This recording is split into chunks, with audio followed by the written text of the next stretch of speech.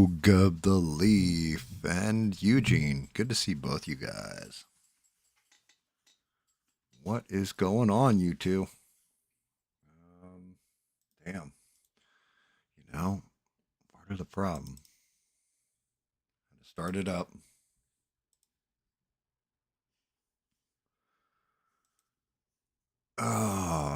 Had to fire up Discord.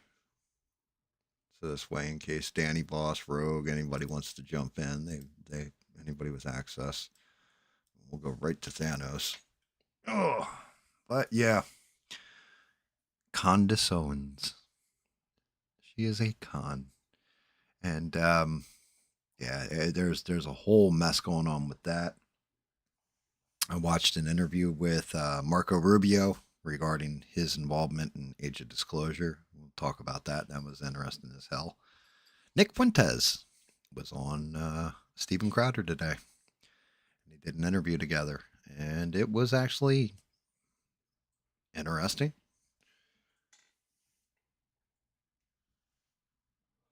Rogue, I downloaded. I got it today because it's on sale right now. I got the expansions, the DLC for Ready or Not. I think it's like 3 expansions or something like that. They all came in one pack. And I was screwing around with it a little bit here and there, getting used to controlling the bots and everything else. That game's rough.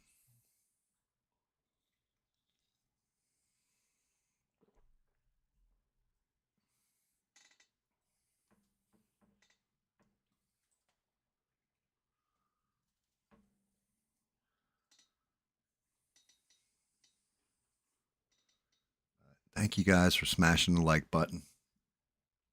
I added in the toss a coin in the description. I don't know if it came up. Oh, yeah. Yeah, there we go. Toss a coin is now in the description, so that's all set up and established. So I can't get bitched at about it anymore.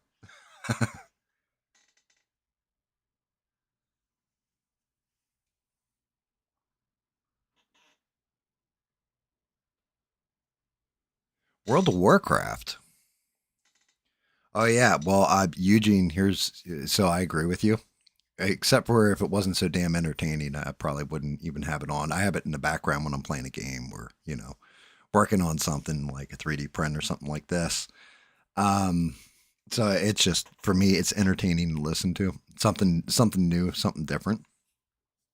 Um, but yeah, this is I you guys know how I feel about Tim Pool. Tim Pool came out with the realest take on the entire situation that I've ever heard. And I was just like, damn, that's what made me a fan of Tim Pool. If he could do this all the time instead of grifting, he would be number one again.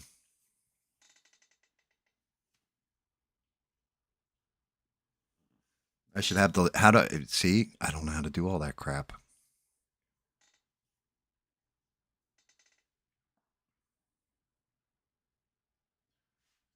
How the hell did I go from 3 likes down to 2 likes, which means I got a dislike somewhere? Like what the fuck? Like I wonder if I got a dislike already.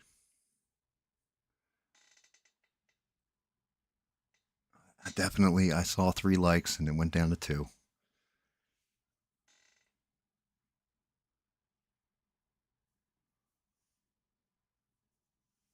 Yeah, I mean, I didn't realize we have to clear all that crap, Rogue, to go to the next part. Main thing with this Thanos, the more I look at him and scrutinize him, the less I'm liking how the purple laid on him. I'm gonna end up having to go over all the purple again. Definitely gonna have to tighten up some of this gold in here, all that kind of stuff.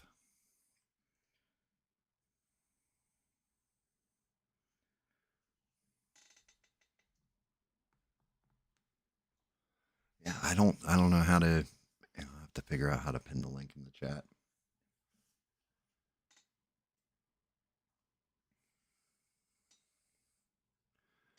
I'll have to figure that one out.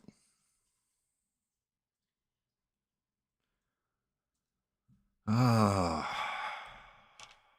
let me scrutinize a little more.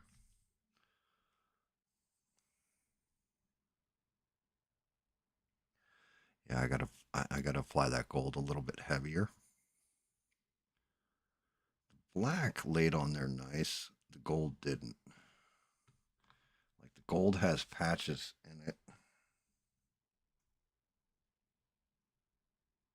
which some of the breaks are all right, but as I'm looking at it, different angles in light,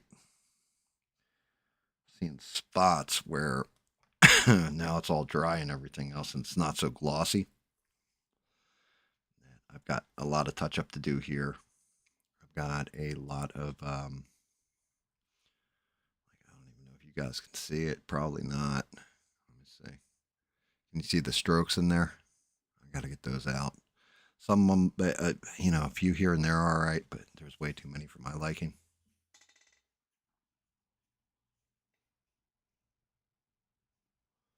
You dropped the new song, Eugene? I did not. I have not been on Discord. I have not. I don't know. I've kind of been off the mark today, so to speak. Oh, yeah. It looks like Beans listened to it and loved it. You know what? You guys want to listen to Eugene? Let's listen to Eugene's Christmas song. Let me set up for it, Eugene, real quick.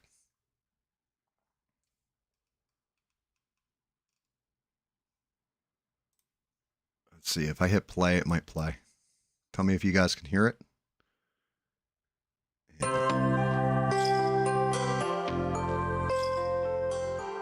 Here's Eugene's Christmas song, Christmas Hijinks. Make sure you're checking out Eugene's music.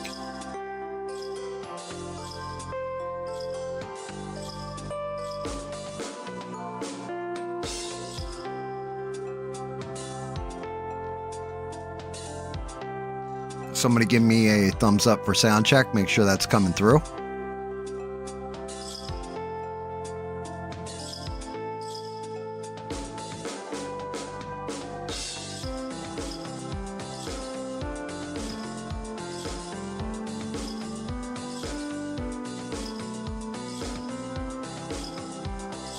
I'm digging it, Eugene. I'm digging it.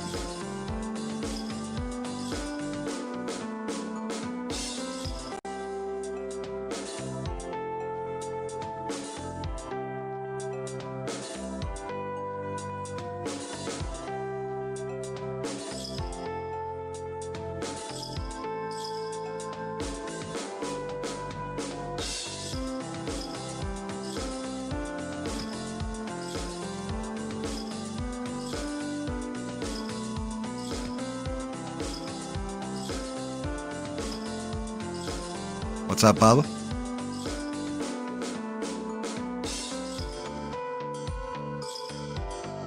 This is an original ballad by Eugene's Music. Make sure you guys are checking out his channel. Give him some love. Make sure you guys smash that like buttons.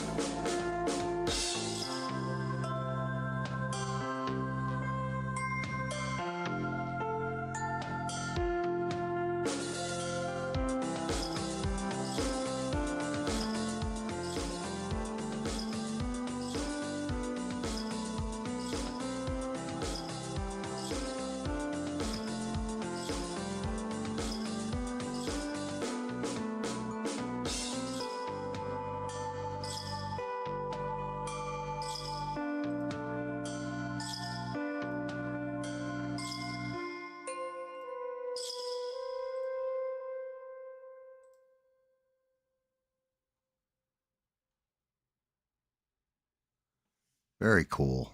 Very cool, Eugene. I actually dig that one. Definitely had the Christmas spirit to it. Definitely a good one, brother. Good one.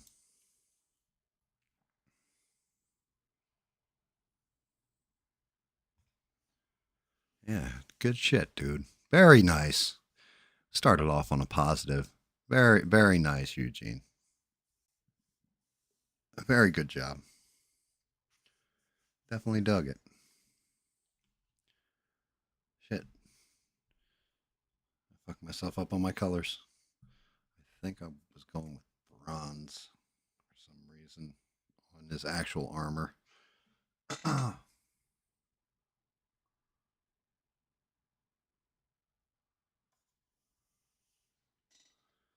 yeah,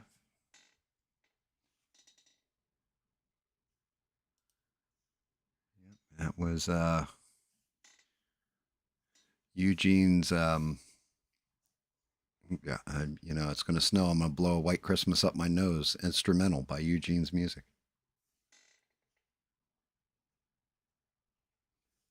Yeah, definitely. That's great. That's fantastic. Um, Definitely a good one. So I might as well.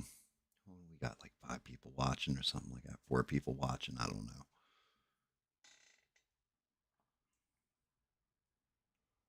Make sure you guys all smash your like button and well that bastard ass like button around like it owes you money. Um, I guess I can get into it. So, and granted, a lot of what I was going to say has kind of been screwed up now to an extent because a bunch of shit developed today. But I have been railing against Candace Owens for a long time now. The reason why is because this shit's like Scooby Doo. Oh, was it this one? She insinuates that everybody should basically and their mother had a hand in the unfortunate demise of Charlie Kirk, which I think everybody can agree was tragic, terrible, awful. Pick your pick your poison on that one, but a whole lot of really not good. And my whole thing was she's like basically making money by monetizing conspiracy theories involving her friend's death. It seemed to me like she was anybody who was an enemy or whatever. She was trying to eliminate Turning Point USA. You made it where I want nothing to do with anybody in Turning Point USA. I don't care if they're good, bad, ugly, or whatever. Um, she basically kind of destroyed the whole thing. Where if we're going full transparency here, I really don't give a shit about a group with messaging and all this. However, I also can see where if I died and I left behind a legacy, right? And of course, outside of some goofy ass stories, some really great friends, stuff like this, my family, I'm not leaving behind a legacy of anything that was, wow, they'll talk about that for the ages or was vitally important to society, politics, humanity, or anything else. But we can all argue now, seeing how everything fractured and is shattered and people are infighting on the right side of the aisle, it does look like Charlie Kirk was the one who kind of held everybody together. So you can say he was important. He definitely played a hand in young people getting involved in politics.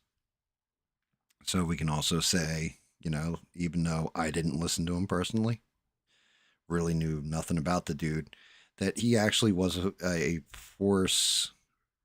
If you were against him, you wouldn't want to be on the other side of him. If you were for him, you were glad he was on your team.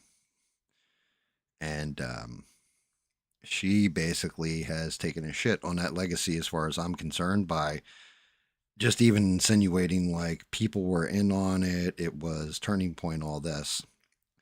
And it's not something that like lives rent free in my head, is the best way of putting it. I listen to it and all this other stuff. Some people, it does live rent free in their head and they get all emotional about it or into it very hard. Like super, super, super, super hard. And for me, it was just like, I like some of the stuff these people say. I think some of the stuff is just asinine. And then I just kind of listen to it more for entertainment than anything else because I think the whole thing is kind of not beneath me, just kind of stupid and basic. Like really break it down. We got it where young people can't afford homes. People are struggling to make ends meet. People can't afford health care. Wars starting here or there. We got all this kind of stuff abroad. And then at home, we have all these major economic problems. And I, I get it. So I use it as a way to kind of relax, I guess we'll say. So, like, as weird as that sounds, because to me it's funny listening to a woman who, by all accounts, she could quit the internet tomorrow, and her husband, I think, is worth like 300 million or something like this. Probably more money than I'll ever see in my life, personally. Probably more money than most people see in their lives, and yet she centers herself on being like it's like pure narcissism. It's like the purest of narcissisms and grifting and everything else. It's like you really don't need all this. But anyway, she's been lobbying all kinds of shit at these people at Turning Point. And I was going to come on here and just say like, yeah, they called her out because I watched her show, see what she was going to say about it, right? So I watched her going to fuck off, basically, and say, oh well, they took shots at me, all this, but what she played of the video that the guy, I guess, who called her out and said, look, we're going to do a live stream and you can ask us all these questions and everything else. Any questions that you have, we'll answer and we'll do it in a live format, live stream and all this. All he said was like Egyptian planes and something else in his thing on her channel. And I was like, that's why'd she say he like really drugged this out and blasted her? I don't understand. Like that was like minor. Like I was like, there's a lot more than that. So I actually went and found what Turning Point USA. Guess the guy. I don't know if the guy's name's Brad, Brett, whatever the hell. It doesn't matter to me what his actual name is. This jabroni, that's the best way of putting it, from TPUSA, actually issued a statement directly towards Candace Owens. I went into the cesspool, and I mean Twitter, X, however you want to call it, and I found the full announcement and made sure it was, the actual announcement directly from them, official, all that stuff, because I wanted to see the full context on what he said to her. Um, and I'll play that statement. I think I can just play the audio. I'll try playing just the audio. We'll see if that comes through.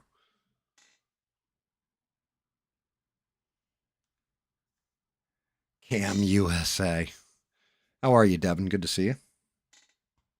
Um, so here is the audio for. I'm not going to play video. I'm just going to play the audio. But this is what the guy said. Please let me know if you can hear it or I need to turn up the volume. We wanted to use this segment at the top of this hour to say something important, something very important. Can you guys hear that? Thumbs up for me, guys.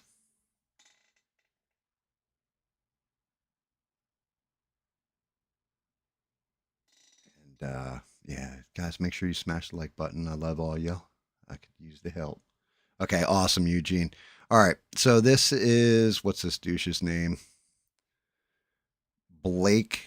Um, Blake something. I don't know. Blake Jabroni, and he finally, Turning Point is taking the gloves off and trying to bring it straight to Candace. And I'll get to how it's also kind of bullshit, but I'll get my take on that in a minute. Here we go. He does drop a lot of truth here.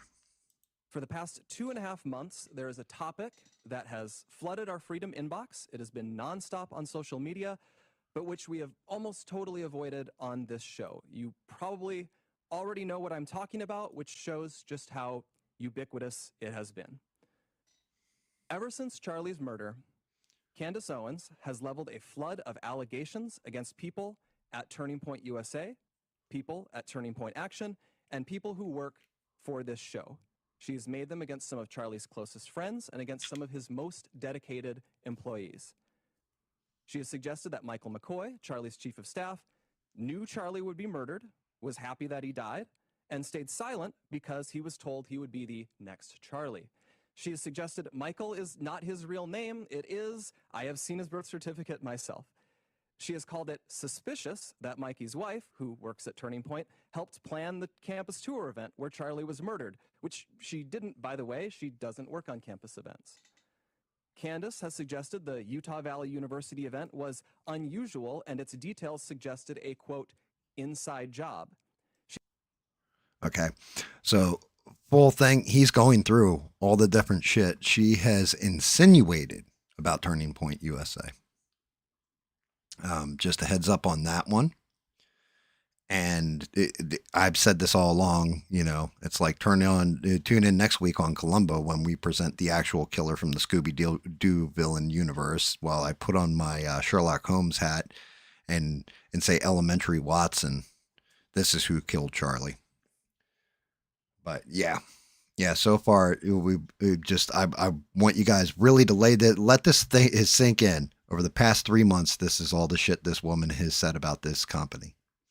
She has claimed that foreign aircraft have followed Erica Kirk around the country and that Turning Point has lied about this happening.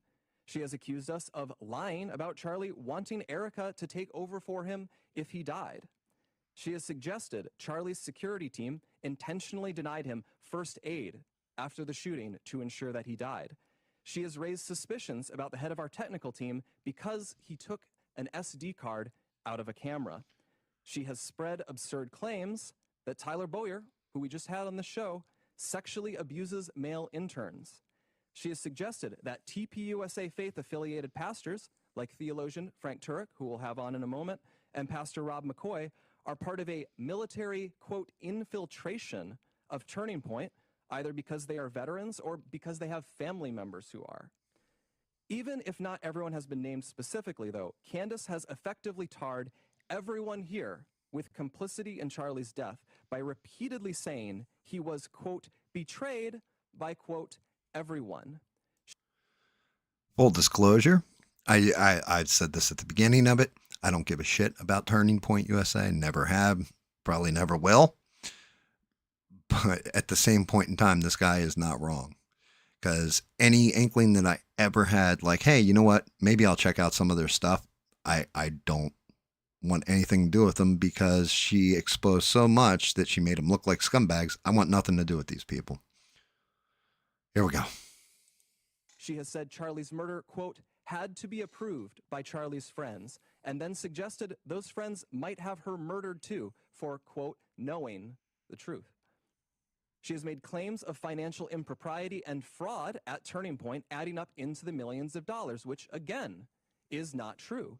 Charlie made sure the organization was audited by a third party every year. He personally reviewed and he signed off on every expense report, and literally every single bill paid by the organization down to a single United States dollar. We have never missed a 990 deadline. Condace has made other stranger allegations involving French paratroopers in maroon shirts, Egyptian Air Force planes flying out of Provo, Utah, and potential underground assassins traveling through unseen tunnels. At one point in early November, she started wildly throwing suspicion on members of Utah Valley's soccer team for wearing hoodies. I could go on. There is always something new coming up, and none of it ever pans out because, from the start, there has been nothing there. The attacks and allegations from Condace are either lies or they are innuendos thrown around with a total, reckless disregard for the truth so that Condace can manipulate and string along an audience of people who don't realize they are being played. Instead of being able to grieve properly after one of the most heinous murders in American history, a murder many of us had to witness, my friends have had to endure harassment from people who have gotten whipped up by what Condace is saying. In fact, I would say we have suffered more harassment from these people than we have from Antifa supporters who overtly celebrate Charlie's murder. And just like a lot of those Antifa members, many of these people take this delight in how gross and unpleasant they can be. What our friends have had to endure is not funny, and it's not insignificant. It is evil. I have seen it. For months, we have received hundreds, thousands, I suspect, emails and calls asking us to respond. People have wanted us to invite Condace on the show. But for a long time, our approach was to say nothing. We did that for several reasons. First and foremost, okay, we didn't want to say anything. Look, somebody comes at you the way she has, and so far he's just listed out all the different ways she's come at them. If somebody's going to come at you and character assassinate you like that, I would hope that you would plant your feet and stand there. Now, he's going to give his reasoning, and I can understand his reasoning. But at the same point in time, for me, it's like, if you're going to call me out and call me a liar, or you're going to say you're a bullshit or whatever, either I'm going to provide the fucking receipts immediately the moment you do, or I'm going to say, hey, maybe I embellished, whatever. I'm going to address it. Because if you let it fester, like I said, I still have a negative, like, I don't give a shit about TPUSA. I think they're all kind of corrupt in there, and I think there is a lot of grifting, all this kind of stuff. But they let it get worse. And before it came to this point where now they're addressing it. And to me, that's little too late, but we'll see. Let me continue. We thought that her prevarications were so absurd that nobody would believe them. We shouldn't have to answer questions about secret tunnels or Egyptian Air Force planes. That sort of thing is just, it's beneath contempt to respond to. The second reason we've said... Okay, before I let him go on, right here is where Condace, on her channel, she played from there, from right there at that spot. So she's like, they had to drag me, all this kind of stuff, but there was only two things put on her thing, because on her channel. If she had played the whole thing of all the different accusations, anybody watching Candace's show that's like hardcore Candace Owens, probably would have. You're putting the thought in their mind of, oh yeah, she did say that, because I forgot half the stuff she has said by this 3 month point. So it's like you're exposing your own grift if you played the full context of what this dude's saying. But anyway, I digress. Said so little, though, is because there's a good rule of thumb, which Charlie followed. Do not feed the trolls. Focus on the mission. Reviving America, uplifting young people, making heaven crowded. Don't give air to people who want to tear you down and sow discord. Lastly, we didn't respond because Charlie always viewed Condace as a friend, and we were holding out hope that she would return that friendship and stop what she was doing. But a week from now, it's going to be 3 months since Charlie's murder. Condace has not changed her behavior. She has continued to spread falsehoods about Charlie's friends, and she continues to concoct new ones about new people. She's using these falsehoods to enrich herself while dividing the conservative movement at an absolutely critical time for this country. And far too often, we here have heard from ordinary people, people who loved Charlie and who Charlie loved so much in return. These people have expressed the worry that we are staying silent out of cowardice or as some sort of tacit admission that some of the attacks are true. Neither is the case. Our silence has never been, and it will never be, equal to complacency or approval. Still, we decided Charlie would not allow this to go on. Charlie was not a coward. Charlie was a fighter. Charlie would not allow someone to spread lies about the people closest to him with impunity. And he would feel ashamed if other people were stepping up to defend his friends while he never did so himself. Condace has mentioned several times that the ball is in our court. So here's what is going to happen. In the near future, there will be a live stream here in Phoenix where we address in a clear and comprehensive way the claims and accusations, the false accusations that have been made against Charlie's family, friends, and the people here at Turning Point. We plan to walk through everything carefully and thoroughly. If Condace is available, we would sincerely welcome her participation in that live stream at our studio here in Phoenix. At this point, we believe the ball is back in her court. Our motivation for doing this is not out of any obligation to Condace. It is about honoring Charlie. We feel a deep responsibility to protect his legacy, his work, and the truth. I feel that. I owe Charlie everything in my life. I feel it immensely. And that is why we feel compelled to speak clearly and openly now. We'll have more on this in the near future. Okay. We wanted to use this segment at the time. Stop that. So, all that gets dropped out, right? Like, this is what he puts out there. Condace's response is, finally, it took you guys enough time, all this kind of stuff, anytime, any place, anywhere, blah, blah, blah, blah, blah. I was about to go and blast the shit out of her extra because they basically dropped a Twitter message last night that said, we've determined December, I think it's the 15th. I think it's December 15th. But we will be, at this point in time, all of us that you've accused are all going to meet in person. And you have 24 hours to respond. Well, one, apparently, the date is set and all this other stuff. Now, granted, Condace did say any place, anytime, all that kind of shit. So that's kind of on her. Because if I'm saying, yo, motherfucker, you and I, we can scrap anytime you want. We can have a throwdown. We can have a debate. You want to talk shit to my face. We can do this anytime. If I'm the one issuing that kind of challenge, right, like Condace did, to them basically like, yeah, I'll do, her response was on her show, I'll do it anytime. She was like, oh, I've got a live stream to do that at that point in time. It's kind of short notice. And it's like, yo, you got 2 weeks. So I was kind of like, man, she's already backpedaling. Like, that's not good. But then she said, I will come on your stream live. Now, here's the thing. At first, I was like, that's, yeah, it makes sense. You can't just drop everything in your life and fly to wherever they are and all this stuff, even if you are a multimillionaire streamer, right? That can afford plane tickets where average person couldn't. And you do have 2 weeks and all that. But I thought about it and I was like, the whole thing is TPUSA would be the one hosting the stream at that point.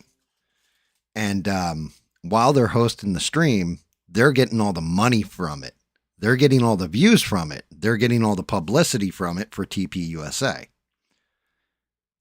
Condace wants to do it where she's streaming too. So this way she gets more of her money and she can have, like more of her fans, I guess, I don't know, talking shit or whatever, but she would get a cut of the profit in that way. If she went and just let them do the streaming, I was like, so it's actually a business decision. That makes sense to me. It may also be she has scheduling conflict and all this other crap. And so I was, getting ready to completely blast her for this. Apparently TPUSA, after she said, yeah, at this point in time, like, okay, I'll be on there and I'll be, I'll chime into your stream. TPUSA turned around and said, nope, we're not going to do it now.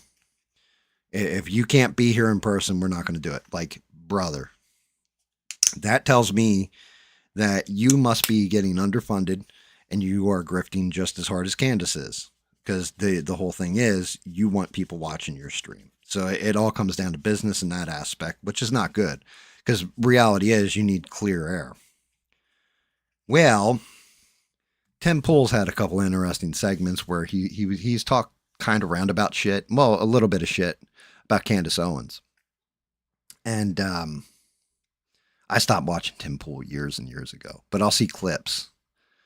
And apparently, Tim posted a clip on Twitter and went at her dumbass. And I was like, my God, Tim Pool. This is why I watched him all that time ago when he was still in New Jersey before the pandemic, before he really did Timcast IRL, when he was just like doing his daily like 3 shows a day, fucking like news shit. I was like, that's the old school Tim Pool. Why can't we get this Tim Pool? So I got to play it, and I'm going to. And God help me, I haven't hit my head anything else, but I 1,000% kind of agree with Tim Pool to an extent. I'll go into Candace's response to this because she responded to it on her show today.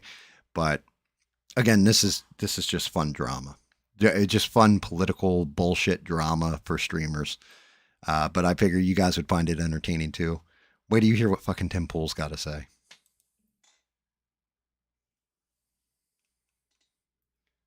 Helping. And it's Huey says, Tim, I work in construction and experience the same thing. My coworkers are all in on the Charlie Kirk conspiracies. If the Republicans lose in the midterms, I believe that Candace Owens is wholly responsible. She is one of the biggest podcasts on the right doing everything to go to war with the organization that helped get Trump elected. Turning Point, specifically, was going out and registering people to vote. Without Charlie, it's in trouble. Turning Point needs to be able to go out and rally young people and register them to vote. And she's doing everything she can to destroy that. And that is going to, I suppose, it's going to rip out the coffers on the right.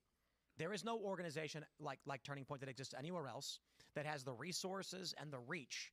And without Charlie, I'm not sure that they can make it. But I can tell you this, Candace lighting a Molotov and throwing it through the window is not helping.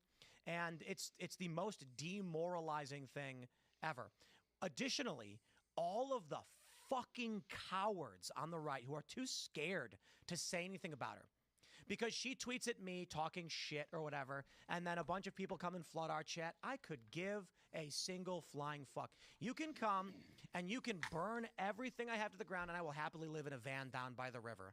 I don't care to be number one. I don't need to be number one. What I care about is what is true and what will help this country and what works. And she is a fucking scumbag, okay? And she's getting worse every day. And she crossed the line. She continually crosses the line every day, insinuating that Turning Point literally killed the guy who made them all rich. And I hear this in the streets, and at a certain point, I'm like, holy shit, we're gonna lose the midterms. We're gonna lose the midterms, then we're gonna lose in 2028, and it's because she's a piece of shit. Because instead of saying, guys, let's come together and figure out how to work together, she says the stupidest retarded crap. And now everybody's running around divided and broken. For what reason? For literally what reason? Now, I'm not on the best of terms with Turning Point either. In case you didn't remember, they didn't invite us this year, and it's become a big thing or whatever.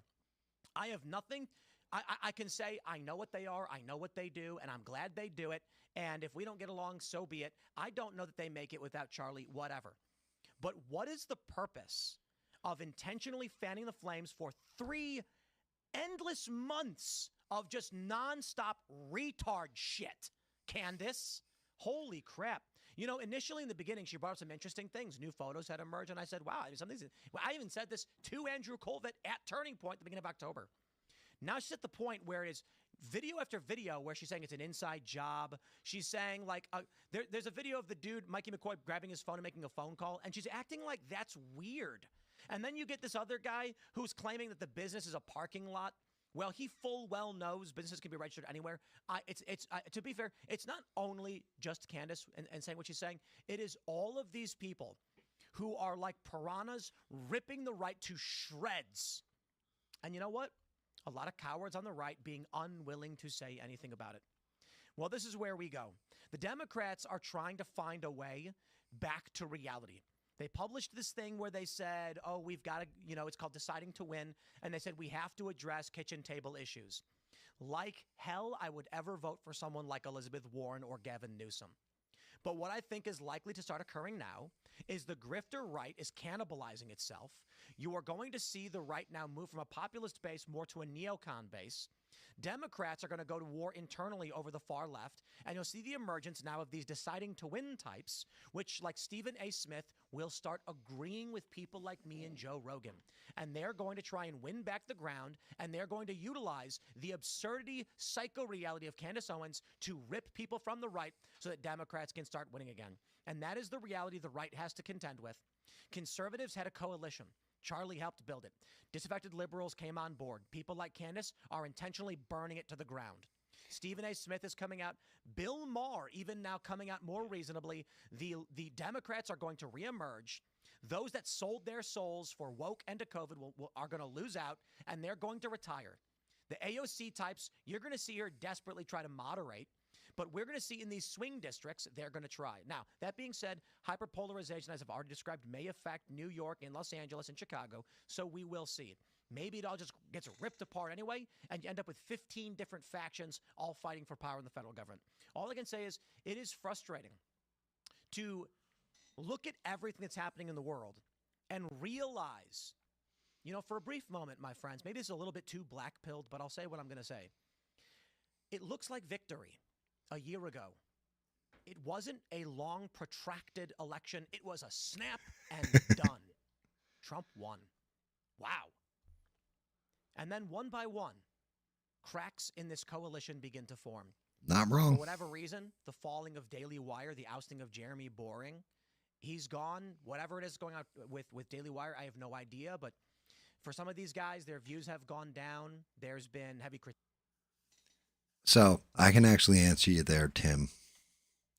You want to know why? Wait, my damn camera. I think. Oh no, my camera's still good. I can answer you, Tim. I can tell you why their views have gone down. Because Jeremy Boring's ousting, right? Ousting from Daily Wire. That was simple. That was because he started calling everybody an anti-Semite. Anybody who said, hey, I don't want to see children starved in Gaza. I don't want to see everything blown to the earth with our money that we've sent to your country or to that country. You're an anti-Semite. He went off. That's why. Then, we're watching people's views go down. Well, yes, we've seen it, any channel that is hardcore Republican partisan that really, really is staunch with Trump, you have seen their views go down. Candace Owens' views are going up. Why? Because she's actually talking shit against the Trump administration, right? The thing is, because people can see the truth, Trump is better than Kamala or Biden, yes, but he's not delivering on what everybody wanted him to deliver on. Everybody wanted him to turn the economy around. Now, you can debate that he has, and we have to wait to feel the effects. I'm okay with that. I figure it is like trying to turn an aircraft carrier. An aircraft carrier can't turn itself. It needs pilot boats and tugs to turn it. So it's going to take a while. But why am I going to listen to somebody tell me how great our president is or this current administration is when we get shit like the Epstein files not delivered? We get, hey, I just went and attacked Iran on behalf of another country. Things like this. The average normal person isn't feeling it in their daily life. Kids, like mortgage rates are still super high where if you wanted to go out and if I wanted to go buy property or a house right now, I better have cash in hand and be able to pay off the full amount because the interest is going to just eat my lunch. As a matter of fact, as interest rates fall, people that bought over the past 2-3 years are going to be upside down in their mortgage because eventually that bubble's going to maybe not pop, but deflate. And it's not good.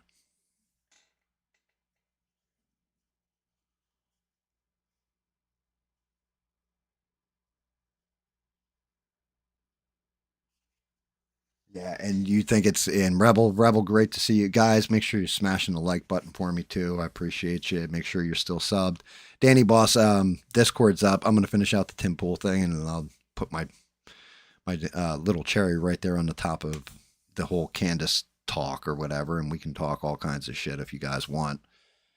I'll actually get into Rubio in the interview I saw him where he's talking about the age of disclosure video too, which was interesting to say the least. But yeah, he's got like 20 seconds here, so let Tim finish. Critiques. There's the Israel and anti-Israel rights now fighting each other. You see these cracks forming. You get the Tucker Carlson, Nick Fuentes dispute, and now Candace Owens is trying to burn down Turning Point. And so what it feels like to me is we're watching the ship sink. It's a Huey. Okay, so yeah, that was the end of it. One of the things with everything,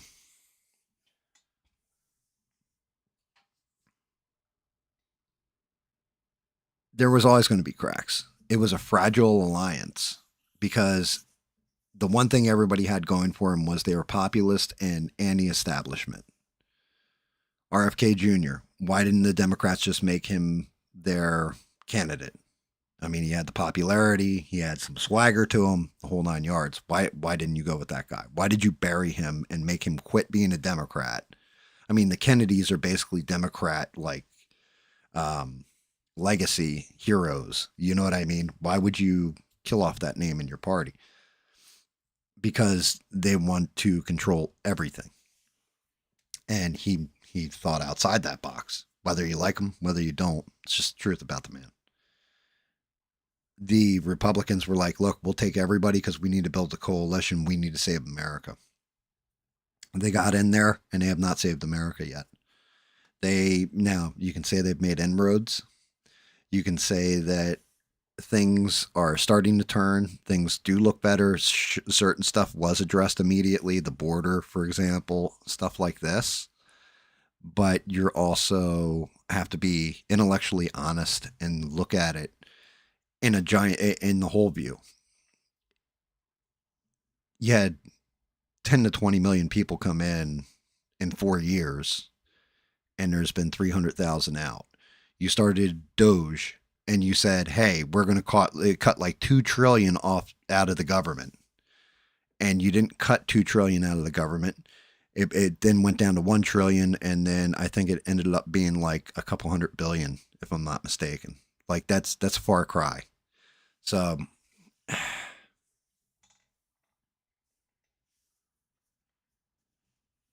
50-year mortgage. The 50-year mortgage thing blows my mind. Like if you can refi in like 5 years, maybe that's a good deal. Like if you're extremely broke and all that, but come on now. You buy your first house. We'll say you get it when you're 30 years old. That means at 80 years old, your house will be paid for. And that's if you don't make advanced the amount of interest. The only person a 50-year mortgage really benefits is a bank.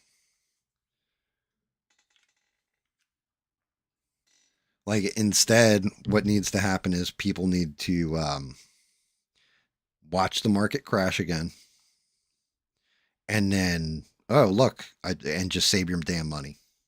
Just bank the shit out of your money, and then go buy up whatever house you want when that market crashes. Because we've seen this. I've seen this happen before. I think we all have. I think we're all old enough in here where we lived through 2008 when the bottom fell out of the mortgages, and it was ugly.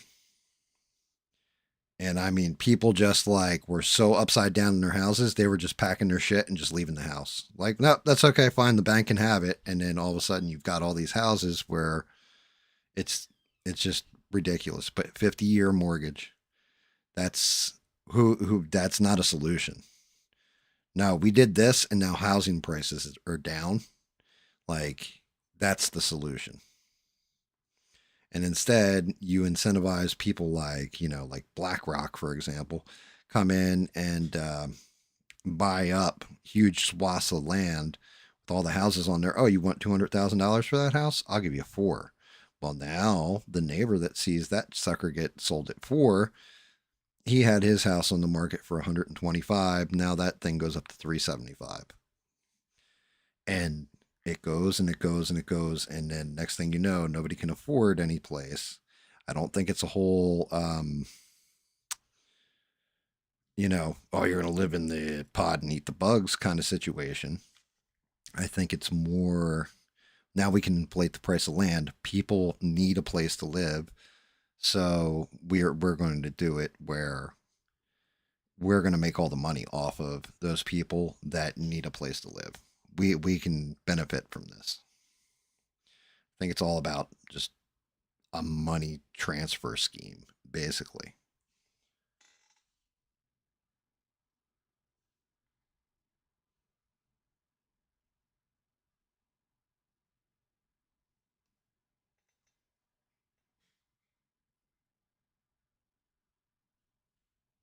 It can work if the seller right, but that's just it.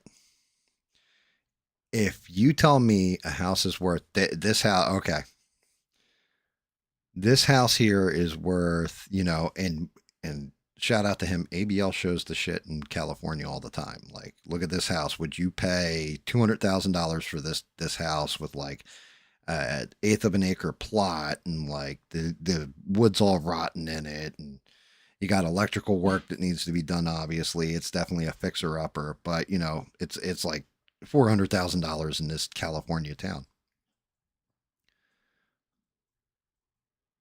Would you, I wouldn't pay that. I would go somewhere where I could get much more house, live a more comfortable life, and not be house poor.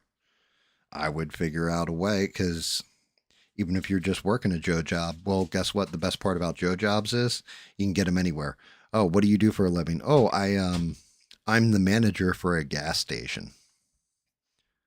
Oh, okay. Well, I'm pretty sure every state has gas stations. You can go and transfer. Now, you may want, but my whole life's here, everything else. Well, that may be a thing. And if that's the case and that's the way you think, well, you're going to have to eat it. Like, unfortunately, that's just the way it is. But eventually, that shit is going to crash. It's going to flip. And like Rebel said, I'll be waiting because I know that bailout's coming. You know there's going to have to be a bailout somewhere. And you know we're going to fund it. And no matter what safeguard they put in, it's not going to help shit.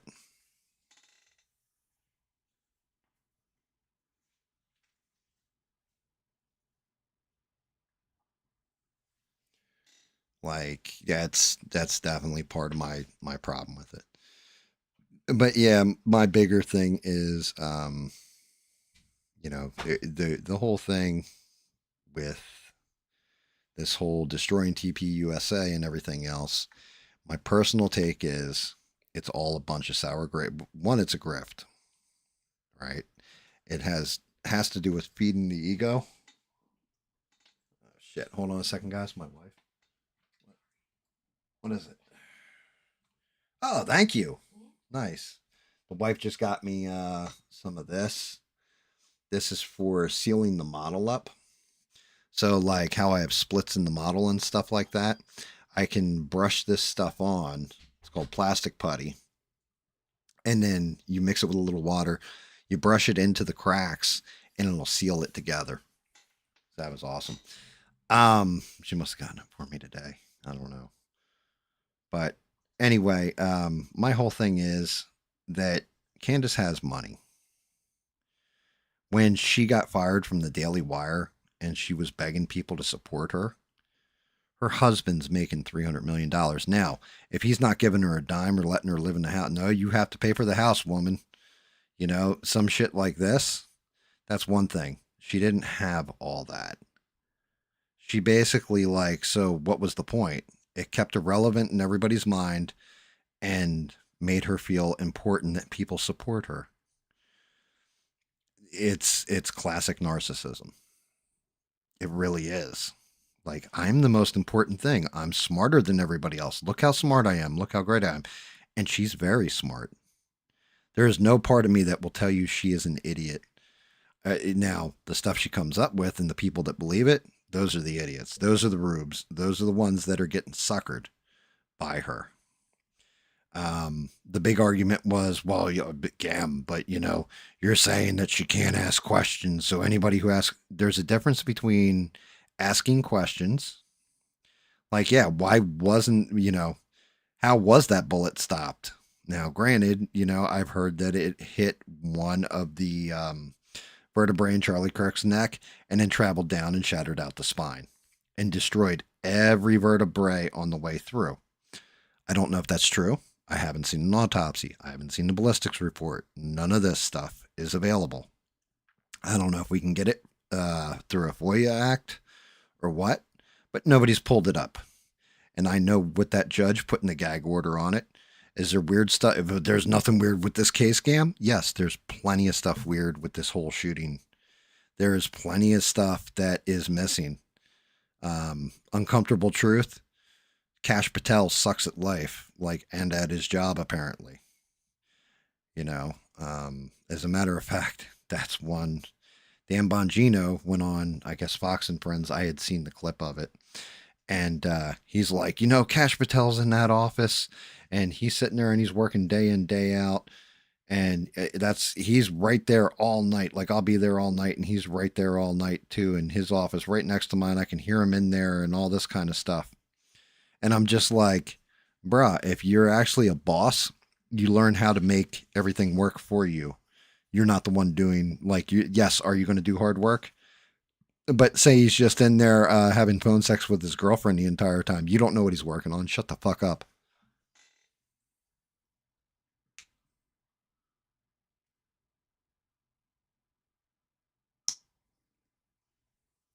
Buy up the pieces. Yeah, bub. Exactly. Hold on to that cash. Wait till the bottom falls out. It's going to fall out eventually.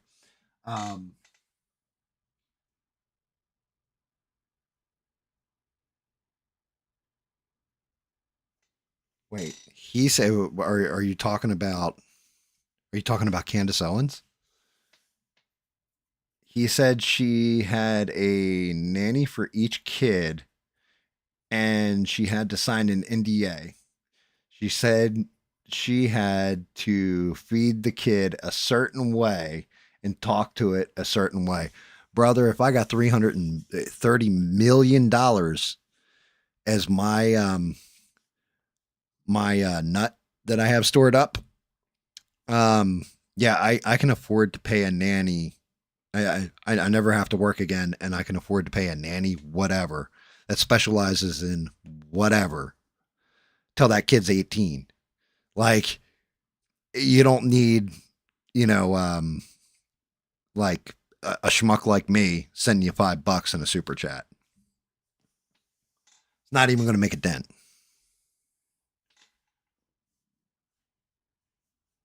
Yeah, Candy. Yeah, yeah. That's what I'm saying. It's con. I call her Condace because it's all a con. Like, the whole thing's a con.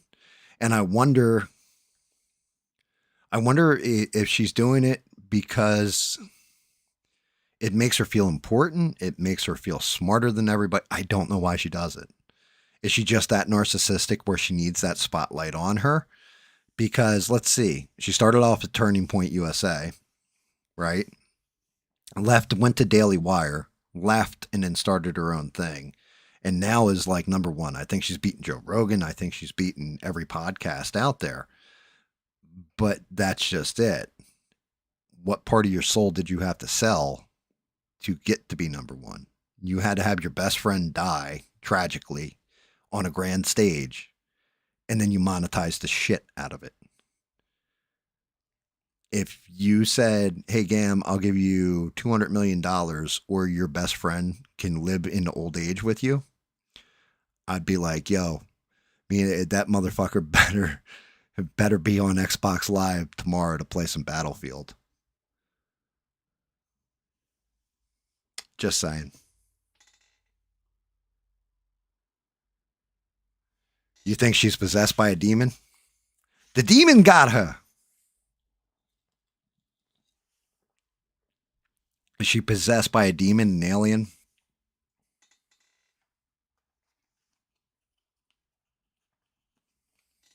Oh, yeah, and you're not wrong, Reb. 1000%. It's only because all she talks about is Charlie Kirk. Because the whole thing was when she first started out, she was popping up like Tim Pool just said it. When she first started popping off, I was like, she is asking some interesting questions. She is providing photos and video of stuff that we hadn't seen from it.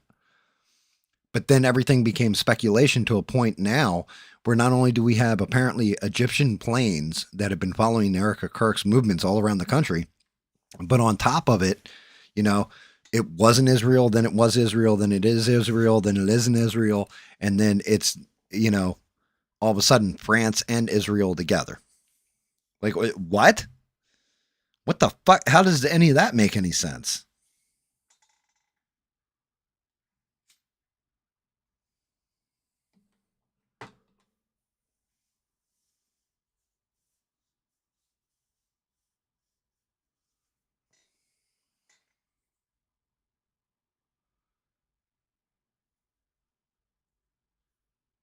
I mean, possessed by so just an average, just your average run of the mill demon. Like, get out of here, Satan.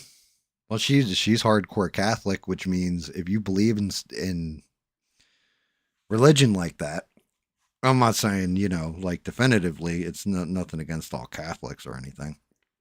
I'm just saying that in order to get fucked up by demons, ghosts, and all this kind of stuff, supposedly you have to believe that they exist.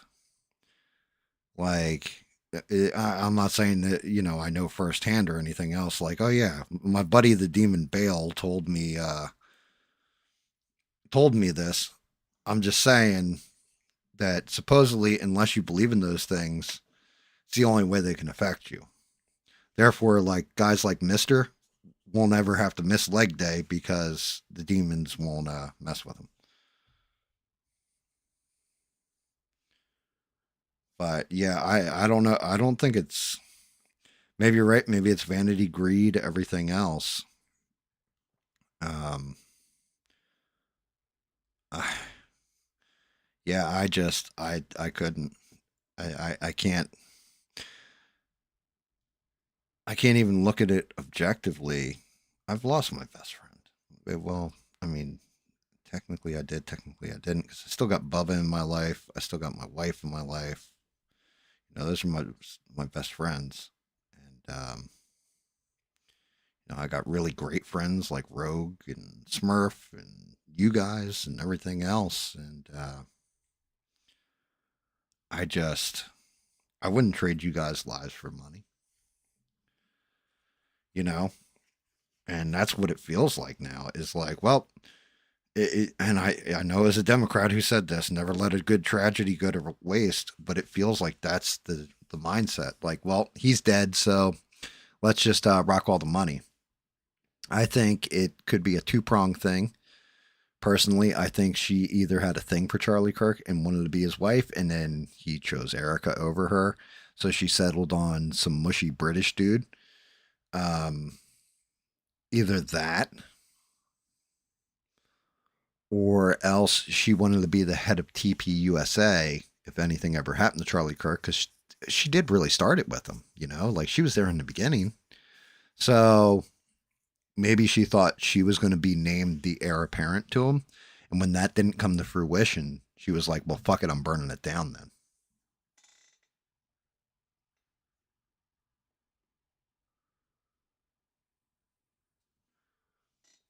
No, I got you. I believe demons exist too. I don't have to be Catholic to believe demons exist. I don't have to be religious at all to believe demons exist, but I absolutely do. I've definitely seen, if they weren't demons, they were definitely human beings that had just absolutely zero morality, sense of goodness to their heart. I've definitely seen those dudes. I'd call them demons.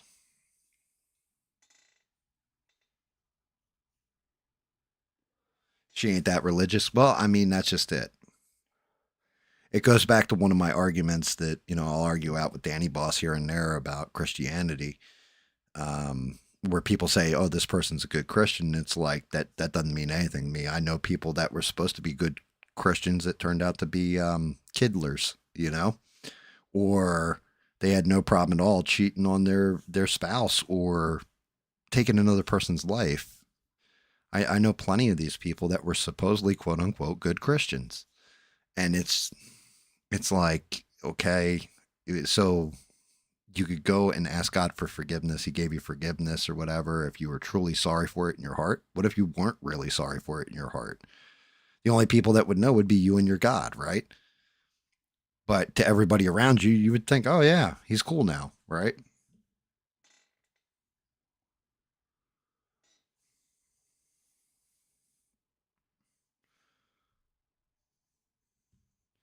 I just see.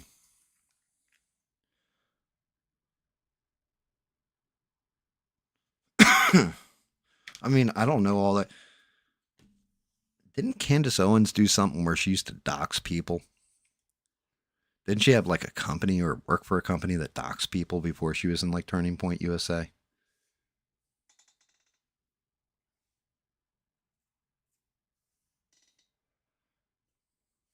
By their fruits? What do you mean by their fruits?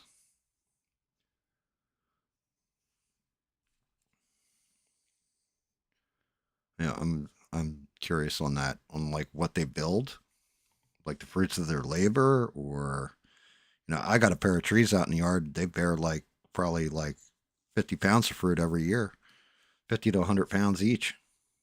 So I mean, I'm not understanding what you mean by bearing their fruits, because like I said, not very religious either.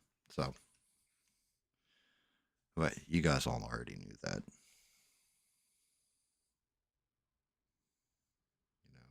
I've never seen any pictures of her kids or anything like that, and that's probably a smart fucking thing.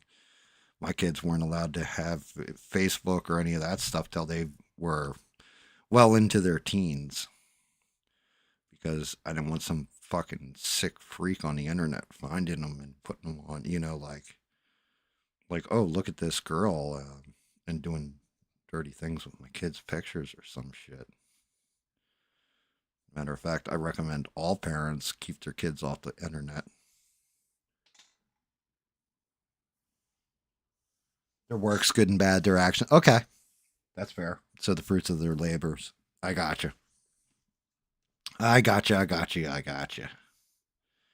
Yeah, well, I mean, that's just it. If we look at her body of work, and I'll just ask you guys on consensus, do you guys think that she does more good in the world, or do you think she's doing evil? Which way would you guys all lean on that? Would you lean that yes, she does a lot of good. She helps people. She is charitable. She inspires people to create things or be better people. Or do you think it's like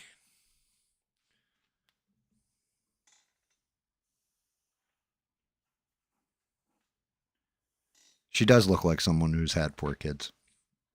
If she had a cesarean section, yes. There's plenty of women that have that C-section. They'll have a huge scar. You never see her with her shirt, like a half shirt or something where you can see her belly to see if she's had the C-section scar. But there are definitely women because when they have natural childbirth, things get a little stretched.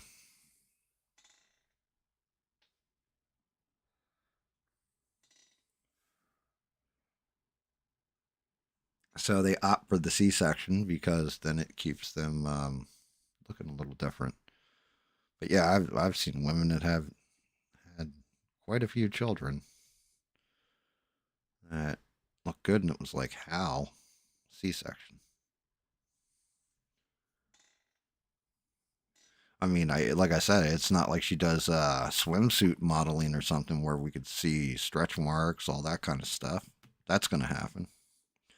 But I'm not real concerned about her physical appearance too.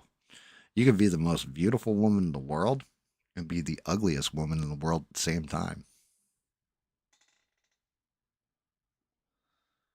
Sometimes your outward appearance isn't who you are. It doesn't line up. I tend to look at somebody for their heart and their actions and who they are as a person versus what they look like on the outside.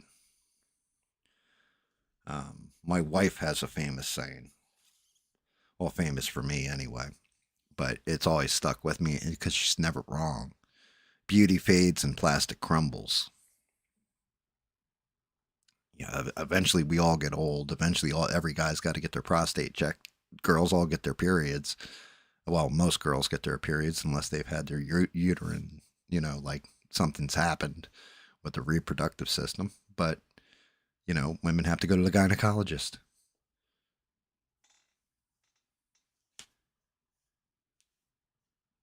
Yeah, call in, Danny. Hop right in, dude. I should have it up and open.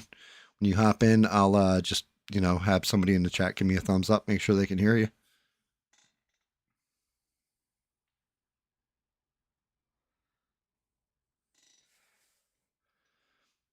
Yeah, I mean, it's definitely it's a shame. Your vanity only goes so far.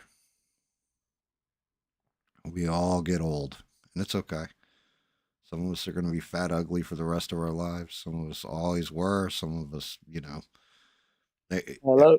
What's up, Donnie Boss? Can you guys all hear Danny? Wait, somebody will give us No, hear numbers. me? I'm just going to talk like a rogue. You probably get along What's with. up, y'all? Yeah, you get along with Rogue. He'd take you out shooting and everything. Rogue's Oh, it'd actually, be a great dude. In great that, time. yeah, you guys could go to church together.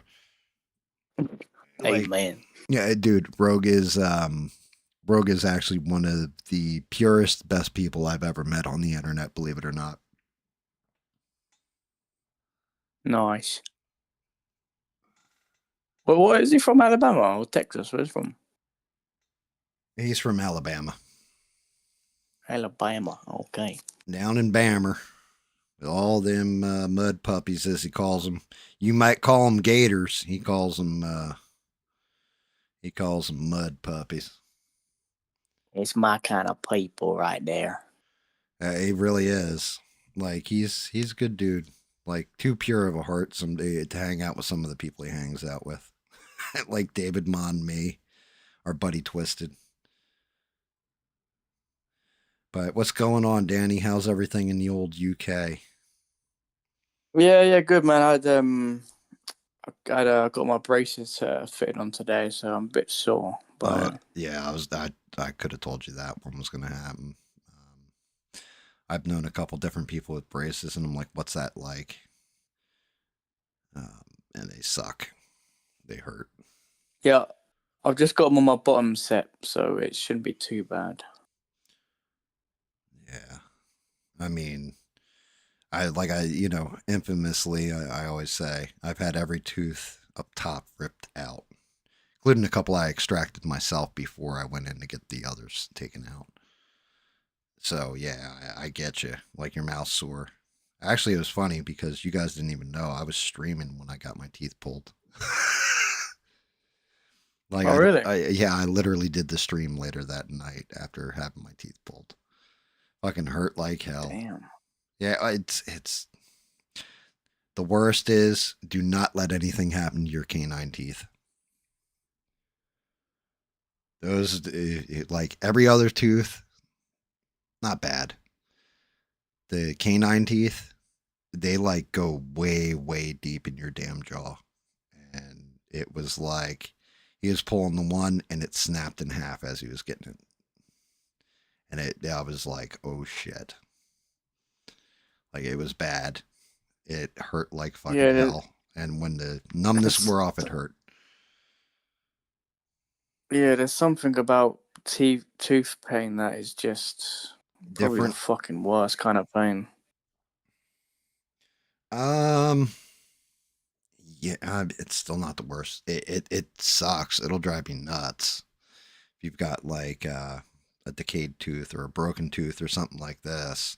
It does hurt. There are ways of deadening that pain by basically eliminating the nerve in the tooth. But yeah, I'm still going to say the worst pain I've ever felt was probably pissing out a kidney stone. Oh, yeah, I've heard that's not too pleasant either. Yeah, I mean, it just sounds awful. so it's like peeing a bladed BB that's just a little bit too big. Oh, Yeah, damn. that's the best way I can describe it to you. Oh, that's torture right there, man. Yeah. Yeah, it's a whole lot of not fun. And then with me, I've been fortunate where I've been able to pass them on my own. I've had them twice in my life. But some people can't even get it to, because the whole thing is it forms in the kidney and has to send through the kidney down into your bladder, right? And so it leaves a track through your kidney as it passes through, because it damages everything as it's going through. And there's certain people that it's too big, like when it passes through to your bladder, so it'll get stuck when they're trying to pee it out. They have to go and use sound, sonic. Damn, what the hell are they called? It's like basically like a sonic paddle or whatever, sonic wave, and then they use that and it breaks down the stone so you can pee it out. Damn, okay. Yeah, you don't want that stuck in your, you know what? Oof. No, the first one I passed, I was at work, and I must have been in my mid-20s, and it was from drinking iced tea all the time. Like we had Wawa iced tea in between the bullshit powdered iced tea. You guys, not like regular, like I steeped the bags, all that kind of stuff, and made iced tea. I would get this cheap ass iced tea, and between the sugar content in it and the something with the powder and the iced tea mix, that's what the doctor told me anyway. It helped build up like a calcium deposit kind of deal, and that kidney stone. Like I didn't know what was wrong with me. Like I just thought I had the flu or something. I was like, damn, my back really fucking hurts and all this. And I'm the only guy in the store. So I had to lock the door real quick. I go into the bathroom, and sure enough, I passed it. I pee it out, or what have you. And it got stuck. And I still peed it out, like forced it through. Did you keep it as a souvenir? Or? No, but I'm like threw up like twice while I was doing, stuff like this. It was terrible. And I come back, unlock the door. I'm pouring sweat, everything else. My assistant manager, who is now Camden City he was a Camden City police officer for a while there, and now he's a homicide detective in another county. He comes in, and I'm like, brother, I'll clean up the bathroom. Look, don't go into the bathroom. He's like, what? You look like hell. What happened to you? I said, I just passed a kidney stone. It's like, how long ago? I'm like, maybe 5 minutes ago. Right.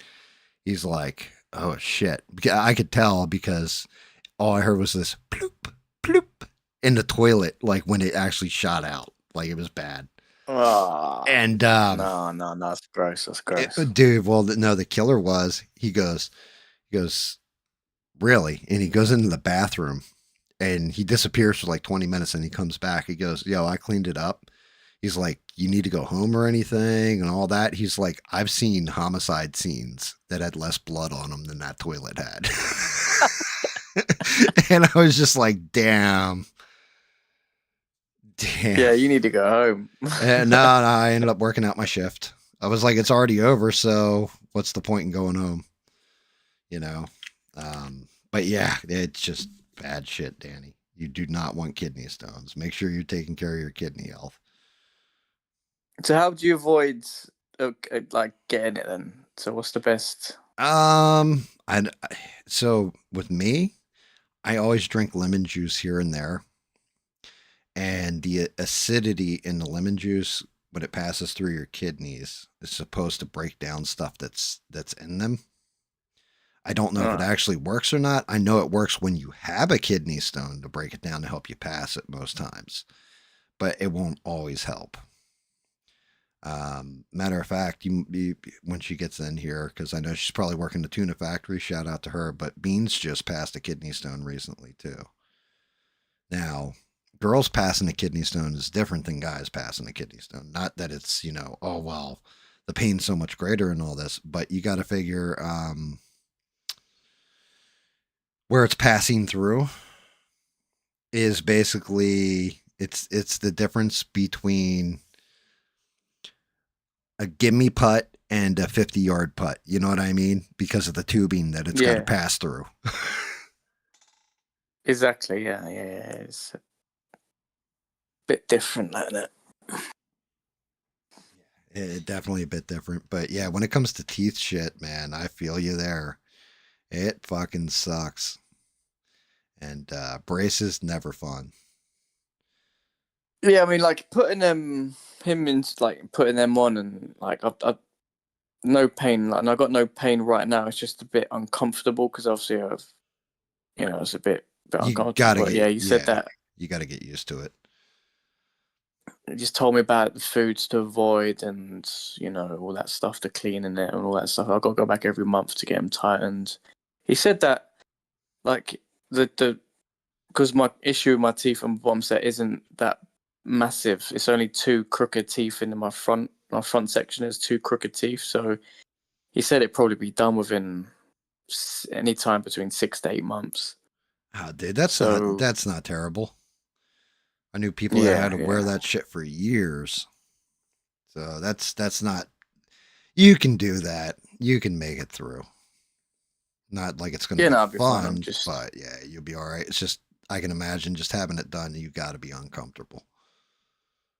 yeah. It's just I'm not gonna be able to have like steaks or chicken wings. Stuff that I really can like chew on and unless I blend up a steak, but I'm not gonna do that. Yeah, I was going to say, who the fuck wants to? I'll tell you what, I could have no teeth. I'm going to figure a way eating the damn steak. Like, same thing for chicken wings. I just,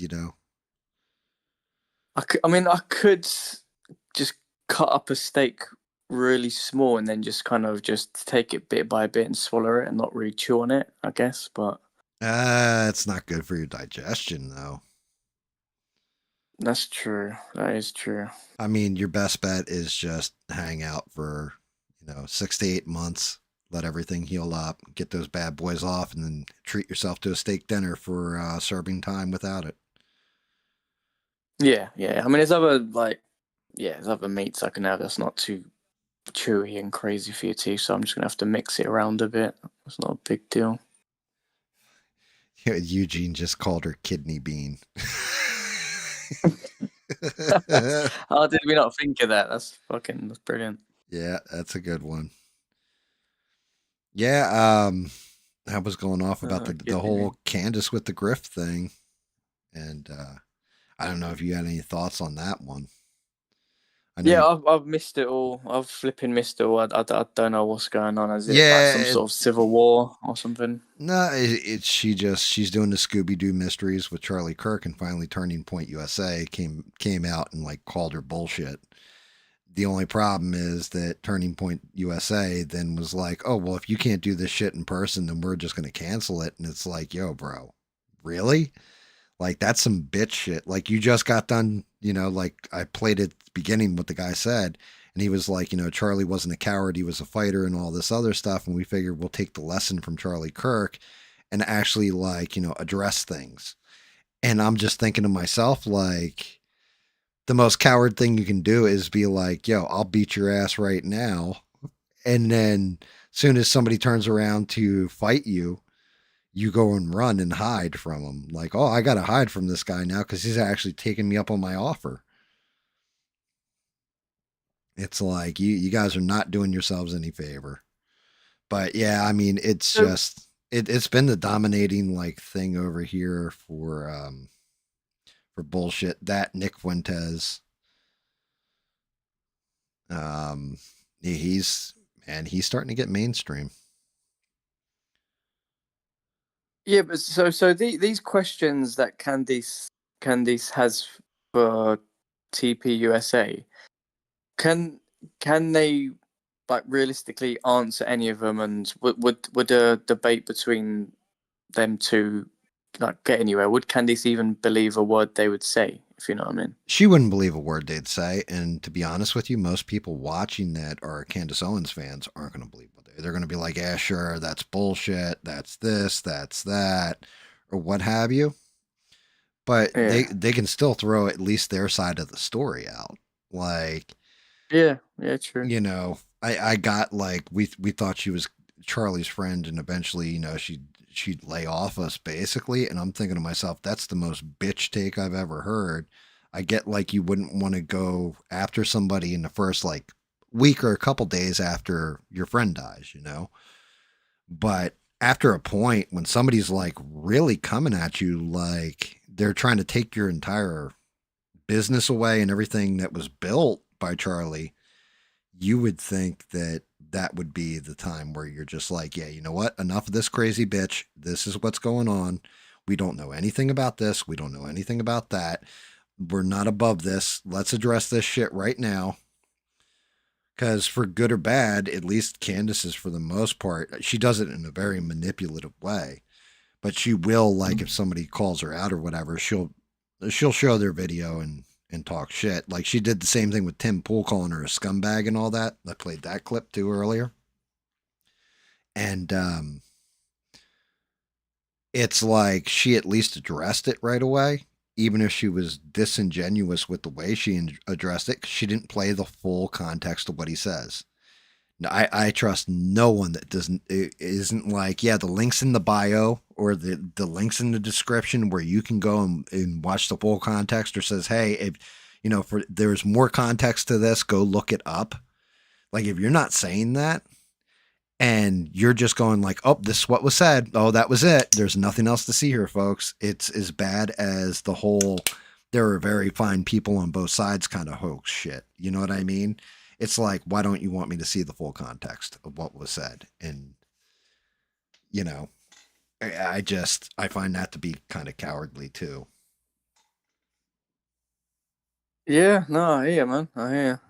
A bit of Yeah. a mess, isn't it? And then Rebel just said, he was like, yeah, Nick Fuentes was on Crowder today. I did actually watch it. And it was like, it was actually a cordial, and they weren't like best friends. There was pushback, there was disagreement. Things did get addressed. Like, you were matter of fact, he played the Tucker clip where he said he liked Stalin and was just like, what did you mean by this?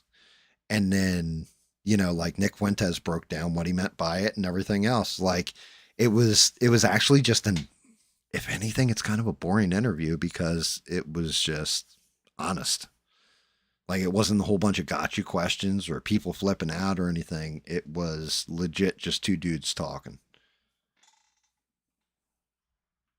Yeah, how comes when Tucker Carlson interviewed Piers Morgan, he said faggot like 50 times, but when he interviewed Nick Fuentes, he didn't say faggot once. Wait, what happened? No, because isn't Nick Fuentes a faggot? I mean, No. Well, I saw an interview with him recently. He said he wasn't gay. He was just like, I'm just not into anybody. I'm into my work. Which I know guys that are actually okay. like that. They weren't gay. My wife cracks me up. My wife actually must have been able to hear what I was saying because she sent me over a message in text. She's like, Candace Owens has textbook PPDS or PPDSP birth of PPDS birth of fourth child May of this year, then was hit with the trauma of the violent death of someone she hero worshiped. Clinically speaking, she isn't just woo woo. Her hormones have her in a bad place.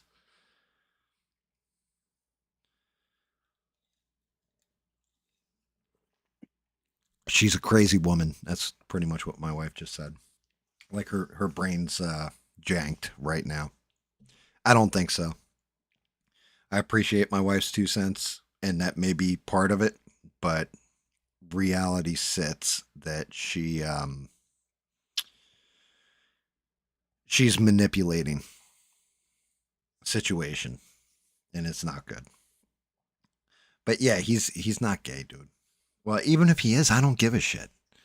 Like that's No, just no, it. I was just trying to make a silly joke. That was No, all. no. I caught it too, and I let you say it like 2 or 3 times, which you can say it all you want, but because I don't think they're listening to our conversation. Well, who knows? Next thing I know, I get a knock at the door, and it's if all of a sudden I get a knock at the door tomorrow and there's a rainbow, somebody carrying a rainbow flag with purple hair, you're in trouble, Danny. I mean, actually, they're Yeah, in no, trouble. I'll just let the I dog just, loose. I did find that interview quite funny. I mean, Oh, Piers Morgan was just squirming like a little worm. Yeah. well, yeah, Piers Morgan. He Oh, that was the other thing that was on Ladder with Crowder today. As a matter of fact, now that you mentioned that, I completely forgot about it, Danny. Piers Morgan's going to have Nick Fuentes on Monday. I was saying Oh, that. nice. Yeah, I said that last night. I was like, yeah, the way Piers Morgan's going about it, you might as well just have him the hell on there. And then, sure enough, he's going to be on there Monday. That'll be interesting. See how he handles that. Yeah, I mean, it will. Damn it. I have done screwed up. Shit. I found a pretty damn good picture of Thanos. Right? Show this real quick because I was looking for his gauntlets to see how to paint them. And I just noticed right here in the legging, it's all black. I made it gold. So that means right where that attaches, this part right here, that's actually supposed to be a black slash metallic like that. I think I'll keep it gold though. I think that actually fits better. I think it looks sexier. Looks like it makes more sense when it's gold.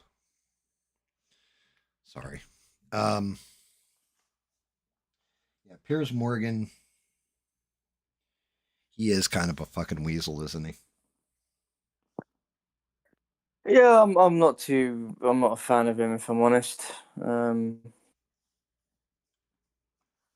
mean, him and Tucker Carlson the other, not too long ago, were talking a lot of shit about Tommy Robinson, but it's like, well, look, why don't you go and talk to him, go and debate him, bring him on the show? Tucker Carlson was acting like he doesn't know who he is, and who is he? He's a nobody. It's like, but don't you remember the time you interviewed Tommy Robinson and he was on his side? Well, I mean, did he actually interview him while he's on Tucker Carlson Network, or did he interview him when he was on Fox News? Yeah, I think it was yeah. You think it was Fox News? Yeah, I think it was a while ago when he was on like one of the mainstream media outlets. Yeah. Yeah, I can't blame him then. The whole thing is when you're doing like Fox News or, stuff like this, they just throw people at you. Like if he's actually specifically having a guest on and is like, yeah, I don't know who that guy is. But I'm sure to your point, Tucker has to know who he is. Like my brand is not politics. Tucker Carlson, his entire brand's politics. Of course he's going to know who that dude is. Like I didn't know all that much about him until that interview when they're explaining he's the guy who found the rape gangs that were covered up, right? Yeah. Which is it's pretty jacked up. Like actually it's real jacked up. Like from but basically he starts off because Piers brought him up, and then Tucker straight off the bat kind of just shrugged it off and was like, what did he say? He said, Who even is that? who is in? Yeah, goes, who is that guy? He's a fraud, isn't he? It's like, okay, so you don't know who he is, but he's a fraud. or you do know who he is. So you've interviewed him, not about the stuff happening in England with the grooming gang and stuff like that, and you seemed like you was on his side then about all that stuff. I don't know. I just found a lot of it a bit sort of just a bit dishonest, if I'm honest. I mean, Yeah. like I understand Tucker's he's America. From what I know of him, he's America first, which is great. He's not big of a fan of Israel. Fair enough. But then he's speaking quite ignorantly about Islam, and then there's nothing wrong with it. What's wrong with Sharia law? I would love a bit of Sharia law. And this Jesus. Tommy Robinson guy. It's like, look, debate Tommy Robinson then. Like, why don't you actually bring him on your show and debate him? Right. Yeah. you want to, you don't know who he is, have a conversation with him, find out who he is. Like, I didn't know all that much about Nick Fuentes. If I was actually like a bigger time content creator and he kept coming up, I'd be like, yo, I'm going to send him an invite and bring him on here. I want to hear what he's got to say for himself. Like, I want to see his points of view and everything else. I think with 120 subs, I don't think I'll ever get to sit down with Nick Fuentes. But, like, I would absolutely do that. I would love to have more people on that I disagree with, and would love to hear their points of view on different stuff. I always tell you guys all the time, if there's something I've said and there's pushback, give me the pushback. Don't be a coward. Just speak your mind, because I'm cool with that. Like, I actually kind of want that. Yeah, because I just found it a little bit odd, because from what I know, I mean, and again, I could be wrong because I don't know, but I don't think Tommy Robinson has exactly done anything to Tucker Carlson. So it almost seemed like a jab from Tucker to Tommy, like a bit of a personal attack on his character. And I'm like, where did that even come from? I mean, again, if you don't really know much about a person, then fair enough, you just say, well, I can't really give a comment on that because I don't really know the guy. I don't really know much, but the way he responded to Piers' question, it was like, basically saying that he's not really a fan of him and he's basically a fraud and he's a Islamophobe and blah blah blah blah. And it's like, Yeah, I I said, just come across as a bit weaselly and a bit pathetic. yeah, I don't know him, so I can't really go into detail. Like, oh, he's a good guy and he's this and he's that. Like I said, up until Piers Morgan said, well, he's the one who uncovered. Actually, to tell you the truth, it was the Hispanic chick, Valentina Gomez, who's running for Congress. Oh yeah, in you Texas. sent me that video. Yeah, That I was sent you the hilarious. video, but she had said that to him, and like man, I'll tell you what, that chick just like no fucks given. She just went off, and I was like, damn. I was like, she's definitely going for shock value. I'm going to win in the heart of Texas this way. And it was just like, I was like, Jesus, this chick. At first, I didn't think she was for real, and then after watching her on Piers Morgan, I'm like, oh yeah, she's for real. Well, hey, yeah, I mean, like, from what I've seen of her, like, I didn't actually believe it at first. I thought it was like a sketch or something, but yeah, if that's the way she rolls and she's being genuine, then yeah, man, good Yeah, for her, I guess. I was like, that's Danny's dream girl right there. I was like, the way she went off, she was just like, these filthy Muslims and, Christ is the only God and everything. I was like, damn, Danny would be in love with this chick. And then she took a flamethrower to the Quran in that one video. The thing is, see, this is something that I like.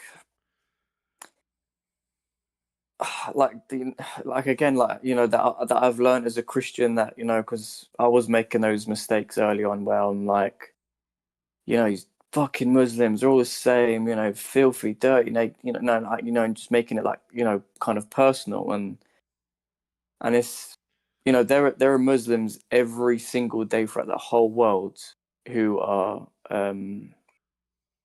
what do you call it? Peaceful, No, no, decent people. Like, no, but like I can't remember the word, but they're basically converting to Christianity, and it's to say all Muslims are the same and they're filthy and they're all going to just be stuck in their ways their whole lives and they're you can't say that. I mean, again, you can target Islam and you can target the ideology and you can target that and you can critique it and you can debate it and you can go to the script, but to just for her to kind of just say like filthy Muslims, I've learned from that. I'm not like that anymore. I try not to target it's not all. Muslims like It's never all. yeah, because again, there might be Muslims in her state that are kind of like looking into Christianity and maybe thinking about converting and maybe trying to figure it out. And is Islam correct? Is Christianity correct? Or is it all bullshit? And that kind of behavior coming from a Christian isn't gonna bring you towards Christianity, if you know what I mean. Right. You're doing it wrong. That's just my opinion. I mean, like I respect her like courage for but I just think if you do want to bring people to Christianity, then you got to come up from a place from love and not hate. And that was my mistake in the beginning. I was coming from hate, if you know what I mean. Well, yeah. I was getting a bit. It's just one of those damn things. When you're first getting into it, you're passionate. You know what I That mean? was my mistake. I was a bit carried away. Well, and I mean, there's nothing wrong with that. It's just, but the whole thing was,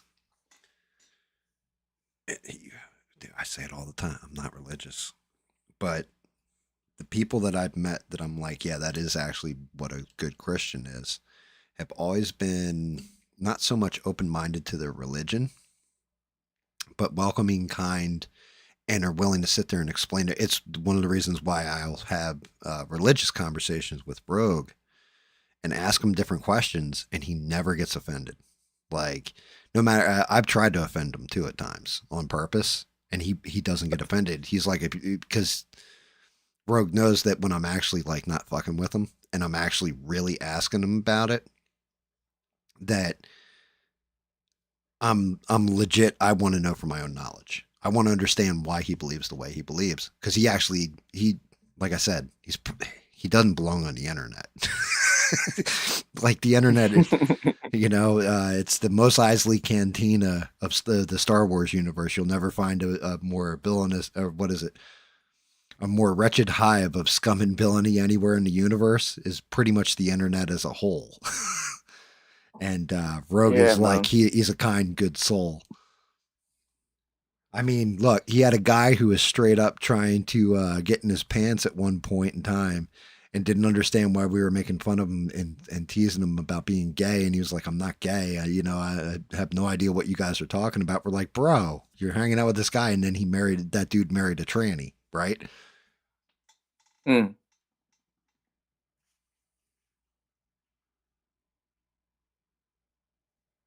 Yeah. It's just one of those damn things where Rogue's too good of a soul to be on the internet. No, I hear you, man. Sometimes it could be a fucking cesspit. Well, and you got to be. The other part is, and I understood this, which is why I always would talk to you. Like I wouldn't.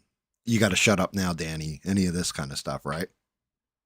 In the beginning, because I've hung out with David Mon for a good amount of time, who is right there in the belly of the beast with you. And, he has been telling me years now, 6, 7 years, 5 years, 7 years. I don't know. Just sitting there telling me, this is what's going on now. They just did this. They implemented that. This is what's happened over here. And just, I've heard it all from him before, and I understand why you guys would be so angry. Like, I understand why it would anger me. You know what I mean? If my country was going the same way. And it's not fair to you guys. You guys are, I think you're what, like 30, right? Yeah, I'm 32 now, mate. You're getting up there, buddy. But David. Oh, don't say that. Well, David was like, dude, just imagine being 17, 18 years old and dealing with the shit you were dealing with when you were like 29, 30. Yeah. Yeah. Yeah. Like you look around and all this stuff that you grew up with is now either converted, gone, or slowly being strangled out of your country. I'd be furious too. Yeah, and the thing is that there is a, it's just frustrating, again, when like people like there's not a problem, there's nothing to talk about, and it's just like, Oh no, I mean, there's a major there's problem. there's a lot of people in this country who are just in denial, and they just don't want to accept that there is some serious issues in this country, and it's like ignorance is bliss. They just want to live in a nice bubble, and it's fine with, as I was saying with Piers Morgan before about, I can't remember. I think he was talking to Tucker, yeah, about the whole. And he's like, the thing is, Piers Morgan lives in like a 99% Well, of white course. suburb community. Yeah, well, that's In like just a it. nice big It doesn't and for affect him. yeah, exactly that. It's fine. Like if you're not experiencing these things, and you're just obviously going to say, oh, we should all live together, and what's wrong with this and what's wrong with that, and it's easy to say these things, isn't it? Because they sound really lovely and great, but Right, like everything's you know, kumbaya up right up until it hits yeah, you in the yeah. face, which we got to see over here when every Democrat was yelling about there's no crisis at the border, there's no immigration problem, all this stuff. Okay, cool, we're sending them to Martha's Vineyard. Then all of a sudden it was Oh like, oh, yeah, these people need to be the fuck out of here in like 2 hours. You better get them off my lawn. Like all of yeah. a I sudden remember there's a that. problem. That's just it. And it just showed like that was actually a brilliant move, and that's why is because it's like, oh, okay, not a big deal, right? Well, cool. Now you can deal with them and let us know how it works out. And the moment they got hit with that, legit, it was like what? I don't even think it was 24 hours those people were there, and they got them out of there. Maybe it was a little bit longer, and I'm exaggerating, but it wasn't much longer. And every last one of them was, yep, you're out. Bye. See ya. Yeah, oh, it's so sad that you have to go, but you're going, right? Yeah, oh, well, then it's definitely tragedy. You poor people. Yeah, Yep, it was just literally hypocrisy to its finest. I mean, you couldn't write that. I mean, it was just perfect, right. And that's fucking just it. perfect. I think that's part of it, right? Like the whole inflation, all this kind of stuff. Rich people, okay, yes, you may lose. Oh, drat. You only came in 10 million, 2 billion over what you were projected to make this year instead of 3. But you had a profit of $2 billion in your corporation. Like, yo, you're talking to people that can't afford to. Well, I can either feed myself or put gas in my car to get to work. Like, yeah, that's a hell of a difference. Mm. But that's where I'm saying our government has to be careful because I'm old now. My days of rebellion are gone, you know. But there was definitely, if I was a young man today in America, I would have been radicalized to no end because I would have been like, yep, I have no hope of ever owning anything in this country. My country is slowly. I would have been like, I would have been a Columbine kid, basically. Like, I don't think I would have shot up a school or anything, but I definitely would have been like, yeah, we need to build a militia here and go and do this, do that. And it's terrible. It's tragic because when you have nothing to look forward to, nothing is, um, you have no course where you're looking at the future like, oh, this is going to get better. And you know it's not going to get better. What do you got to lose at that point? Yeah, that's the thing. Like, you can't. It doesn't. It's like you can't really see the end of the tunnel. If you know what I mean. Like you Yeah. can't. Like where's this going? Like this doesn't seem like it's going anywhere good. Like this. Yeah. When you're young, you play a much shorter game a lot of times because you can only see what's right in front of you. And again, I think that is not good, because you do have somebody like a Nick Fuentes who's vocal and all that. And as much as he says, I don't believe in political violence, all this other kind of stuff, if he's activating people because they're angry, you're still going to have the same fucking result. Like, playing to somebody's base anger is a very powerful emotion. Hatred is even better. I mean, the only way you can counter it is with love, right? Supposedly. Love will fix the anger. The only thing is, if you love to hate, then you're kind of fucked, aren't you? Yeah, it's a fine line, and I mean, because look, I mean, I'm all up for, again, defending yourselves, you know what I mean, and self-defense and all that stuff when it's right up in your face and you feel like you're threatened. Yeah. But, to go out and seek it and yeah, that's obviously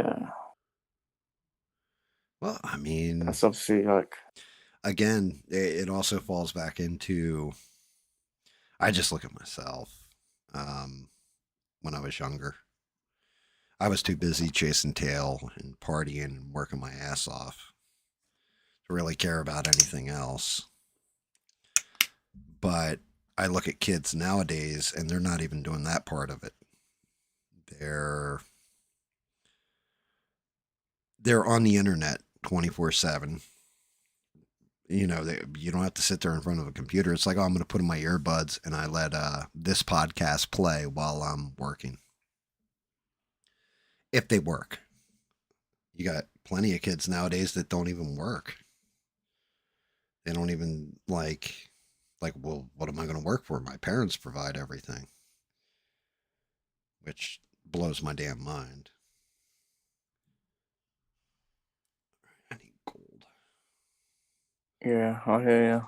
So it's like everybody is. I'm bad with that too. I'm on the internet a good chunk of time. I'll go out and play with the dog in the yard, or things like this. But for the most part, I am pretty much damn always connected, or checking in, or watching something, listening to something. Hell, even when I'm playing my video games now, something's playing in the background. If I'm not in a party with like Rogue or Smurf or somebody, or streaming, then I've got my tablet playing whatever's queued up next. And it could be anything from wrestling to politics to, which, funny enough, wrestling and politics are pretty damn close anymore. But I've always got some kind of knowledge. There's times where I'll do educational streams where it's nothing like, okay, that's how I haven't even read through the entire book of Enoch, but I already know everything it says because I've listened to it read to me a couple times in the background, or you know what I mean? I thought about doing that with the Bible, but I think I actually want to read the words myself, because I figure you draw a different inference from actually reading what somebody said versus somebody reading it to you. Like, you have that time to stop and contemplate. And I've definitely, I've been at that point a couple times where I was like, maybe I should listen to, ancient this, ancient that, or what have you. It's like my favorite book of all time is still The Art of War. I still read it once a month. Still haven't made an audio file of me reading it, but I probably should, huh? Because The Art of War, in my opinion, is still one of the greatest books ever written. It was, have you ever read The Art of War? Is it? It rings a bell. Is that the Zoo? Was it the name of the guy? Actually, to tell you the truth, it's funny. I just happen Like to have a copy. TZ It's Sun Tzu, The Art of War. Sun Tzu. I legit have a copy of the book sitting on the desk next to my paint station. Yeah, I've heard of it, but I've never. I'm not like a reader. That's one of my. Yeah, so that's why. That's why Yeah, I I'm mean, struggling to. just little simple stuff. So in war, the way Tao is to avoid, or Tao or Tao is usually how it's pronounced, is to avoid what is strong and to strike at what is weak. Water shapes its course according to the nature of the ground over which it flows. The soldier works out his victory in relation to the foe whom he is facing. Therefore, just as water retains no constant shape, so in warfare there are no constant conditions. Oh, Meaning, just like be like water in battle, overcome, adapt, change your course to what is necessary on the fly. Like it's philosophy, but it's philosophy for winning against the foe. It's right. it's just it's brilliant. Like it's ancient too. I could probably let me look at the front of the book. It'll tell me when it was written. Well, not this particular copy of the book, but when Sun Tzu actually came up with it.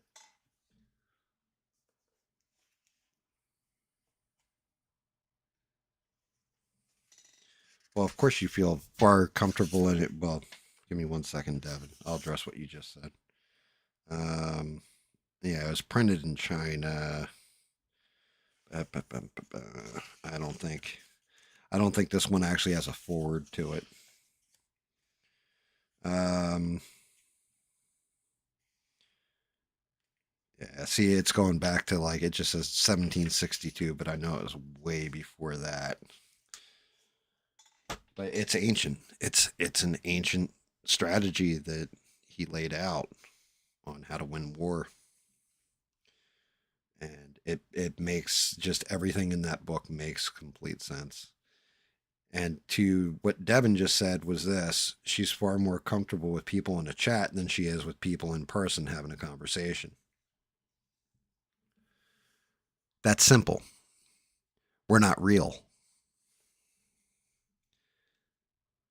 Danny and I are real Well, people. Danny's in England. I'm in South Carolina. We're real people having a real conversation and talking and everything else. But if Danny turned off the computer tonight, walked away and never spoke to me again, at that point I cease to exist. I'm not real. If Danny's my next door neighbor and we have a conversation all the time, then and I see him every, like here and there, he's way more real. We sit down and Danny and I have a meal together. We only see each other one time in our entire lives and we sit down and have a conversation. Danny's become real to me. You can shut down people when they're not real, when they're just on the other end of some text. It's much yeah. harder to do when you know somebody in real life. There are certain things, which is why I do like having conversations with Danny, especially when he's talking about his Christ God and about like Muslims and shit going on in England and everything else. There's a reason why I want people to hear his voice, not just because he's silenced over in England, because then you guys can hear the inflection. You can hear when he's being sarcastic, cracking a joke. You can tell when he's getting pissed. You can tell a difference because if you just type some of the stuff he says into text, people get butthurt about it or upset because they think he's mad and he's like, I'm not even mad, I'm just explaining. So I flipping hate those Muslims. yeah, exactly.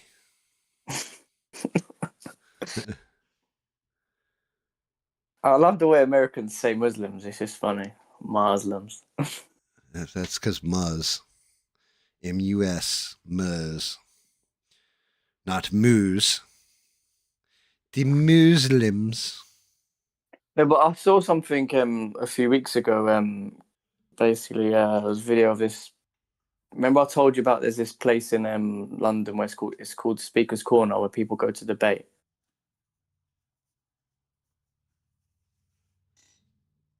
Right. Oh, hello. I'm here.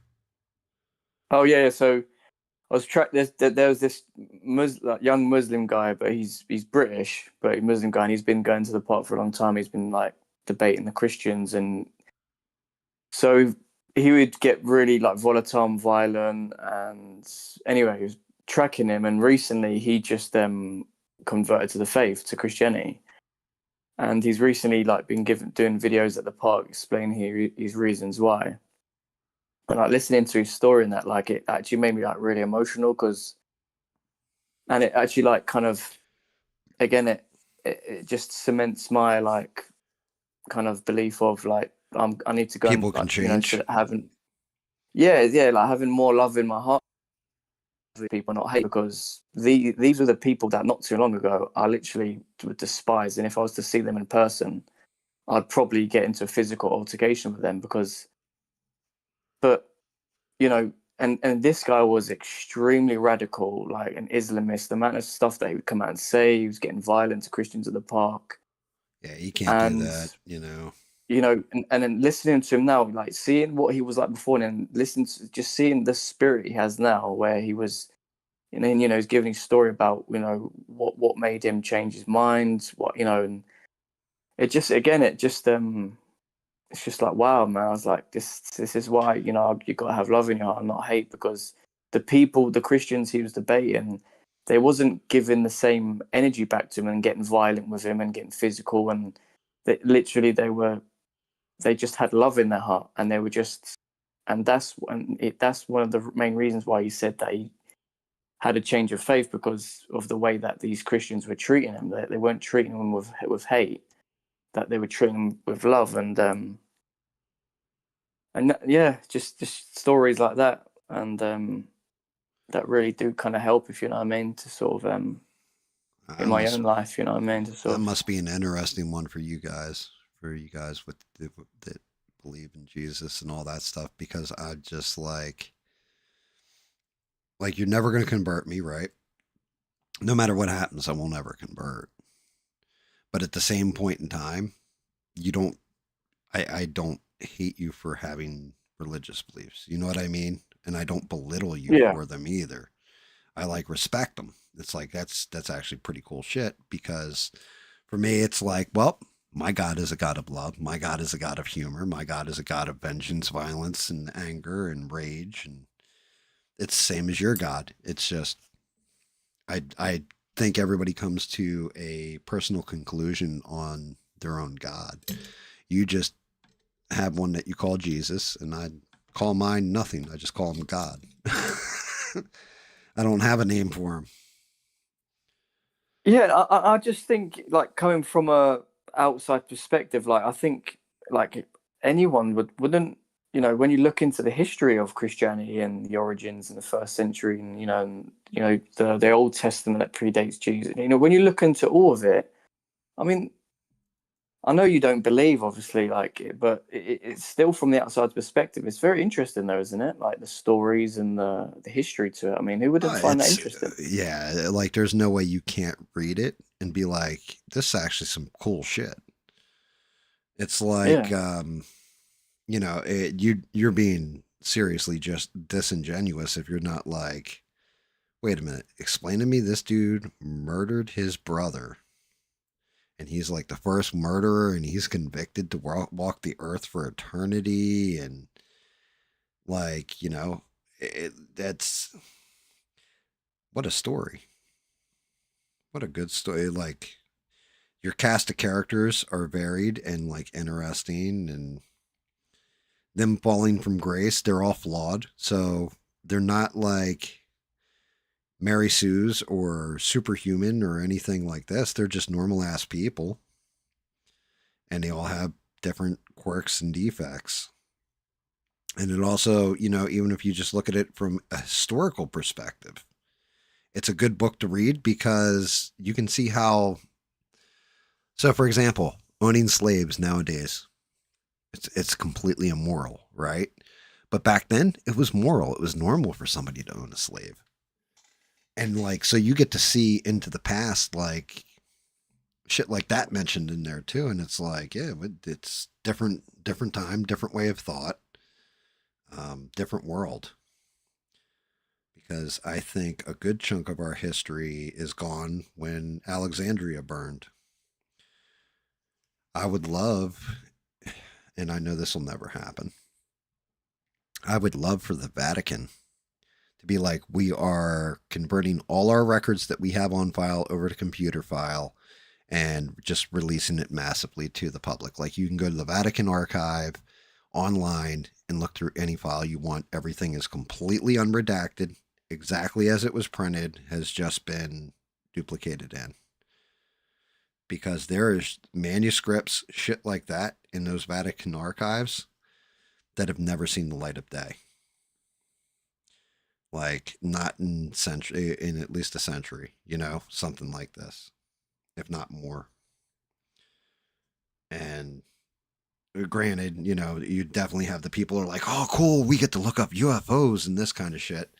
But then you get the people that are like, yeah, I actually want to look back and see what it was like for somebody who was scribing down things.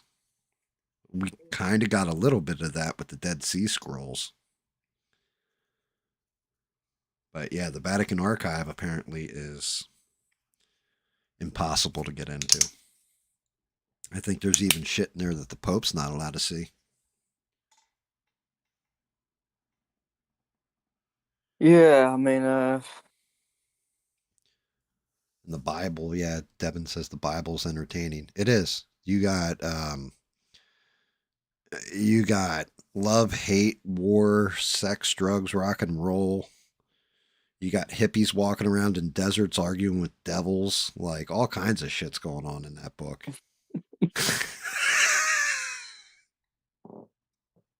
yeah, no, it's just, again, it's like the, obviously growing up in and you hear certain stories about it, what I mean? But you don't actually, until you actually start looking into it, you're like, bloody hell, like, I wasn't expecting this to be in there, and it just keeps on surprising me, what I mean? And yeah, I mean, you get this impression like it's just some boring story from the past, and I mean, there are parts where it drags. But uh, but then it's funny because I think back and I'll hear somebody reference something like Daniel and the Lion's Den. I'm like, how the fuck do I even know that story? Like, I never read the Bible to this part. How do I know about Daniel and the Lion's Den and everything that happened with it? Like, how? And then I realized when I was a kid, my grandmother, who is hella religious, like super religious.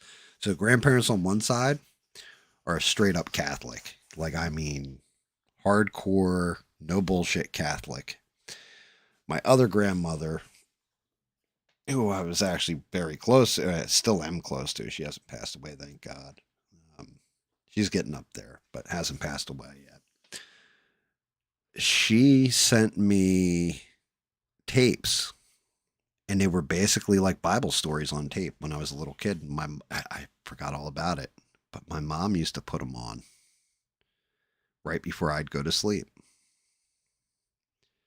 And yeah, stuff like Jonah and the whale, um, like those kinds of stories. Samson and Delilah, like, because I was definitely examining it when I was like Cain and Abel. I'm like, man, I must have watched a YouTube video or something. I'm like, no, that ain't it.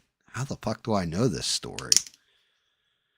And then realize, like, oh shit, I learned this stuff when I was a kid and forgot all about it.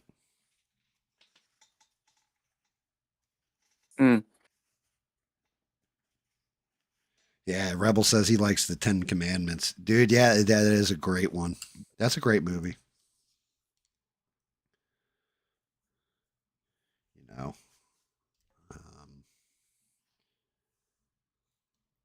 Yeah, no, I hear you, man. I hear. Yes, it's quite like because just literally outside where I live, um, there used to be a church that my dad used to take me, obviously, when I was a kid, and I'd fall asleep like every service, and then I'd wake up at the end, and then we'd have like coffee and biscuits at the end. Oh And shit. but for a while now, for like I think it's been like 10 years. It's that something happened to the church. It was like burnt down. There was like an accidental fire It was or some. Allah Akbar, and they blew it up. Yeah, I hear you. Damn UK. Uh, yeah, honestly, I don't know what happened to it, but there was some sort of fire at the back of the church, and then they ended up knocking it down. And apparently, it's going to be converted into like a bunch of apartments or something like that. It should just convert it to a mosque. If they do, I mean that's fine. Look, if they do, then it's all within the law, and they do. But then I'll be over there every day debating them. So Danny, I was joking. no, I mean my friend actually mentioned that to me as a joke. He was like, "What would you do?" And I'm like, "Well, it's nothing I could do. I'm not gonna, or I'm gonna get a petition going, or write a complaint to the council." You're going to send a strongly worded letter. Yeah, and they're gonna be like, "Oh shit, yeah, Danny lives across the corner. We better not build a mosque there." It's like, ooh. All right, we better not piss this one off, Gov. But I'll be over there as much as I could to debate them and have civilized discussion. What's wrong with that? Oh. Can't have that going on now. It's the UK. You'd say a naughty word and it would be over for you. It'd be like, well. To be honest, like instead of like seeing the negatives in it, I could try to see the positives in it, that I could go over and evangelize to Muslims and maybe convert them to Christ. I mean, that's an opportunity, right? There you go. Yeah, I mean, yeah, but you can't offer Muslims certain things that they offer you, For example, you're probably going to lose a lot of support once they find out if they convert to Christ, they can't have sex with their first cousins anymore. Yeah, look, and I know that's going to be tough for them, but I mean, unless their sometimes you cousins got are to sacrifice. really, really ugly, then you might have a better shot at it.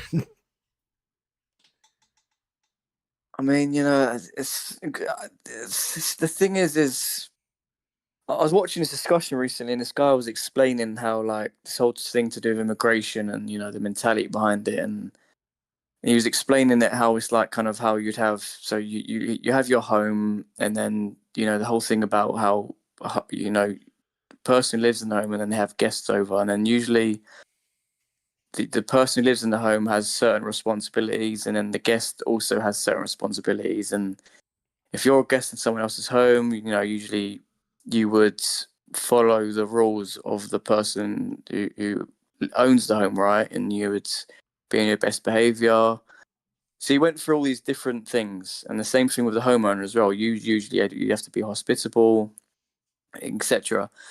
But the thing that we've lost in this country, and probably the majority of Europe, really, in many countries, is the guests we've brought over. Is they like a lot of them don't seem to have that attitude anymore, where they kind of want to acclimatize and integrate into the culture, learn the language, respect the religion of the land, etc. They don't want to acclimate.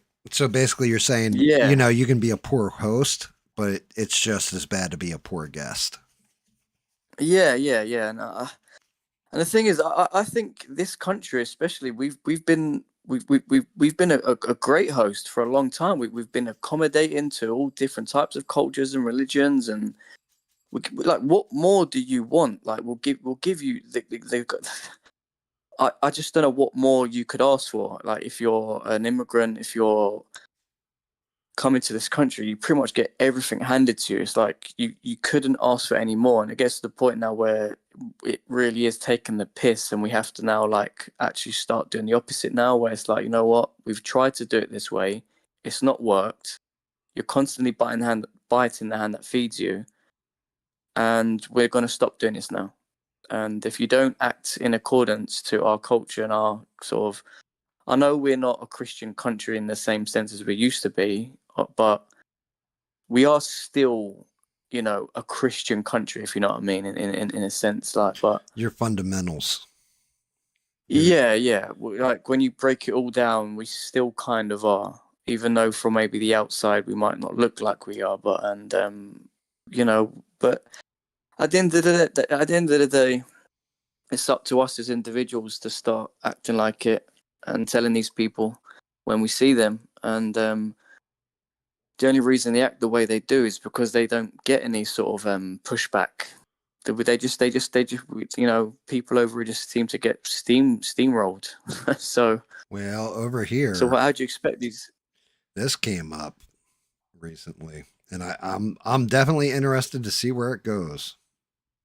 But they apparently have started looking hard into the Somali community that has formed in Minnesota. Like they're Oh gonna, yeah, I remember you talking to me about that. Yeah. yeah, because of fraud and everything else with them coming in, like famously, infamously, I don't know which way you want to say it. Elian Omar supposedly, because I can't prove it, I don't know, but she supposedly married her brother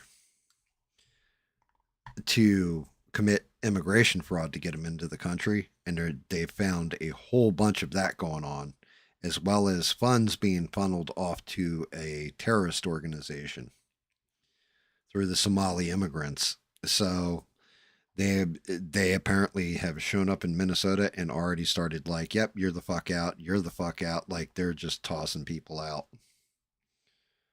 like deporting them immediately. It'll be interesting to see if they go for Ilhan Omar. Well, Ilhan Omar, or in particular, like her brother husband. That'll be real interesting to see what Yeah, happens. no, definitely.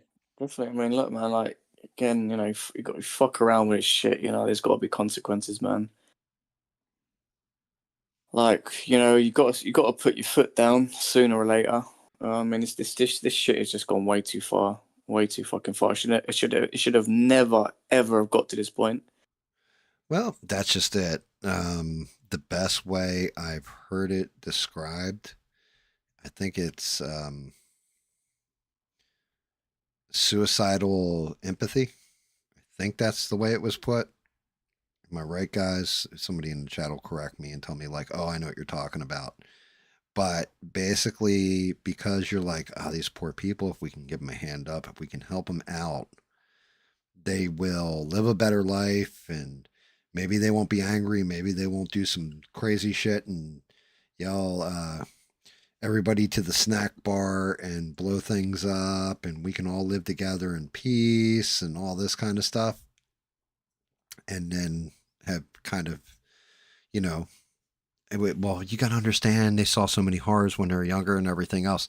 And then they come in and do exactly what you're saying, Danny, which is they're not adapting, they're not integrating, they're not assimilating, they're not adapting to the culture in front of them. Instead, they want it to be their home country where they came from that's been ripped to shreds. And it's like, motherfucker, you need to be. You need to be a Ukrainian, like, Danny Boss here, or you need to be an American, like GAM and, damn near everybody else in the chat. But you need to convert because our shit works. That's why you're coming here. We don't convert to you. And if you want to bring in stuff like, hey, look, this is my mom's, recipe for goat stew after my uncle had sex with the goat. I mean, when the when we slaughtered the goat after it got stuck on a fence and my uncle helped it over, then that by all means. But it's kind of it's a shame, but it just hasn't worked out. Suicidal empathy, I think, is how it's deemed. And And the thing is that there's been no resilience, from us, over here. So obviously they're gonna do what they're gonna do. So if we had a bit of resilience, and it wasn't a bunch of cowards where we was, yeah, well, then that's the other part of it. You got guys who, and I mean, hey, look, not everybody's built to fight. Not everybody's built to fight, but at that point, you become clever and figure out you may not be the strongest, fastest. Maybe you are one of the smartest, and you figure ways of, okay, well, if that's the case, then I'm going to figure out how to get legislation passed to get this loophole shut down and these people the hell out of my country.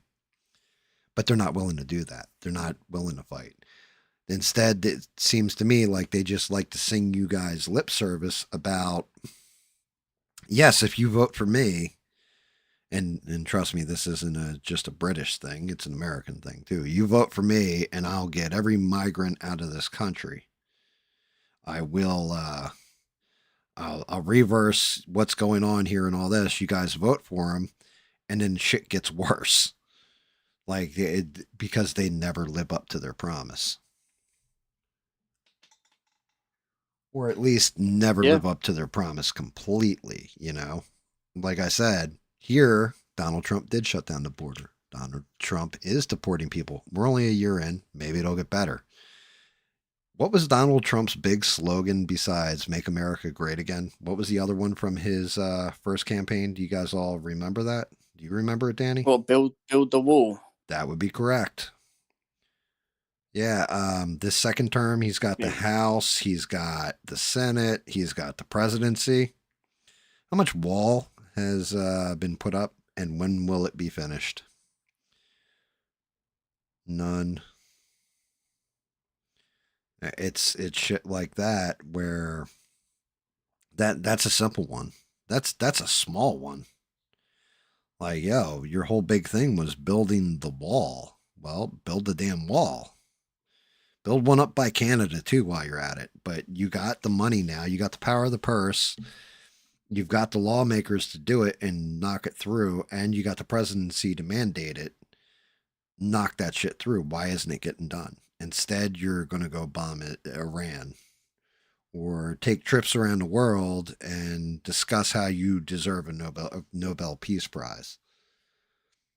This is my problem. This is where I get upset. You know what I mean? Because it's like, yeah, this guy should have been the thing that did. He should have been the president that did the unpopular thing.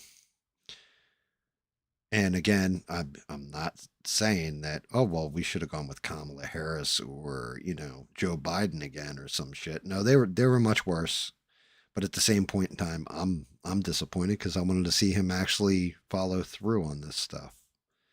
And we are still early in his presidency.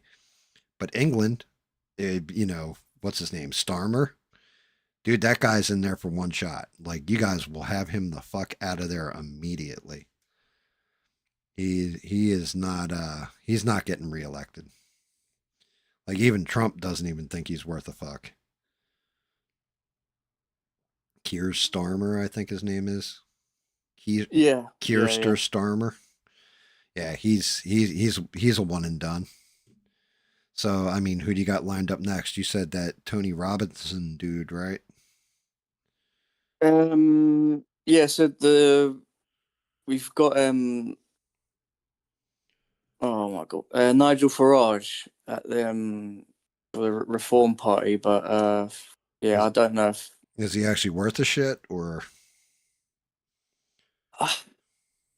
See, I'm just losing a lot of faith now with these people because it's just like he's gone back on quite a few things. Just his wording on certain things now. He seems to be getting a bit softer on certain things, and I think maybe that's just to do with getting a bit more outreach and getting a bit more votes and a bit more a bit more of a. But I know sometimes you got to play the politics game, but dude, I'm reading and I'm laughing because fucking Rebel said it. He's like, ballrooms, GAM, gotta have priorities. oh yeah, isn't he? Trump tore down like the East Wing to build a ballroom. It's like, yo, I don't want to. I don't care about what what? Why do I? Well, you don't understand. We all need a place where we can do Dancing with the Stars, film live here. Like, shut the fuck up. Build the wall. I did hear a conspiracy about that. Something to do with the numbers of seats, or apparently it holds like 999 or something like that. Yeah. And it was all to do with a Freemason numerology thing, you know. And, Yeah, they just get that. It like, that's that shit. yeah, it's That's like that. You know, like that's some 4D chess shit right there. I don't understand about Freemasons, and you don't understand the Freemasons. Yeah, I didn't vote in the Freemasons. um, yeah, and Bubba said that the border is much better than it was. You're not wrong.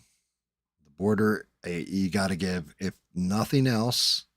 Again, um, my bitch isn't like, well, you've done nothing and all this kind of stuff.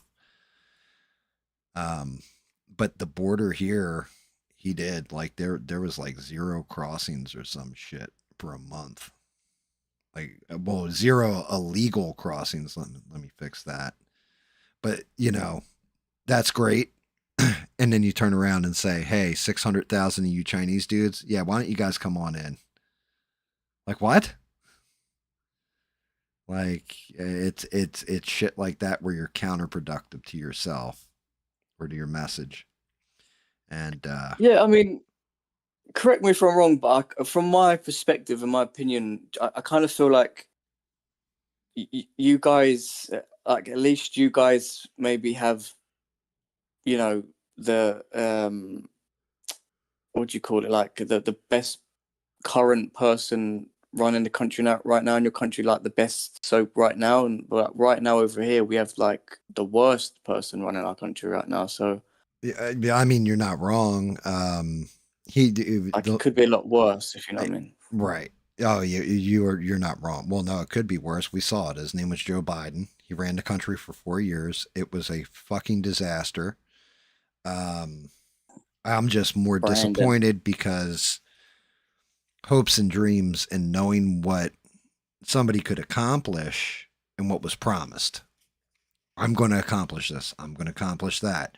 There'll be no new wars. Well, except for we're going to bomb the shit out of Venezuela. Like, what? Why are we attacking Venezuela? Well, you know, they have oil and shit.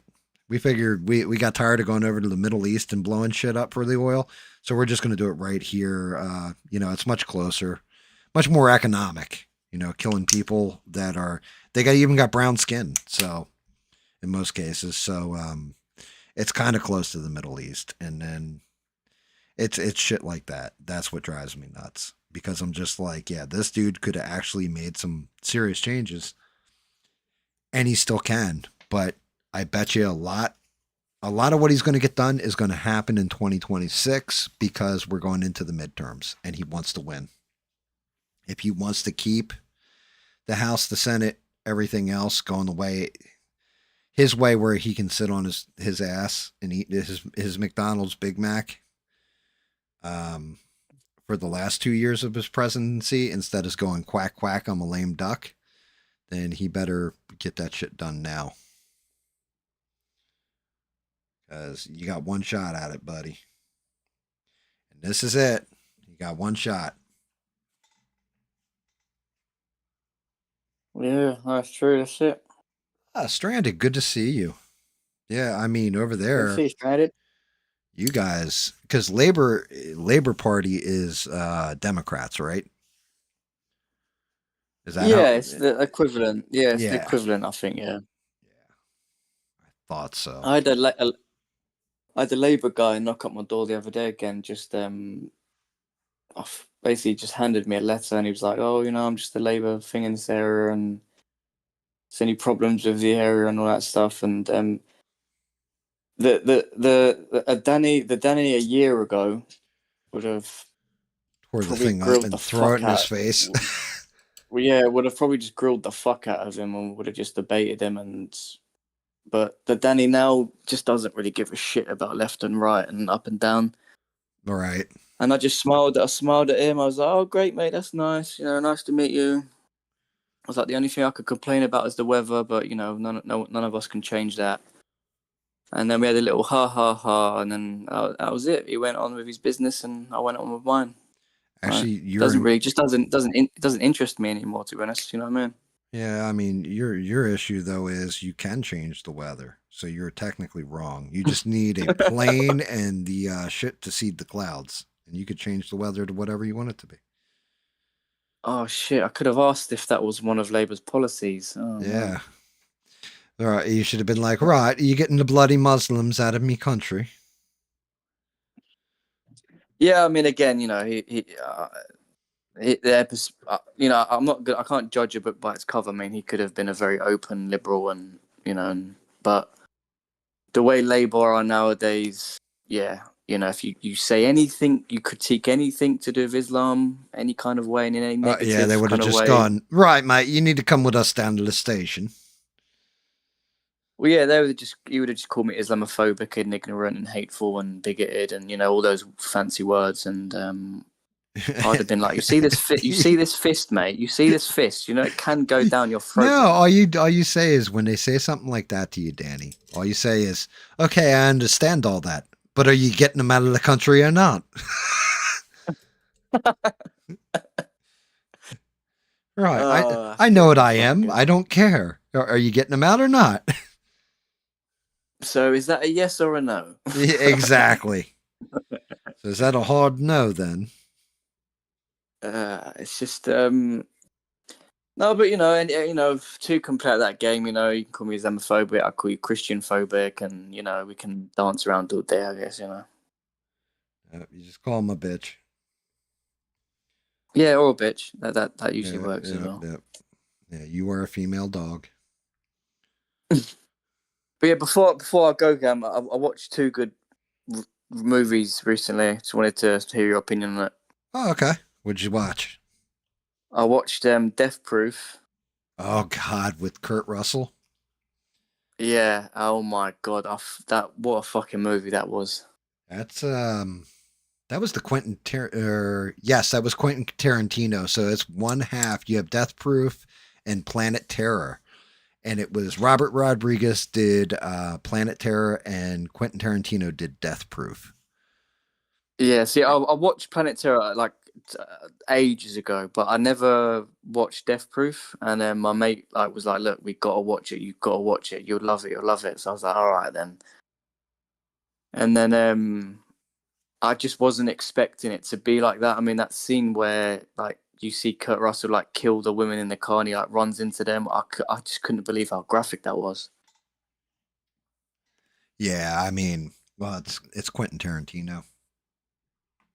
Yeah, Yeah, I it's mean, I just it's like a big bad wolf. I was just like, and then yeah, the whole movie was just awesome, man. Just freaking awesome. The actors, the soundtrack, the some you know, it's funny. It's fucking brilliant. What was the other movie you saw? And then I watched Predator Badlands as well. Oh yeah, what'd you think? I thought it was brilliant. I didn't think it was bad at all. I actually enjoyed it. I think it's my second favorite of the Predator series, actually.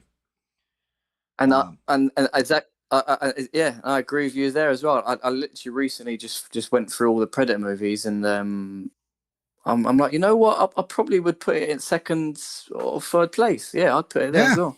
yeah. Like people were like, the guys that make their money by being outraged about movies on the internet and this movie was terrible and everything's woke and feminized and oh but they had to do this with the girl and all that like Nerdrotic as from Heelverse Babyface and all that they all hated it and I was just like nope no actually I disagree with you guys I thought this was actually a great movie like I don't I it was a fun like eat popcorn and chill movie.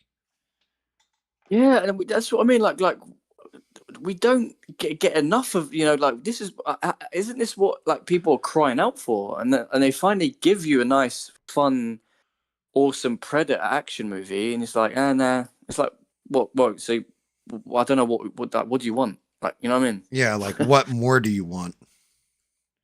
like you know sometimes it's like can't you just appreciate it for what it is I mean like it's I look at the end of the day, like I love the Alien Predator universe. You know, it doesn't have to be a 10 out of 10 for me to love it. You know, I mean, well, look, to go, if you go back, did you ever see the Predator? I think it was called. I don't know if it was called Predators. I can't remember. They did one just recently where it was like a whole group of mercenaries. It had Thomas Jane in it. It had Yeah, okay, yeah. I think it was called. I think it was called The Predator. the Predator, whatever, where you had the Super Predator and all that stuff. Yeah. Dude, the whole fact that they had like the little kid was like the next level up generation of humanity, and it was a kid with autism. I'm like, what the fuck? Like that's something you complain about. Like, yeah, that's you lost me. But you know, Yeah, for me, that's probably my least favorite out of the whole Predator movies. I mean, Predator Like, 2, I wasn't a big fan of when it came out. It was actually disappointing to me. Prey was actually, I don't know if you ever saw Prey. yeah, I'm not a fan of that movie. Really? I thought Yeah, Prey I'm was good. sorry. The visuals and the cinematography and that a lot of beautiful scenes and stuff, but I just didn't like the whole movie. I found a lot of it quite boring. I didn't like it at all. I liked it. I like the because I mean the big thing with that was, oh, it's a girl and all this, and oh, this little girl is taking down the predator, and dude, she had to be clever. She Yeah, no, tricked him. I understand. Yeah, I get that. I get that. It Now was she tore, just cut down and just like beat his fucking ass. It would be a different story. She just outsmarted him. And that's why I liked it. It was like she had to be clever. She could never be as strong as him. All the Braves and stuff were trying to go just toe to toe with him to show they were warriors and getting their asses kicked because of it. She got smart about it. yeah. I'm not saying like I'm not trying to critique the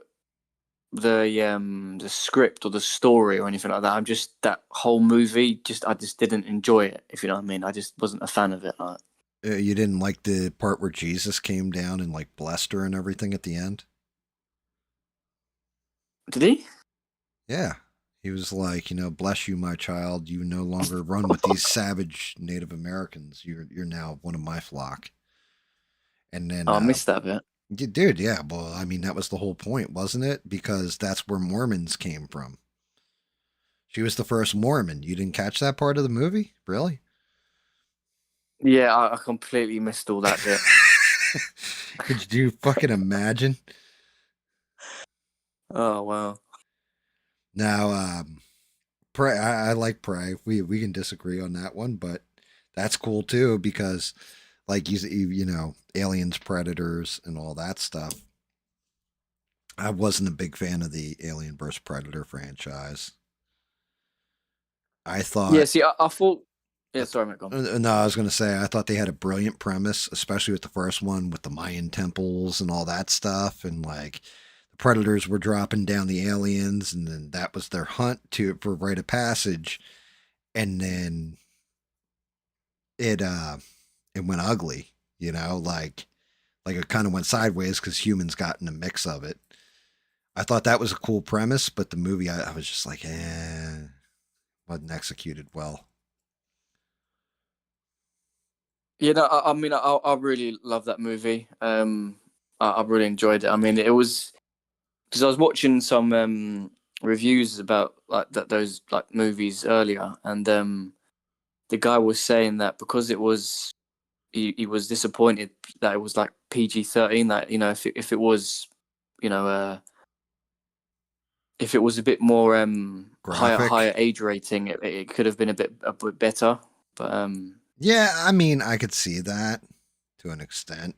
It could have been better if it was like a little bit more intense and graphic. And you know that the new one, that Predator Badlands, is PG-13 as well, right? yeah, I remember you was breaking that down to me, and yeah, like when I was watching the guy go through the movie, he explained that as well, and I was like, yeah, I was like, shit, that's what Gam was talking about, and I didn't that there's literally a new thing to me. I'd never heard about that before. Yeah, the new Predator Badlands was PG-13 because there's not a drop of red blood. There's no humans in that movie. They're all synthetic people and they all have that white blood. And then any of the creatures that are getting killed have like purple, green, whatever color blood. So you can get as savage as you want apparently as long as the blood isn't red. Yeah, see, that's have I never heard of that before. I mean, that's just Yeah, I would have right. never. I never would have thought of that either. Like I don't know who came up with that concept and was just like, yo, if we make the blood like white instead of red, oh yeah, we'll give you a PG-13 rating. Like, well, fuck. Good Yeah, it's thing. like my little nephew's like 5 or 6. I'm like, yeah, come, let's watch this movie. Yeah, it's just PG-13, and you just see him rip fucking spine out of the fucking Yeah. and he's sitting there petrified. It's like, no, it's PG-13. Calm down. It's okay. It's not real. Yeah, it's okay. It's just blue blood. It's blue blood. It's not red blood. Calm down. Yeah, don't worry about it. Pay no attention to the spine dangling or the head that's been stepped on and just crushed like a fresh cantaloupe under your heel. Yeah. That scene. Yeah, well, the android. She just crushes one of the Dude, android's skull with her yeah, heel, and you're like, dude, damn. like just puts her foot right through it. Like, what are we doing here? Like his head was a blueberry, like where it popped. Yeah, yeah, exactly. Like a ripe tick. I don't. But yeah, no, I really like that movie. It kind of, even my mate as well was like, he was like, wow, that was pretty. He's like, I'm gonna buy that on Blu-ray. Yeah, I mean, to me, it caught me off guard. I was expecting not to like it. I was expecting it to be just because, like, I'm like the design of the predator, like the main predator in the movie. I was like, yeah, it looks like shit. And then when you find out, oh well, that's because he's the runt. It's because he is like an inferior version of his species. The Predator King was badass. Yeah, I mean that whole scene where the dad shows up and that whole conversation was mental. Yeah, and Rebel I mean, I just was not expecting. that's a movie. Have you ever seen Troy with Brad Pitt in it? Yeah. And I think Orlando Bloom's in it too. Oh yeah, he's one of the other. He's No, one of the sons of the king, right? yeah, he's the one who steals Helen. I can't remember his Yeah, fucking that's name. it. That's it. I thought that movie was actually really, really good.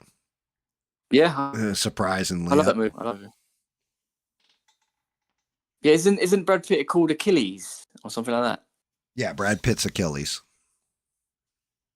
and that's the whole thing is when he dies at the end. I mean, granted, he gets shanked up and all that stuff, but the arrow hits him in the heel, and that's the whole legend of Achilles' heel.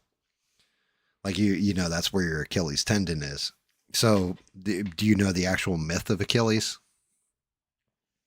Yeah, so isn't it he meant to be some sort of like demigod or something? So his mother was so afraid that he would die in battle and all that stuff, and she wanted him to be invincible and a great warrior and everything. When he was an infant, she held him by his heel, and dipped him in this water that basically imbued him with magical protection. That was his only weak spot was the Achilles heel. Oh, makes sense. Wow. And so they played into that in the movie where he catches the arrow right in the Achilles tendon. Like that was the most visible wound, even though that wasn't the wound that killed him. And everybody just, like, oh, so the legends are true. I won't be funny, but like the mother's a bit of an idiot. I mean, like just chuck him in the water. You know what I mean? Like give him a dunk. You know what I mean? Yeah. Don't just dip him in. Bubba said, yeah, his name was Orlando Bloom's name in that movie was Paris. Paris. Yeah, I still think my favorite part in that yeah, his name was Paris. My favorite part in that whole damn movie though is when Achilles shows up because I can't remember if it was his nephew or his cousin. I think it was his nephew. Yeah, I think it was his nephew. Yeah. Put on his armor, goes out and gets killed. And Yeah. and I can't remember Eric Bana's character's name. But he shows up like Brad Pitt's just standing outside the walls and just is screaming his name until Brilliant scene, isn't it? yeah, until he comes out and like everybody knows basically Eric Bana's dead. And then Achilles takes his body and ties it to the back of the chariot and just drags him around the city like for a day. Brutal, isn't it? Absolutely brutal. Yeah. Hector, that's it. It was Hector. Yeah, Hector. He's just going Hector, like, come here. I mean, the scene where he's like Hector, and Eric Bana comes walking, and he's like, "Oh, yo, Holmes, why you call for me, huh? You got a problem, Me Messi? no Hector. You go wrong house. You loco en la cabeza? I tell you what, You you want a mess. Corona beer? Come on, I'll give you a Corona. Come on, hey, we split a Corona and a spliff. We go home." Yeah, that would have done the job, but he didn't think, did he? I mean, Brad Pitt was like pretty much out of there at that point. Yeah, it like I haven't seen Troy in a while, but yeah, it was actually a good movie. Um, actually, Yeah, that's actually definitely up there. yeah, it's definitely like one of those historical like thinking back on it now. It's a shame because like in 2025 that movie would have been fucking brilliant. I mean, back when it came out, we had so many other films out there that it kind of got lost in the shuffle a bit. But just like the one scene when Brad Pitt, like they're looking for Achilles because he's supposed to fight the other champion. They send the one boy to the squire or whatever the hell he is to go find Brad Pitt, and he's with the two whores or what have you. And like Yeah. Brad Pitt's getting dressed and all that and coming out and everything else. And he's like, "Yeah, it's a pretty big. What's their champion look like?" He's like, "It's a pretty big guy. I wouldn't want to fight him." And Brad Pitt's like, "That's why no one will ever remember your name." You're just like, "Damn, dude, crush that kid's hopes and dreams in one sentence." Yeah, literally, yeah. Yeah, literally. Yeah, you know what? That whole movie, man, that's a classic. That's a classic movie, that. Yeah, That's definitely underrated. yeah. I know when we were kids, it was Braveheart. Braveheart was that movie that, unfortunately, finding out later on who exactly William Wallace was and some of the dirty shit he did. But like, I remember when Braveheart came out and it had two VHS tapes. Like, it literally paused in the center of the movie, and it was just like the king's like, "What am I to do?" And all of a sudden, it just like cuts, and you had to put this. It says insert other tape. But yeah, like that's another one of those just classics. Yeah.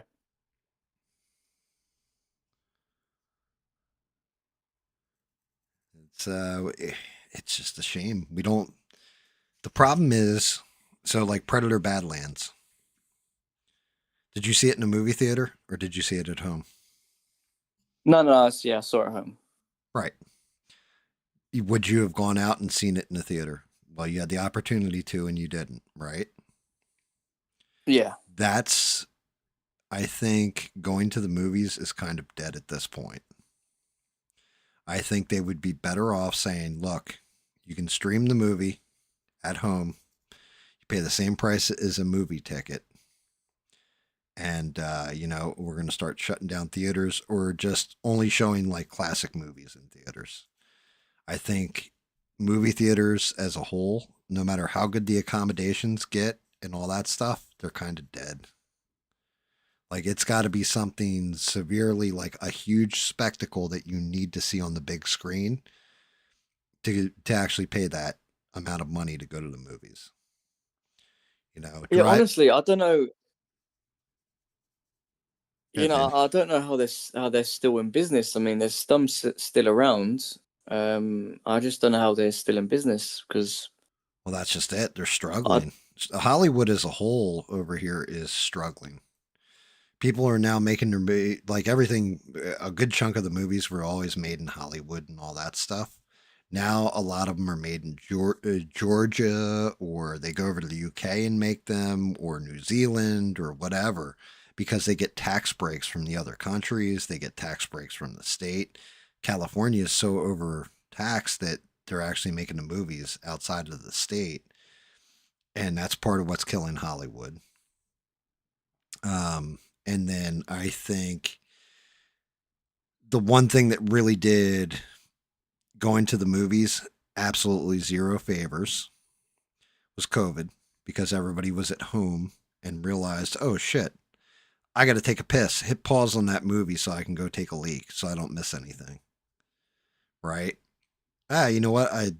I'm a smoker. I want to go smoke a cigarette. Hey, I'm a weed smoker. I want to go smoke a bowl.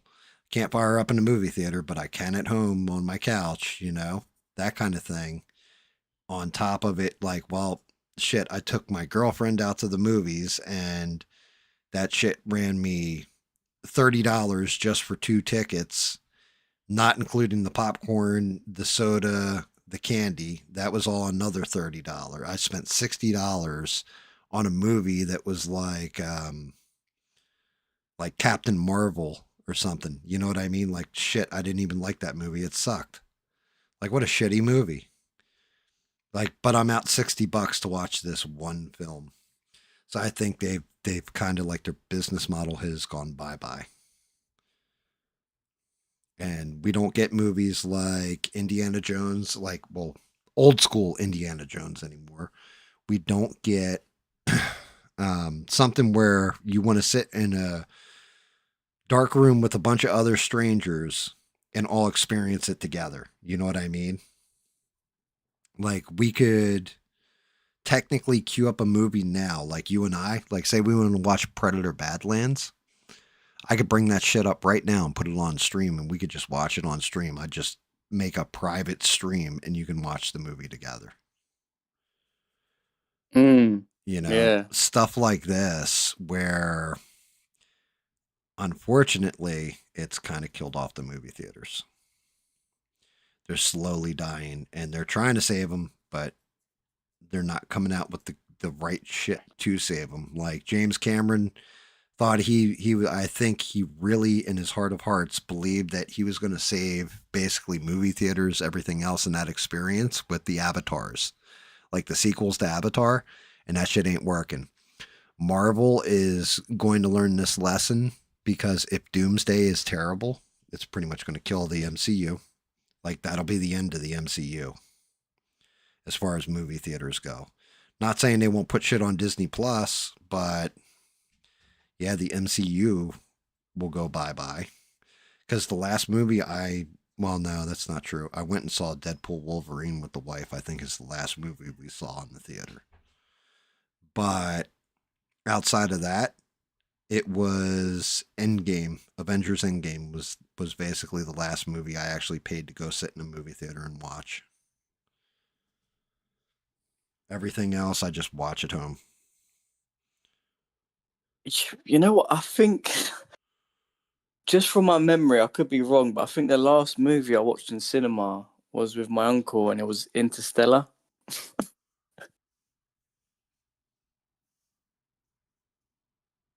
You guys used to do that on Rebels channel? Like, well, all right, so here you go. Now I've got questions, guy. Oh, shit, Danny. I think we might have started something. How did you guys like private out the video? Or did you guys, like, how did you do it where you got away with it?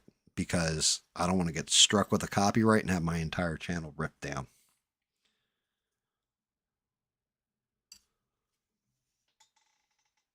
What did it? You did it What on they Rumble? asking? You can pull it off on Rumble? Uh, Well, Danny, you know what? This might be your fault, my friend. what?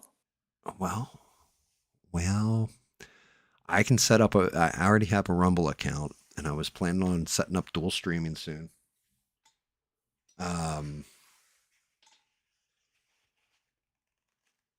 Wait, I'm lost. Rumble do a Rumble exclusive. But when a movie comes out that everybody, it's like instead of me just watching it by my lonesome, maybe I'll take, because instead of doing 2 paint streams on Sunday, or like Thursday and Sunday, maybe I'll do the paint stream on Thursdays, do the game stream on Fridays, and then do a Sunday night movie night. Yeah, sounds like a plan.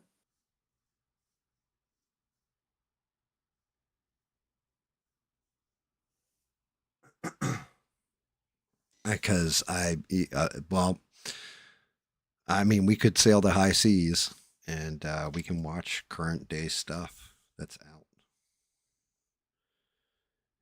And yeah, yeah. I mean, that could work. That might could work. You could just like go through all the predators, go through all the aliens, go through. Just, Yeah, yeah. You could do all the predator, aliens, all that stuff. Um, we could definitely maybe that might be something we could do. yeah, me and my mates once broke into a cinema once. Oh shit. I don't know if you want to quickly just hear that story before I go. Hell yeah. You're damn right I I do. think we, I think we was about 13 or 14. So I think it was in our second or third year of secondary school, and there was a cinema basically just down the road from where we were. And one of my mates, I think he's come up and he's like, "Oh, let's go break into the cinema later." And we was like, "How the fuck are you gonna do that?" And he's like, I'll bring a crowbar and we'll go to the back door and we'll." He's like, trust me, I know what I'm doing." So me and my other mate was like, "All right, cool." So we went down there. They had like a back fire exit door, and I don't know how we did it, but he somehow got the crowbar underneath the door. He done something in between. I'm not too sure how he did it, but he flipping popped it open somehow. So we obviously got in. We run into one of the movies, and we were sitting in the front row, and we're like halfway through the movie, and then I look behind me at the back, and then sometimes during a movie you'd see like one of the, I'm not too sure what you call them, but like they work at the cinema. They're just like stewards, and they just sometimes you'll see them standing at the back of the theater watching the movie. And so I was like, oh, like you know, like have they clocked us? And then my mate who obviously broke in the door, he actually thought that he had like clocked us, and he panicked. And he got up and then he just ran straight to the fire exit door and burst it open. So then me and my other mate had no choice as well but to get up and follow him out. Dear And then Lord. obviously we basically just ran out and then ran out the cinema and then run back and then we was like shouting at him because like we was like he didn't clock us, he's just standing there watching a movie. You wouldn't have known anything if you didn't jump out of your seat and then burst through the fire exit door. But yeah, it's just funny. Yeah, I mean, I would have to do. I'm thinking about it. That is actually a fucked up story, especially as soon as you hit the when you hit the exit door. Did it like rant rant rant rant rant rant? Like did it? Nothing went off. Yeah, nothing. Wow. Yeah, you guys got Yeah, lucky. Over here, you hit a door like that by accident. That shit sounds an alarm. yeah, it was really odd. I mean, again, I don't know how he did it, but he's popped it open, and yeah, it must have not been attached to an alarm system or something. I don't know. Yeah. Or the battery in there was dead. One of the two. That happens. Like, but yeah, I know over Yes. here, you pop a door like that, man, that alarm goes off and it is loud. You're just like, yeah, I'm the fuck out. Damn. And this same cinema is still open to this day, and it's I'm just like, how is that place not shut down? I mean, it's a massive building as well, like huge. So it's like, I thought by now that would have got, you know, like converted into something else, like a mosque or something. You know what I mean? Yeah. I know. Jesus. Fucking. I'm sitting there thinking about it, right? Devin wants us to do a movie night so she has an excuse to eat popcorn. Yeah, you know what? Yeah, why not? But I mean, that might actually be that might be something. I don't know if we could watch modern movies because yeah, then I might get nailed for piracy and stuff. Arr, mate. like not Yeah, I'm good. pretty sure you could drum up a list of classics, isn't it? But I'll tell you one movie I would definitely watch it like immediately. It'd be the first one I watch with everybody is probably Boondock Saints. But I've not heard of that. Holy shit! You have never seen Boondock Saints? Yeah, it doesn't even ring a bell. Oh, Danny. What is this about? So it's a pair of brothers. They are in Boston. They are both Catholic, Irish. Yeah, they're definitely Irish, and they basically get a message from God to take out evil people. It's the best way I can describe it to you.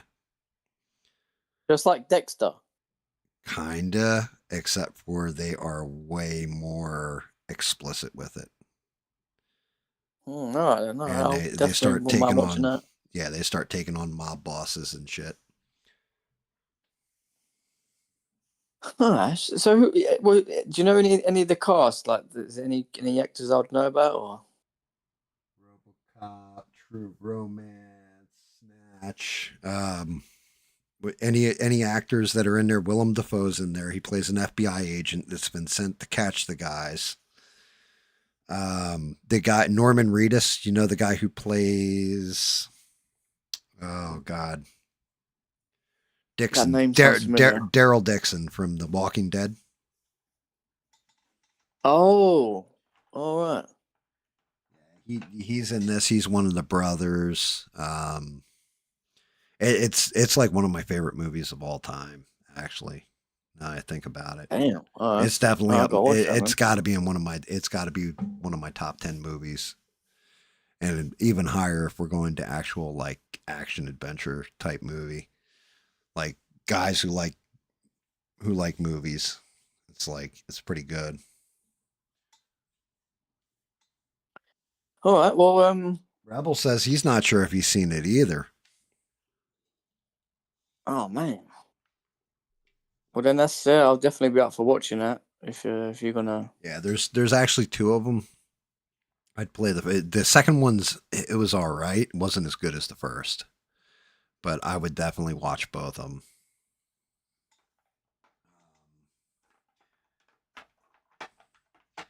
Let me do some logistics on it and figure it out. Whether I do it as a private stream, I don't know. I don't know how to do the private stream thing. If I did it on Rumble, can I just show the damn movie? Stranded, Yeah, man, I don't know. I would figure out some way of streaming it on YouTube.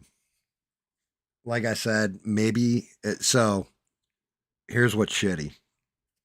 If I were monetized, I'd be able to do it with a members only stream. I could do it behind a paywall and get away with it.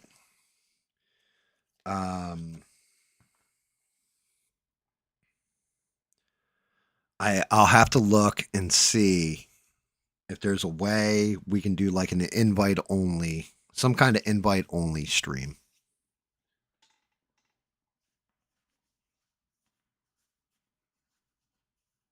Yeah, that's fair enough. I don't know how this stuff works, to be honest, mate. It's all foreign to me. Yeah, well, that's part of the key, isn't it? I know how to. I could definitely stream it. That wouldn't be a problem.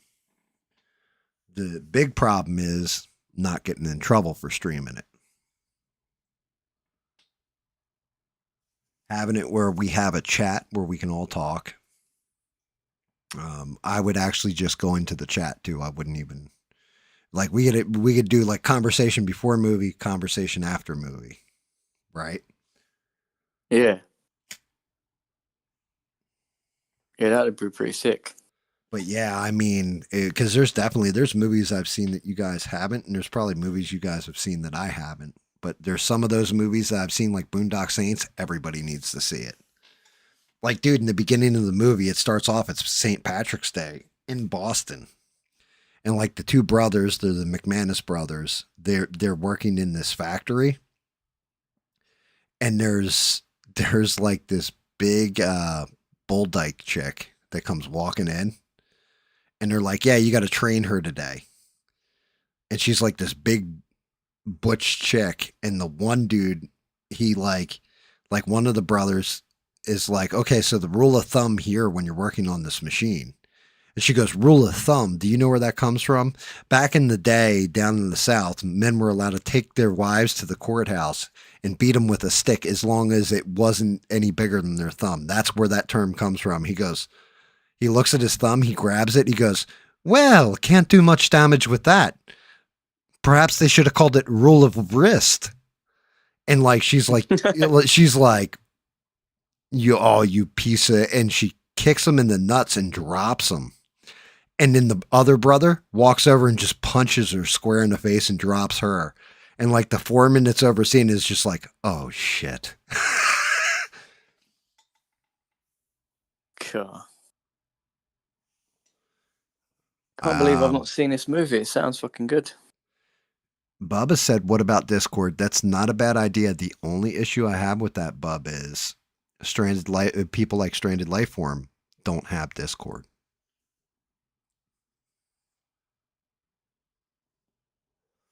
So she wouldn't be able to watch it with, you know what I mean? And I don't want to exclude people. There's got to be some kind of workaround I can pull off on YouTube. I mean, I'm not monetized, but I also don't want to get my whole damn channel ripped down either for showing copyrighted content. And yeah, they will come at us. I mean, you got people out there that steal other people's music videos and everything else and make a living off it. And I'm not even trying to make a living. I just want to watch some shit with some friends. Yeah, it's a But shame that. but it's got to be something where everybody can get on the platform, hop in, hop out whenever they want. I'm debating if I like this or not. All right, mate. I'm gonna catch some Z. You go catch yourself some Z's, okay? Get yourself Is some that how you 99 cents. Americans? Yeah, is that how you Americans say it? Z, innit? Z's? Yes, you guys say Zed, correct? Yeah. Yeah, I Making mean, sure I got it yeah, right. usually we just say, "I'm going to fuck the bed." That's usually what Americans say. Oh, okay. Don't you also say like gonna hit the hay, or was that? Yep. Hit the hay. That's another one. Ah. I appreciate you, Danny. Thank you for dropping in, having a conversation, chilling for a little while. We appreciate you. I always appreciate you, brother. Yeah, I appreciate you too, mate. And yeah, it's good to see everyone in the chat as well. And yeah, have a lovely stream, mate. And catch you in your next one. Yeah. Hell yeah, brother. You All right, know it. mate. Take care, mate. Have a good night, bro. You too, mate. You too. See ya. Bye. Bye. Bye.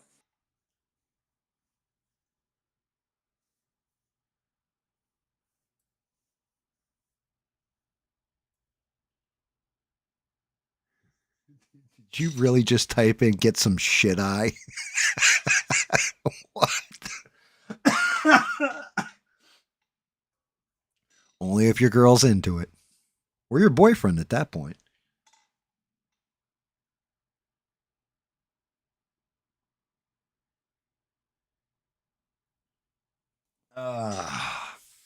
So yeah, I mean that is a thought. Um, I mean, I am looking at. I've been doing slow improvements to the channel. Like I didn't even turn on the green screen tonight while I'm painting. But definitely, I'm always trying to improve everything with this damn setup, language, trying to reduce it a little bit, stuff like this. But yeah, now that's you got me debating.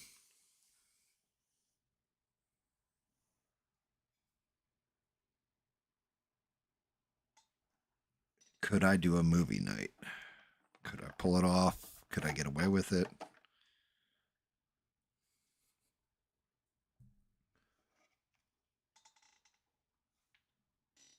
Can I get away with it?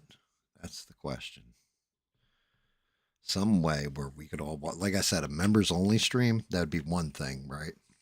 Which kind of suck because then you have to get a membership. So I kind of don't want to do that either because then I'm forcing people to pay. Me not being monetized kind of helps actually at this point. If I was monetized, then there would be a danger. But if I'm not doing it for profit, then we can watch. It's like Rebels listing off all kinds of movies.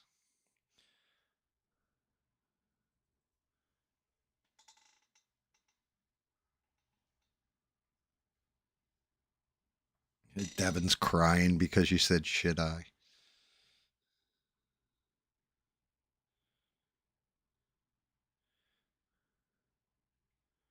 Yeah, I can't believe you guys never saw Boondock Saints with like the fucking bartender that has Tourette's syndrome. He's like one of my favorite parts of that movie.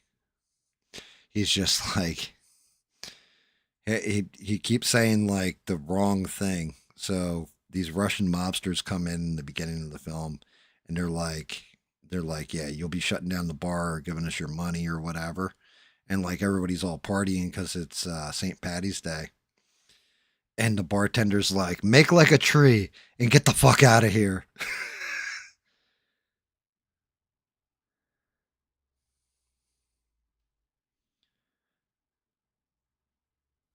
But yeah, Boondock Saints, that would be the first movie I would watch on live.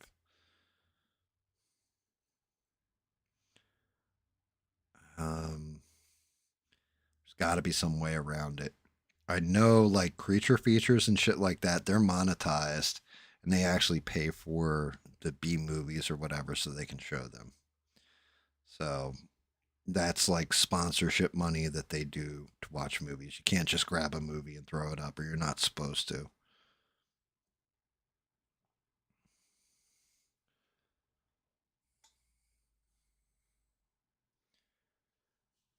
But the fact you guys have not seen Boondock Saints hurts my heart a little, if I'm being honest.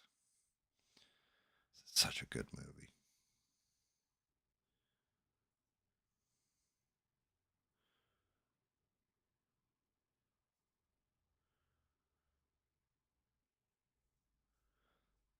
Actually, now I'm thinking about it. It's really surprising you guys never saw that.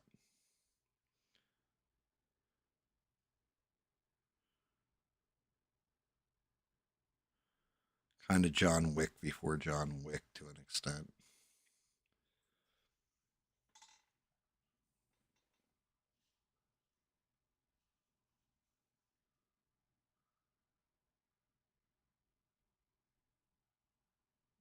Yeah, I mean, well, no, because the whole thing is all right. So the membership thing, that is your first level of monetization. So one, I would have to hit the 500 subs.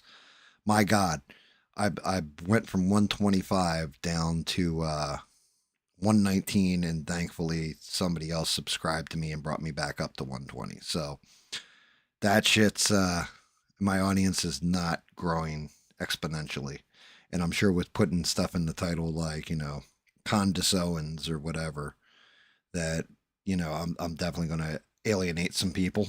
Um, we have pretty open and honest discussions about stuff, and because I'm not a partisan hack or forcing people to pay stuff, even though I took the advice of Sheree. I miss her. Shout out to Sheree. And of course of Beans, who's been saying it the whole damn time. And in the description, there is now a Venmo where if you want to toss a coin to your Witcher, you can send money to me or whatever the hell so I can buy art supplies or models or whatever with it. I don't even know what to do with the money if I ever got any. But there is actually a donation kind of thing now. I don't know where SE's been. I have no idea. Um, he was supposed to partner up with me to figure out Discord. I even offered him if he didn't want to build a Discord, he can just use mine, stream right through it. I'd give him his own private channel on there, the whole 9 yards.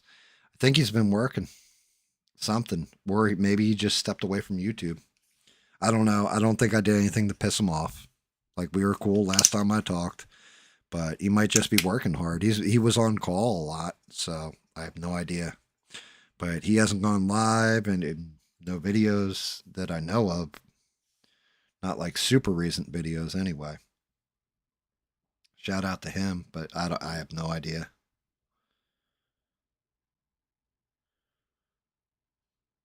The same thing, like Smurf's kind of off the radar right now too. You know, that's why Wednesdays are killed off, because I haven't heard from Smurf. So like next week, instead of it being Wednesday, Thursday, Friday, it's going to be Thursday, Friday, Sunday. Yeah, the damn movie thing, it definitely makes me. I'm definitely got to look into it and figure out how to pull that off.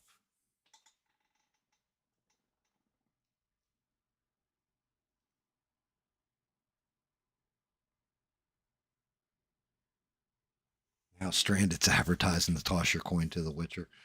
Nice. But yeah, I figure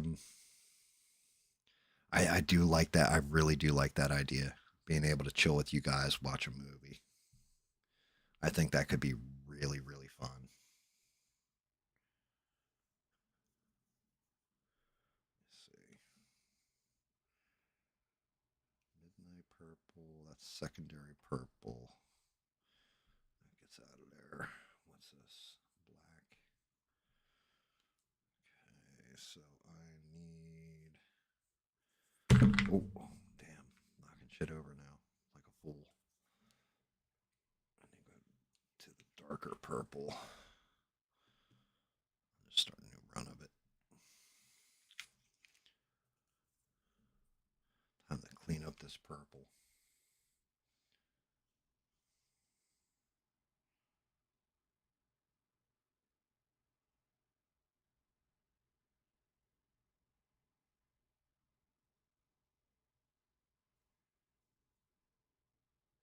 Actually, you know what? I'm going to go super dark. I need the face. I can skip the super dark.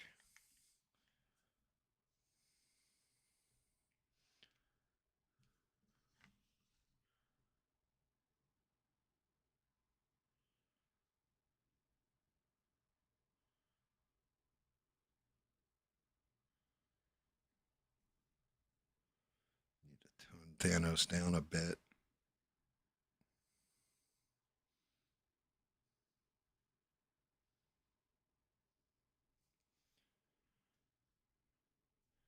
Actually, get him saturated more. It's just way too much patch going on with this face.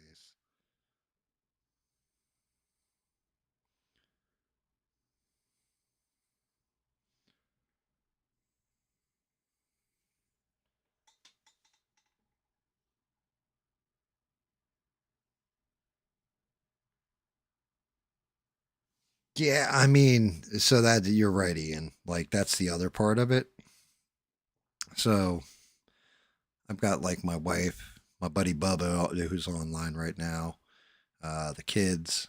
Kids are live fairly close for the most part, but like all my holiday is that is my family, right? And like Essie, I know has a bigger family, so maybe he's spending time with his family. Maybe he's just busy. One person that I did see that we absolutely have lost, and I don't know what happened. Not a clue. But I was planning on doing Sundays as the Shut Up and Paint stream. Like, I've been talking about that for a minute, where I'm not going to do commentary, not going to talk. And I figured, hey, you know what? I want to use music in the background. So thankfully, and shout out to him, Eugene's music. I asked Eugene about it. Eugene gave me his blessing to use his music in a playlist to use in the background. And so I was like, you know what? I'll showcase E Rock too and do his music in the background. and I tried to reach out to E-Rock, and E-Rock was no longer in the Discord, which was like, oh shit. Like maybe I pissed him off and he quit. And then I tried going to his YouTube channel, and guess what? Both of his YouTube channels are gone. They're not there anymore. So I don't know what happened with E-Rock, but his shit is gone. Like I don't know if he voluntarily wiped himself off the internets, or Google got a hold of him and or I pissed him off or something. But I don't think you don't wipe out your YouTube channel just because some asshole on a stream pissed you off. So I don't think that was it. Something else had happened. Oh, keep dropping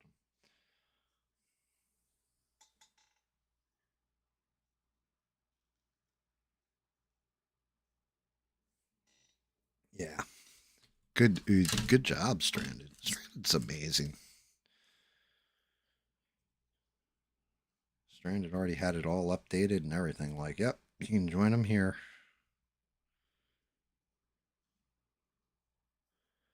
But yeah, I just it to me it's just everything's weird with it. Like people are gonna come, people are gonna go. Of course, there's people that I know you're gonna lose along the way that you really. Like, I don't want to lose E-Rock. I always thought he was a good dude.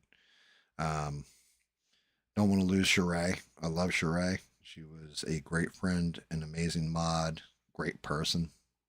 Just always enjoyed her being in the streams. And she had something come up. I still don't know what happened with Sheree. And that's I always say this, it's her business anyway, what happened to her, but doesn't mean I miss her any less.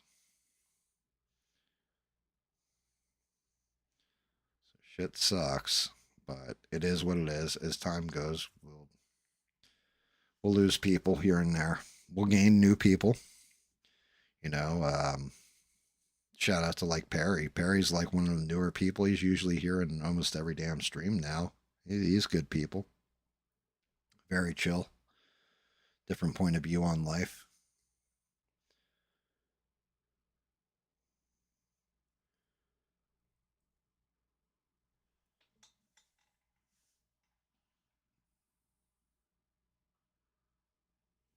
Yeah, well, that's just it. Yeah, well, it's really I'm not even teaming up with Eugene this time. When I did the Smurf intro video, that was me and Eugene teaming up. This is I'm just going to take his existing YouTube music, put it into a playlist, and then I can just have it playing in the background while I paint. And not running my gums, not talking in the mic, all that stuff. So I'm actually focused on nothing but the painting part of everything.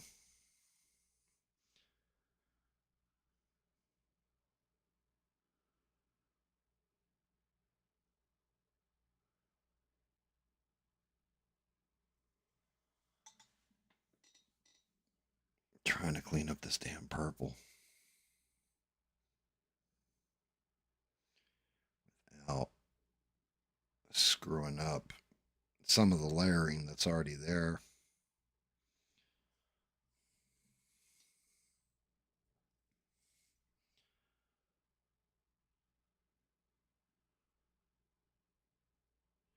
Like the shut up and paint streams, basically my whole thing is I want to get good at this, and I'm not good at it. I'm okay at painting. I'm okay at this stuff. I'm not fantastic. I'm not great, but I've seen some guys out there that put out videos that it's like, wow, dude, what a fucking paint job at the end of it, and that's where I kind of want to get to. I think some of my stuff comes out good, some of it comes out like shit. But I want to really get it where it's like, damn, yeah, GAM can fucking paint. He's gonna, you give him something to paint, he's gonna knock it out of the fucking park. And you can say I'm like rough on myself with it or any of this stuff, but reality is, I'm honest with myself about that. Just like how I was looking at this Thanos' head, and it was so splotchy, so discolored. I was like, oh, that work. I gotta go back and redo it. Same thing with like his arms, his hand, everything else was the coloring's off, so to speak. I really want it to be bold and stand out. He's got this little peanut head. The rest of his body's all nice and huge. That damn little peanut head. It would have been easier if I just did the one that had the helmet on.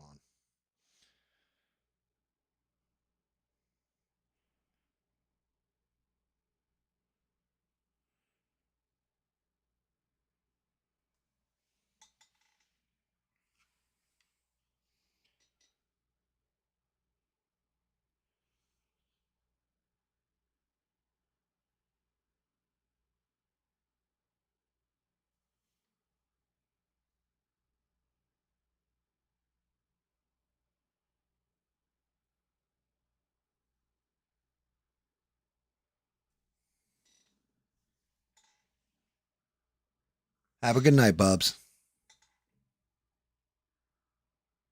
So yeah, man, that's one of those things I put in the description. So I'm watching this interview with Marco Rubio, and the main reason why was because I wanted to see if they talked about the age of disclosure, how he's in it, and everything. And sure enough, it was the first thing that was brought up. And he explained that the interview that they used in Age of Disclosure, he didn't, the way they frame it in the movie is, well, he's the sitting Secretary of State, which Marco Rubio is. Yeah, when he filmed that interview was 4 years ago when he was just a senator. So I was like, yeah, that's not deceptive at all. Like, you guys made it seem like one of the most powerful people in our government is actively talking about investigating this stuff. And he's like, yeah, I find it to be important to look into, but, I don't find it to be the utmost importance, like the most important thing, like they kind of edited it in the movie to look like. He's like, I think it's an important, UFOs are an important topic, but I don't think they're national security. Like, we need to find out right now. So it was cool, but disappointing all at the same time.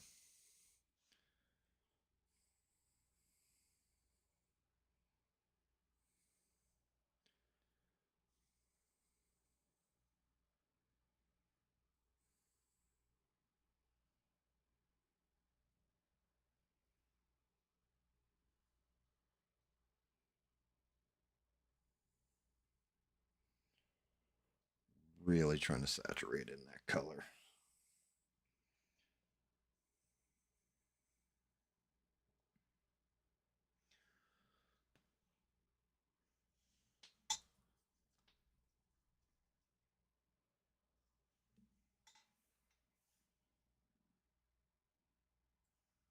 Godfather and Scarface.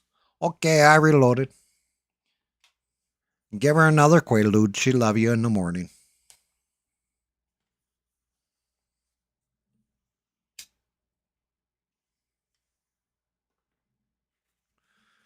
I mean, that could be an interesting one. I would definitely another movie I'd watch because I know some of you guys have seen it, but not all of you. Would be Sisu, the first Sisu movie. That's definitely one I would like to watch with you guys.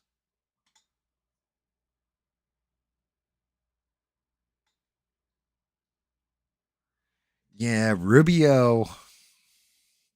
I think a lot of the Venezuela shit is Rubio. There's a whole thing with Venezuela and Cuba. That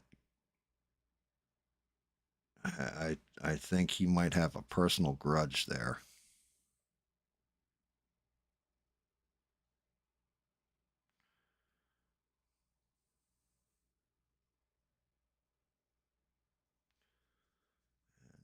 That's it's definitely worrying.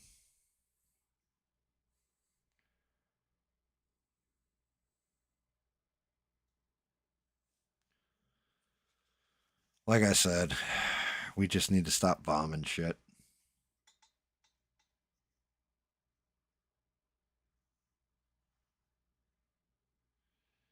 Never saw what? The Godfather or Scarface?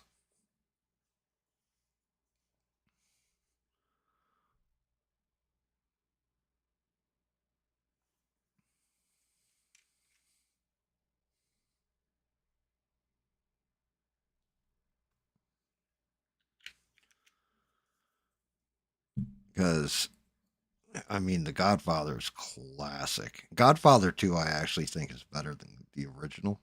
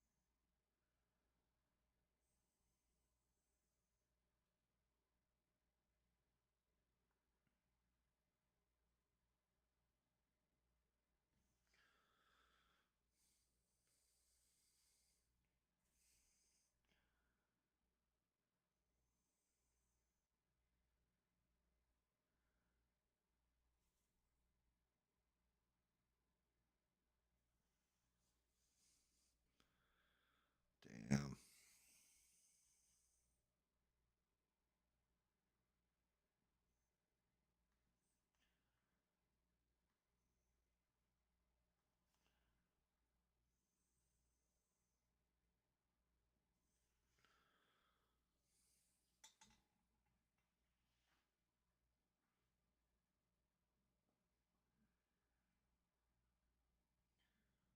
Oh, Sisu? Yeah, a lot of people haven't seen it. It's it was definitely one of my favorite movies in recent memory.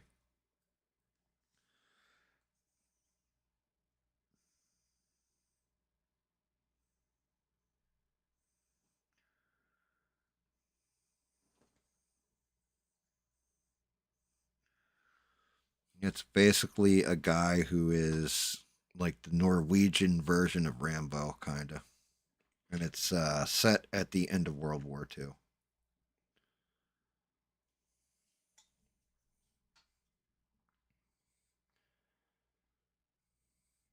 And yeah, I agree. I like Goodfellas better than I do Godfather. Me personally, I'm right there in that same boat with you. Or like Goodfellas better than I like The Godfather.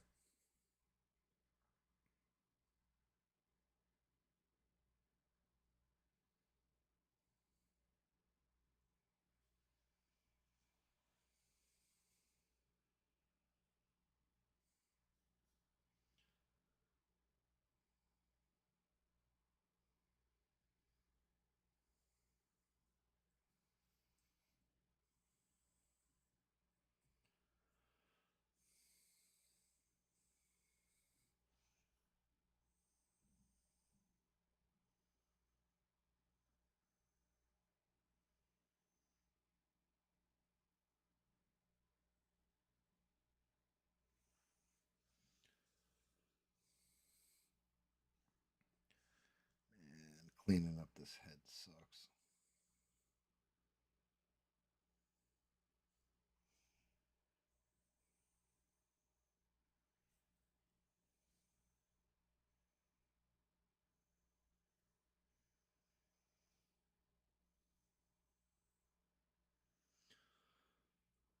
Trying me get that shading back into it before I go back over it again.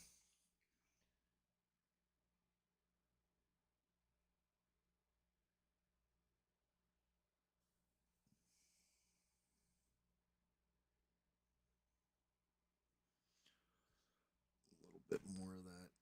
Which purple was it? This one. A Taxi Driver with Robert De Niro. Taxi Driver with it. I don't know. Like it's not bad. I just don't know that it was great. Like there's a lot of people that's like what's the other one? The Dustin Hoffman one. Yeah, I'm walking here. Urban Cowboy. Kind of like they're classics. You watch them and you're like, oh, okay, I see why this is a classic, and then you just move on from it. Like Taxi Driver has the whole what you call it scene to it. The whole, are you talking to me? Are you talking to me? It was all right.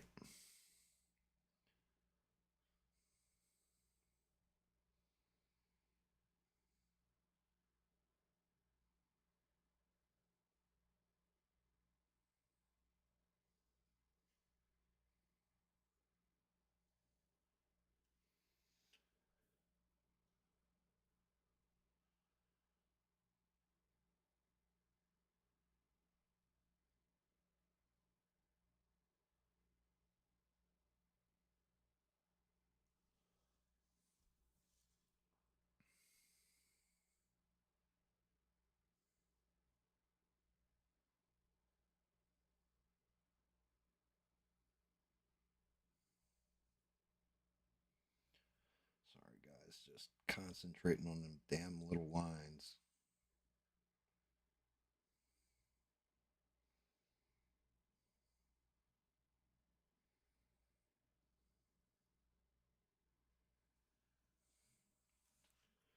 Trying to get old Peanut Head here in the shape.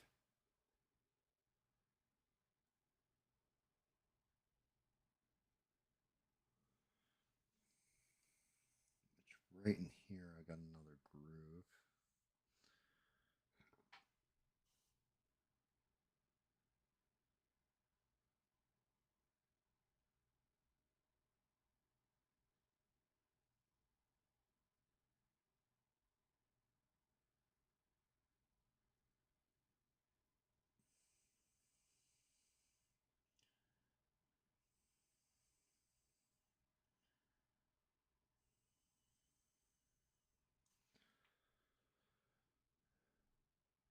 I gotta be careful. I'm gonna start painting him like he's Kratos.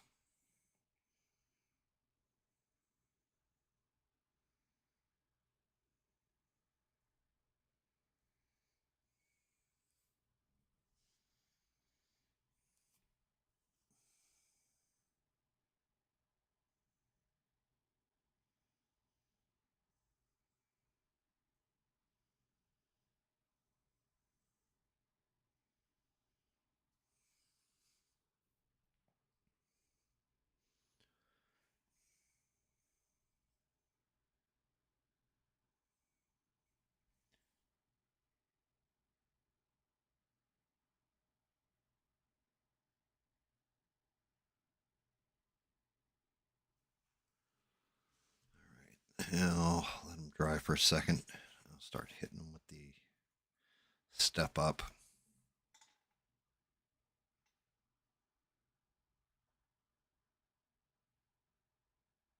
Emmanuel. Oh my God. I remember when I was a kid, and I'm sure you guys were like this too. You would get those movies that would come on like Skinamax, and it would be scrambled on your cable box, and you'd be able to find like just the right channel where it wasn't completely scrambled. Like it was still scrambled, but you could still make things out and watch stuff that way.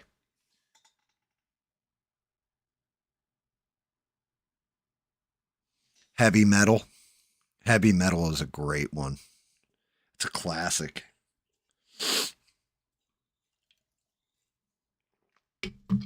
The story of the Loch Nar.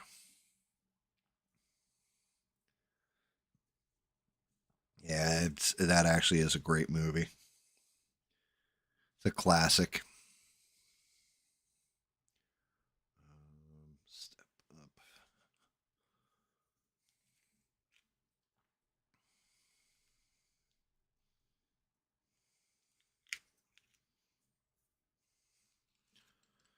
Hopefully, come on. Where the hell's the right brush? Here it is.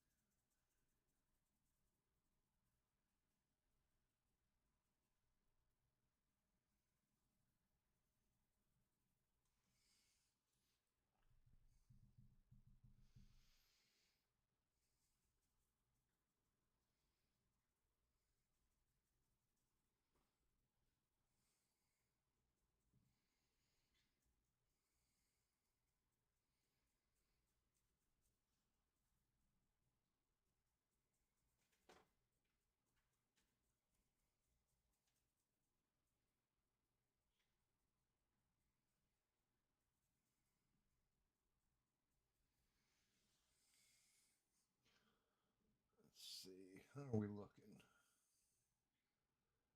Yeah, I think that looks a lot better.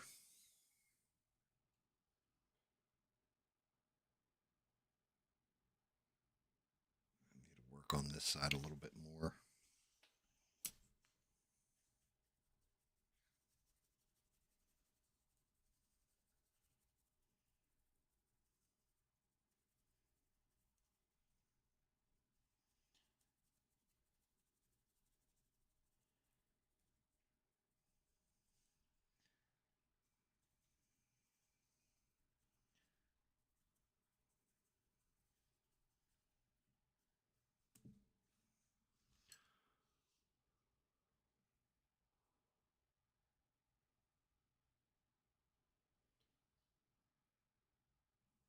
I'd definitely say it looks a lot better. A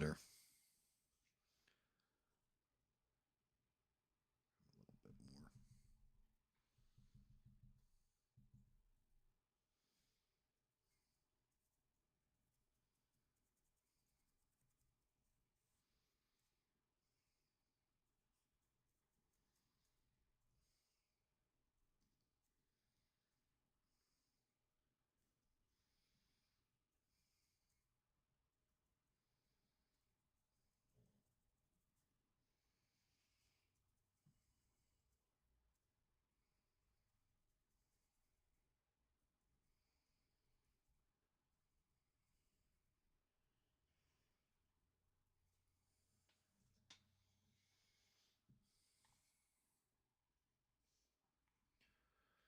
All right, it's reworked, but I still want to fuck with this lip.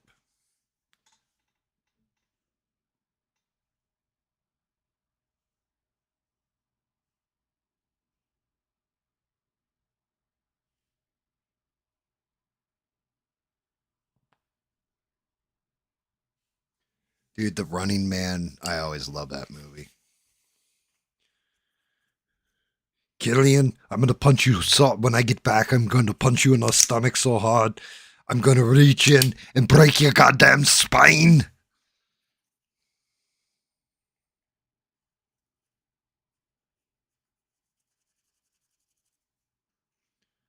Well, that it. Hello, sweetheart.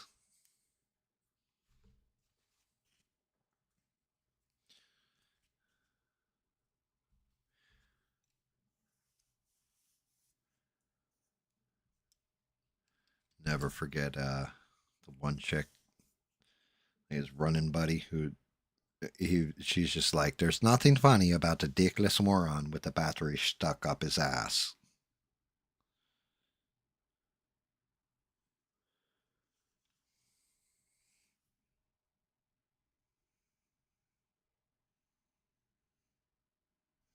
They just remade that movie too.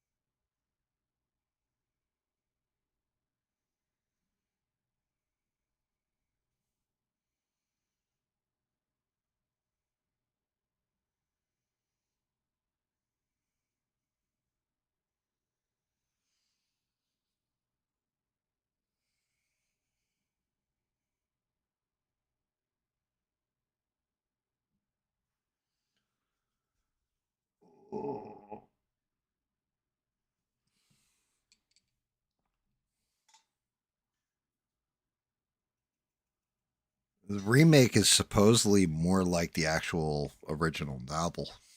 I haven't seen the remake yet. I had no desire to watch it. I don't know. I love my Arnold Schwarzenegger version.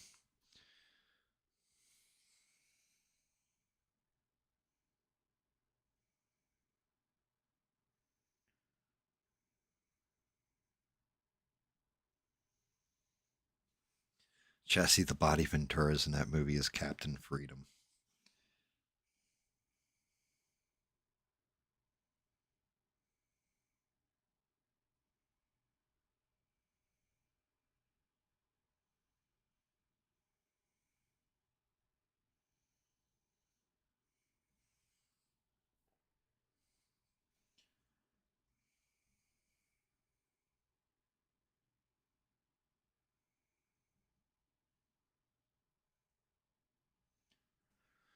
Oof.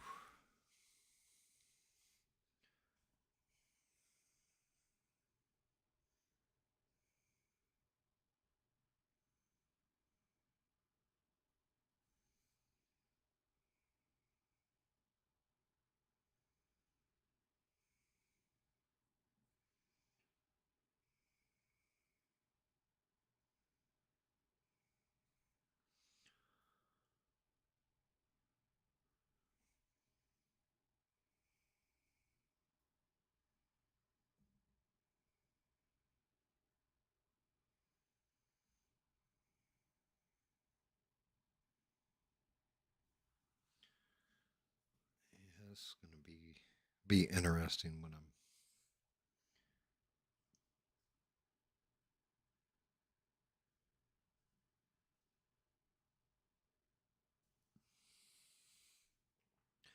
trying to find like all the veins in this damn thing and all the undershadow tones and all that. What a pain in the ass.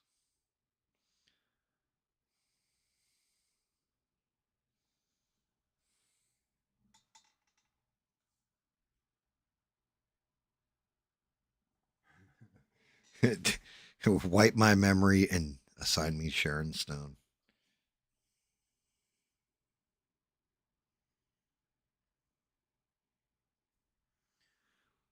Sharon Stone got famous for exactly one reason.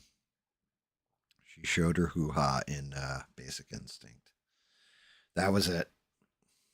That's the only reason why anybody even remembers her name.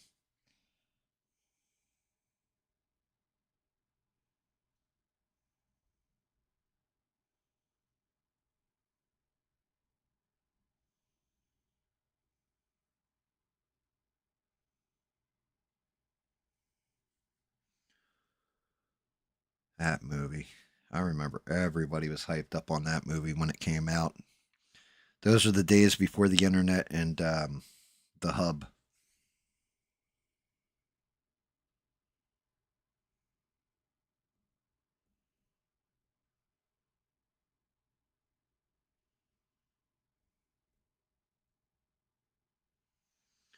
Before there were only fan models, you had Sharon Stone in Basic Instinct.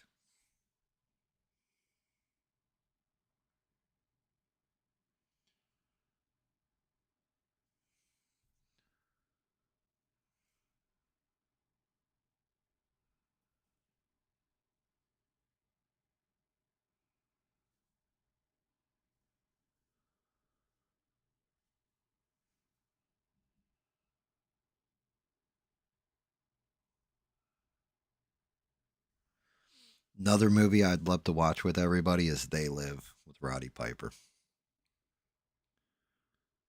I actually showed my daughter that not long, well, 2, 3 years ago now at this point. Man, she was like, holy shit. I'm like, yeah, just think this is like back then and it's still relevant now, if not even more so.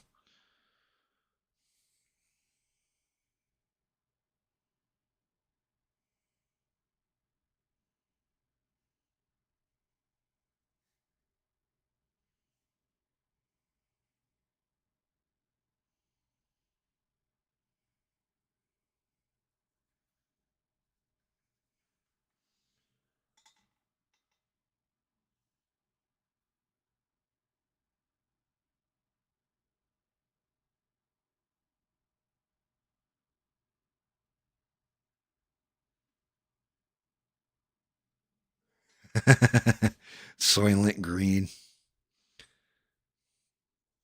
I mean, what's cool is anybody who grew up in the 80s, like early 90s, into the 70s, right in that time range, we got to go to the video store.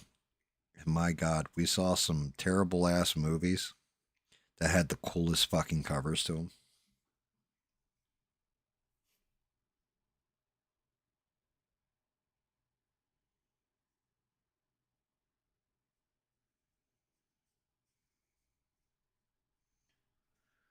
I mean, do you guys remember the cover for like Death Stalker? You're like, oh, this is going to be a badass movie when you're a little kid, and then you see it. Or Chud, cannibalistic humanoid underground dwellers.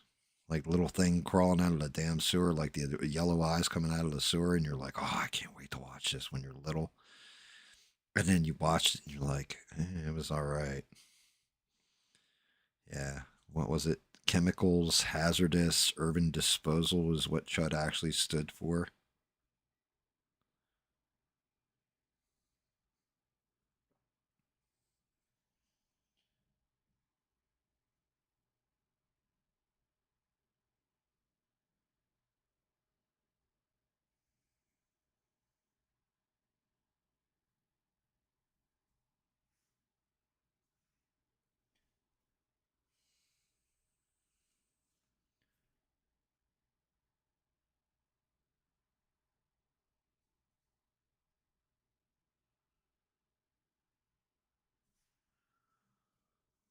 All right. I got all my lines in. Yeah, I think I got them all lined.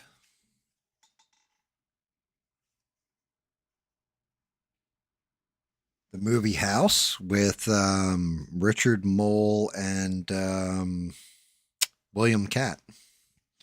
I must have seen that movie about 5,000 times when I was a little kid.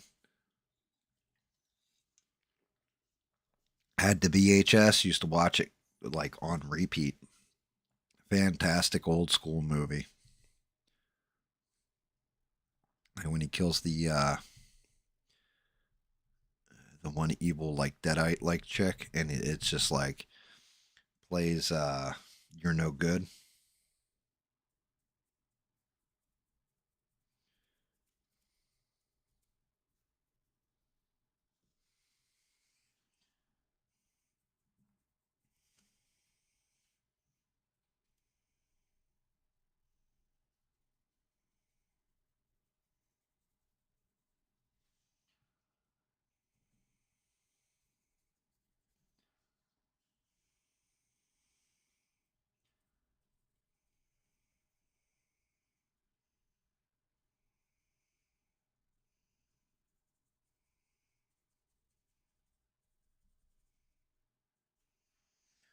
Used to love that movie.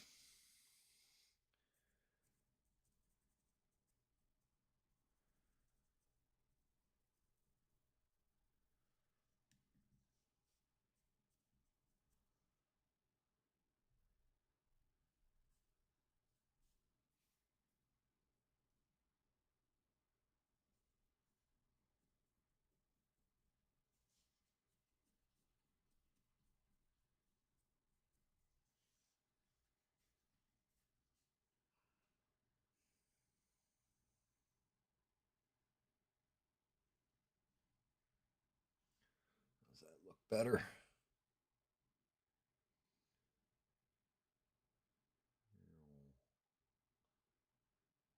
See what it looks like with the gauntlet on it.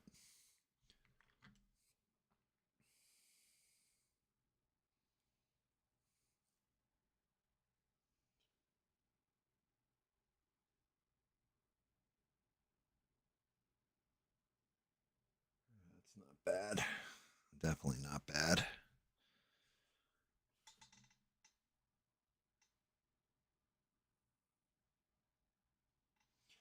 Faces of Death, I have all four.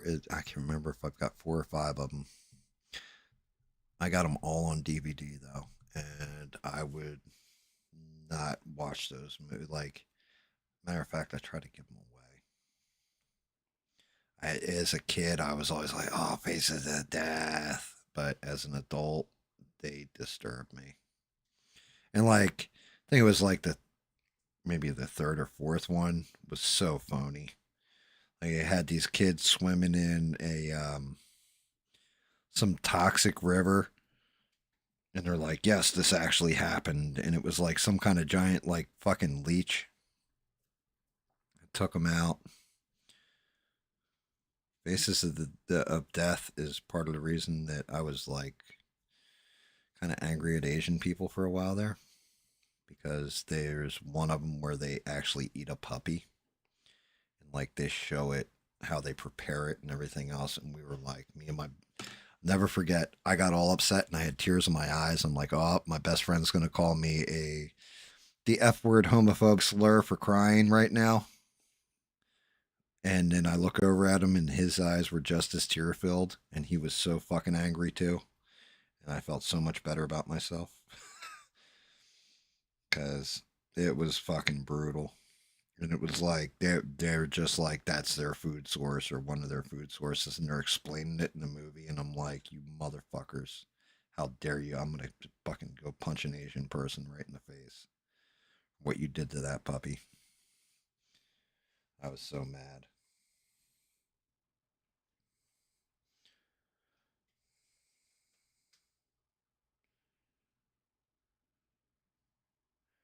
That was a step too far for us, I think.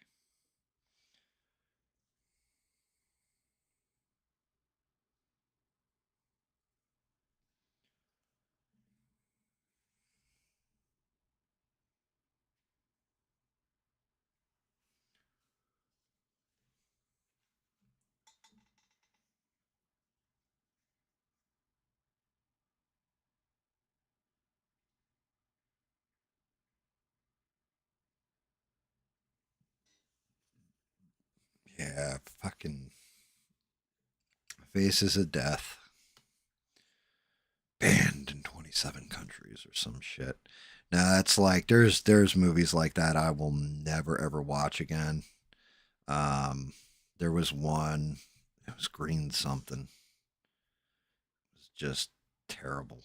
Like, I mean, awful. Oh no, that's what I keep thinking. Green something. I'm like, oh, green hell. But no, it was actually called Cannibal Holocaust. It was like the tribe and all that, and apparently, like there was all kinds of issues with it, like because it had been banned. And like I said, when you're back in the day, we all thought we were cool.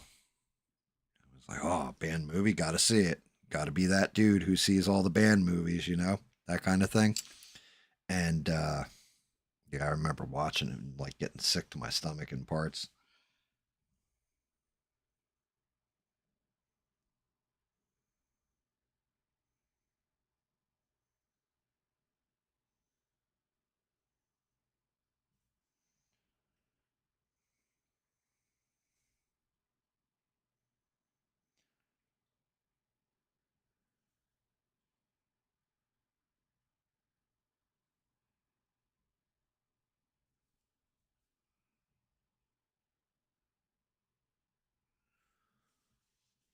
Yeah, it was like Cannibal Holocaust. I want to say the movie was called.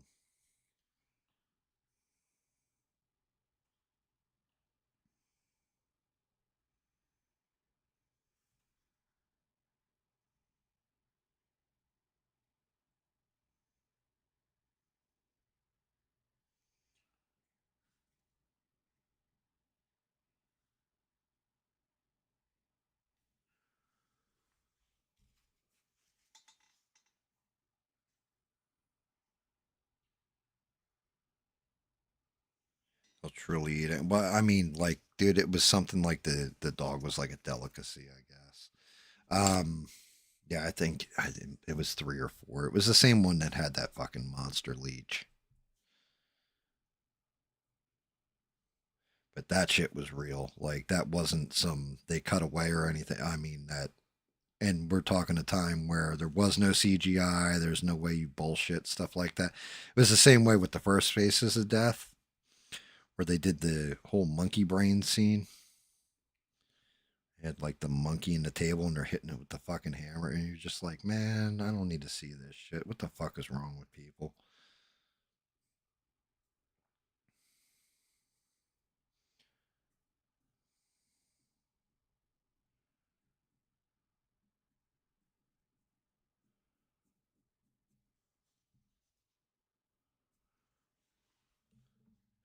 Like, if my choice is to eat my dog or starve, I'm afraid I'm gonna have to starve to death, guys, because I ain't eating my dog. Just can't do it.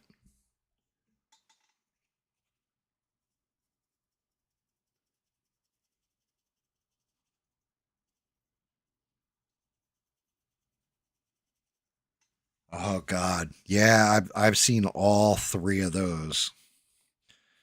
Human centipede, feed her. Yeah, like the worst was so the first one was terrible. The second one was awful, and the third one was just what the fuck did I just see? Because in the third one, they do this whole thing where it's in a prison, and I mean it's I can't remember how many inmates it was, maybe 100, but they like sew them all together, mouth to butthole. It was like I can't. I think the second one was called Second Segment, and then the third one was called like Human Millipede, something like that, or Millipede. And yeah, they just got weirder and weirder as time went.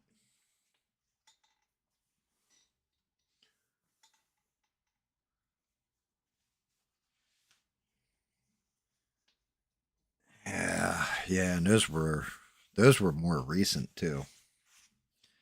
Fucking strange ass movies.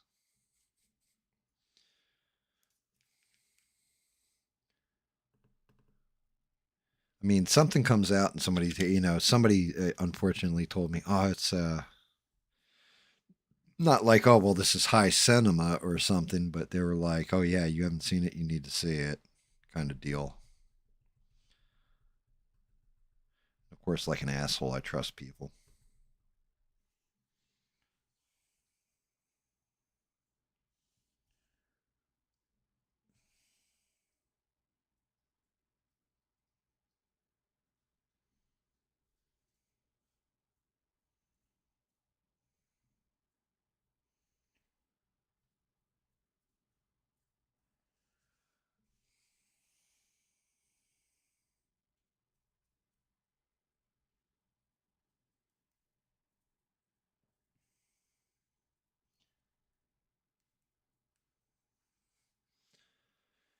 Yeah,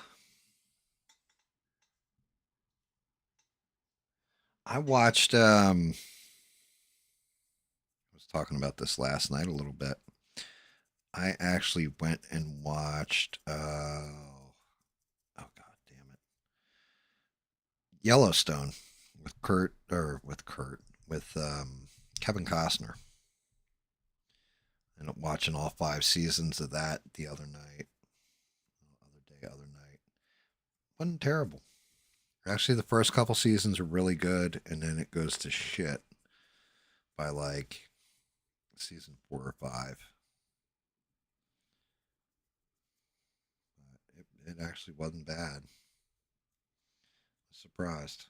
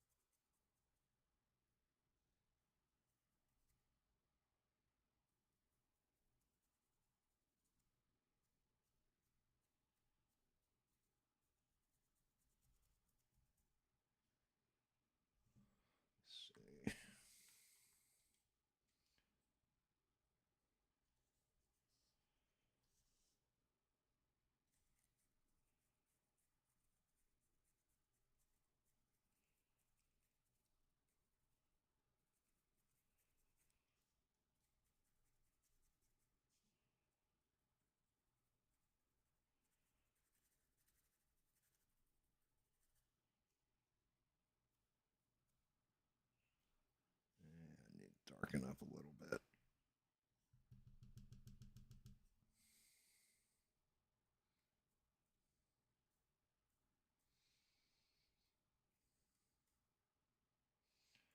There we go. That's better.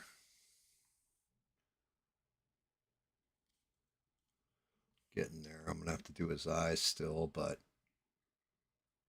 with the highlights in and everything else. Good old Space Grimace is coming out all right.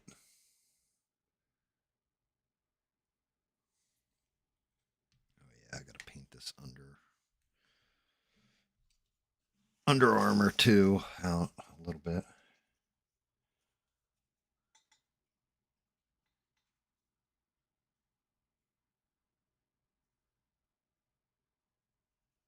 Breaking Bad went all the way through pretty well. It wasn't until they tried to do like El Camino and then Better Call Saul that it kind of got shitty.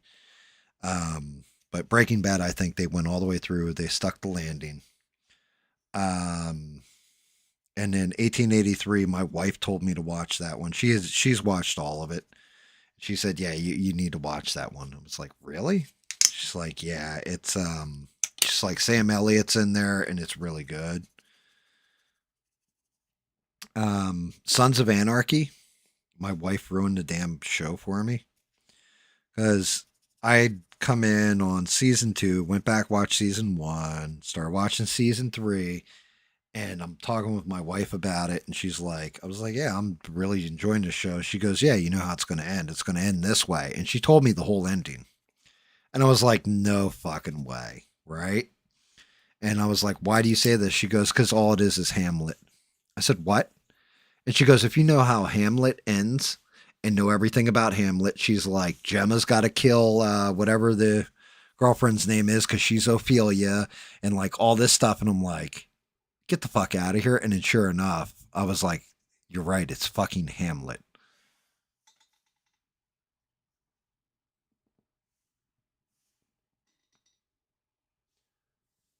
So just total kick in the nuts on that. Wife's like, "Sorry, but you should have seen it. You should have recognized that like right away." She wasn't wrong. I probably should have. Oh, I've got to put the damn stones in. Fuck. All right. Let's see what I can do with this. Oof. This one's gonna be a bitch. I need tiny, tiny ass paint. Like tiny, tiny ass brushes. Where in the hell? Even that's too big.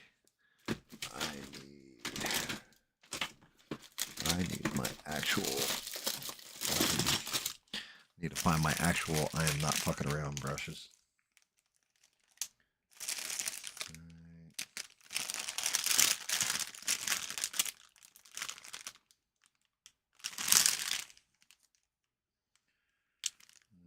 Too big, too big. I might be able to pull it off with that one. I'll keep those brushes close. Damn it. What the hell? What? Let me look in this box.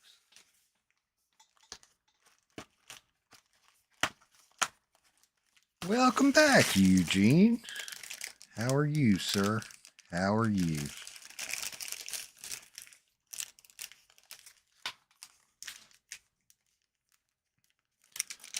Oh, these fucking brushes. It's gonna be interesting. What's up, puppy?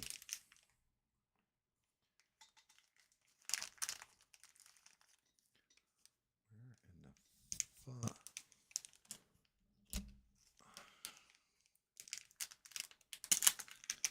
There we go.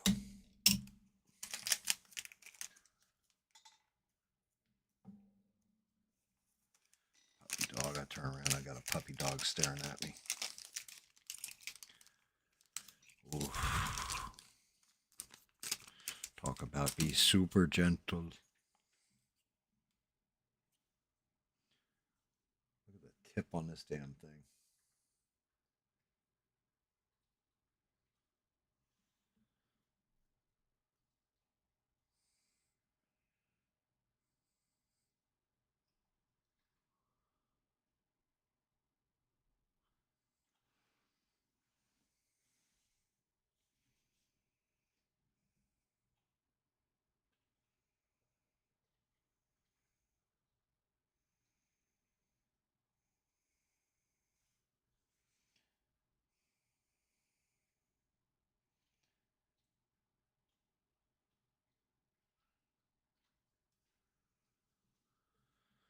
Oof.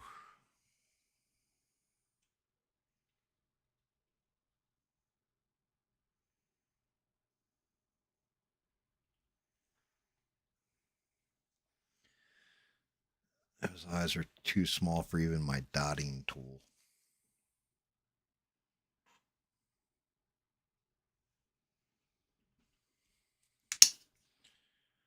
My God.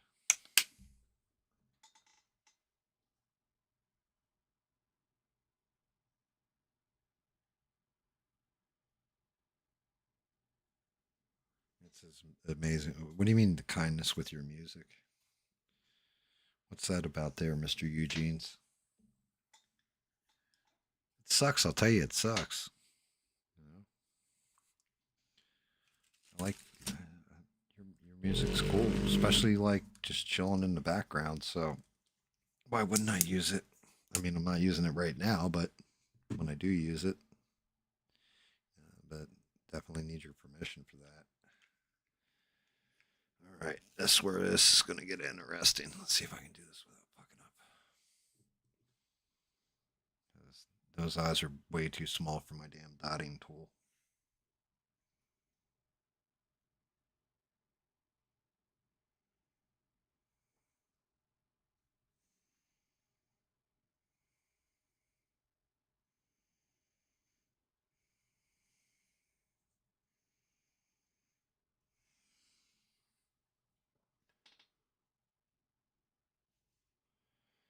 Fucking space grimace.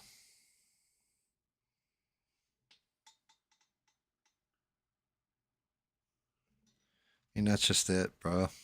Like, I don't have many people that watch me or all that kind of stuff, but I appreciate every last one of you guys. Everybody here, Eugene, is, if nothing more, they're kind. Like, even if people are just watching me to humor me or listen to me because they're humoring me, I appreciate them because it's very nice of them.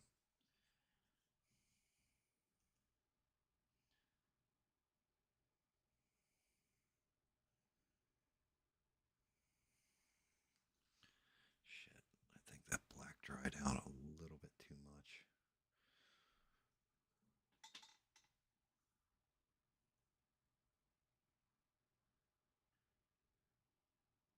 That's fair, Eugene. Yeah, you're not wrong. There's a reason why I criticize myself and all that because I do. I look at something and I can see the flaw.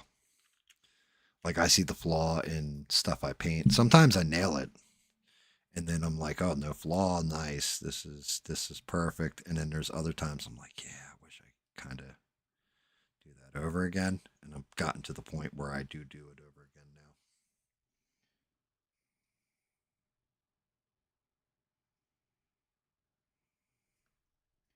Oh,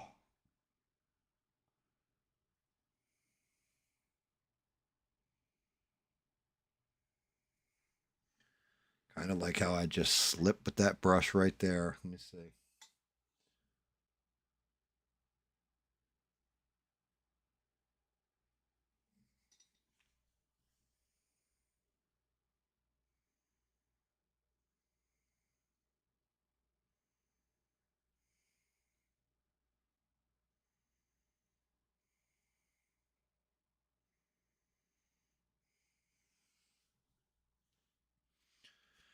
Oh, I almost screwed up bad. Real bad. Eyes.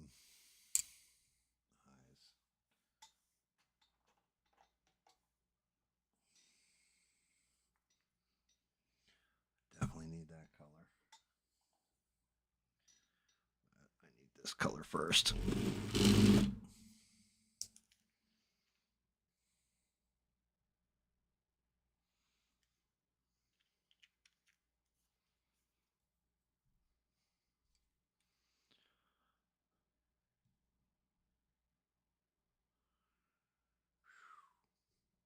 Want that much pigment on there.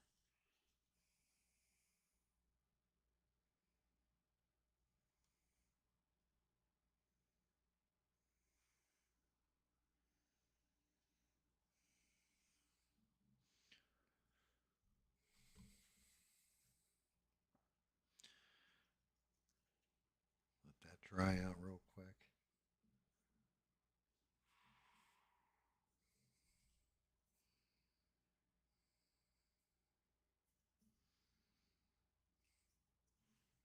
One of the other brushes.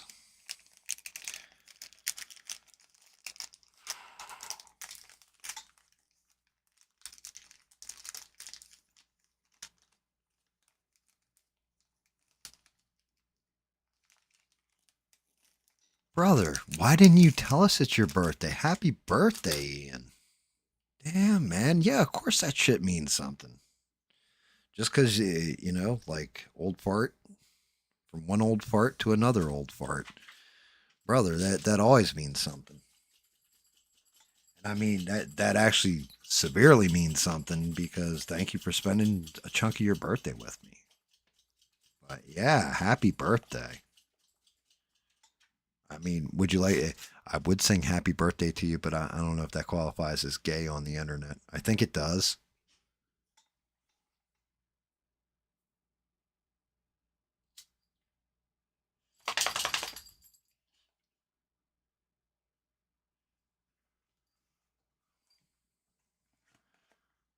Wishing you a happy birthday is good stuff. I mean, happy birthday, brother. How young are you?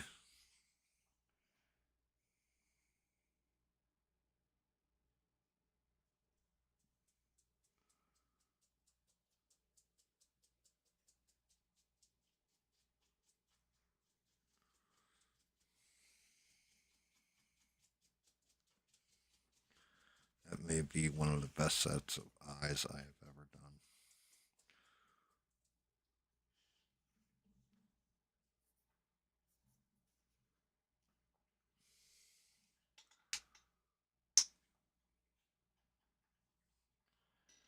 Man, that is a kindness that I can never repay, Ian.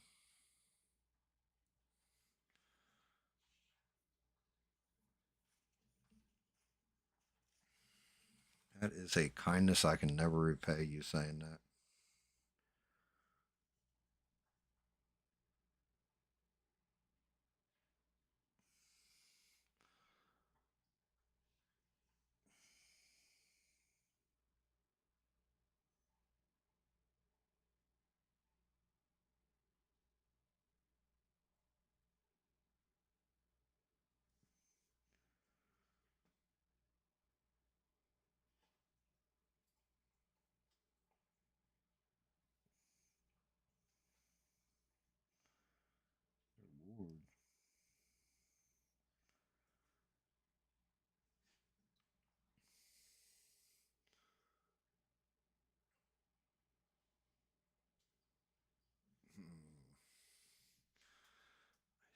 Think.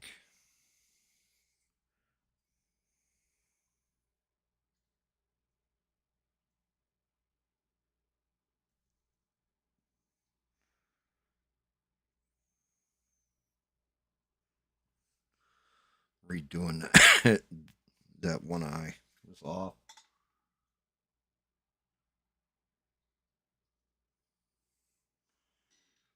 Yeah, but stranded, you know, it's different.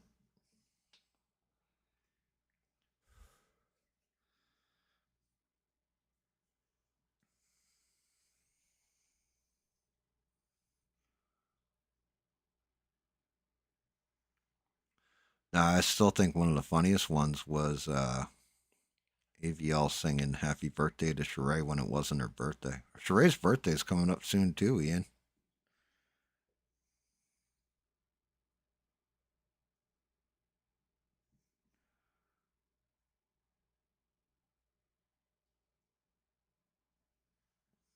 I can't believe. Yeah.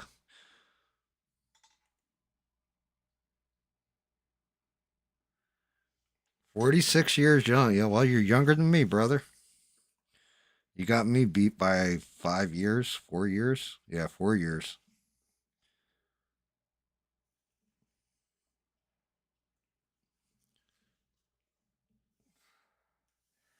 Um, my great grandfather, he lived to be 103. On his 100th birthday, because he was the oldest person in this county, the local newspaper came out and did an interview with him. And they asked him, out of all the things he'd seen, because he'd been alive for a century, he got to see street lights, like electric street lights installed. He got to see the rise of cars. He got to see, um, like airplanes, like the whole 9 yard. Like he got to see everything evolve. And they asked him, out of everything, what was he most surprised by over the past 100 years?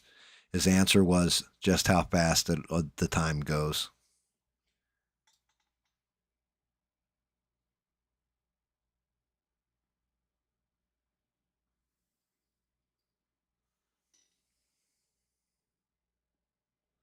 Just how fast the time goes. Man, what a true statement. It's hard to believe looking back that we were all kids at one point in time, and I mean like little kids. Hard to believe we were teenagers, made it through that. Hard to believe you made it through your 20s, your 30s, your 40s. Now you kicked over that 45, right? Into 46. And it's crazy just how fast all the time goes.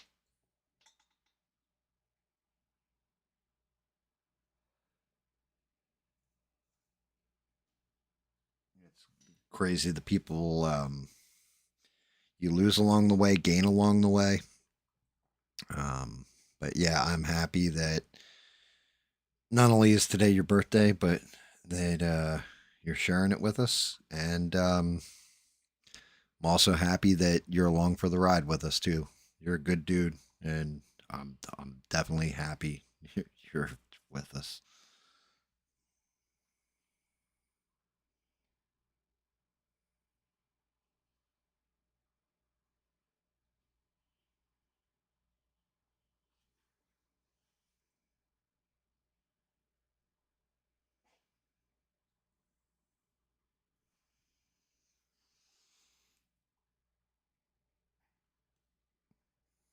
Oh, come on, White, don't dry out on me yet.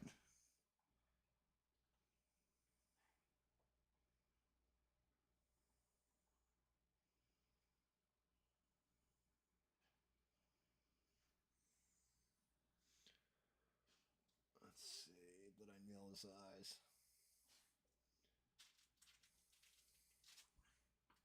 I need to hit him with light blue.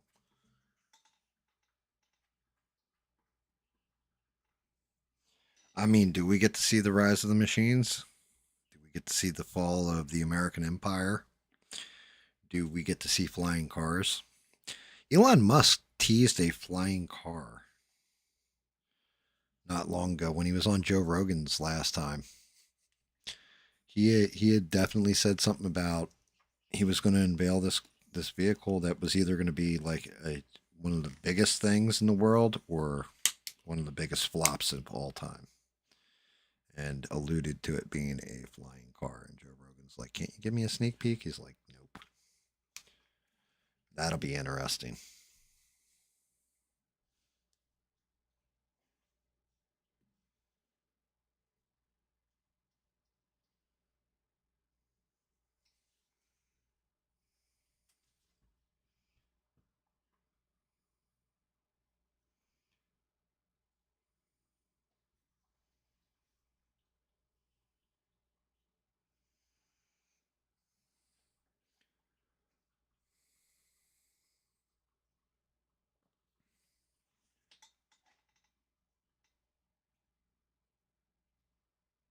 Yeah, all about those kids and grandkids.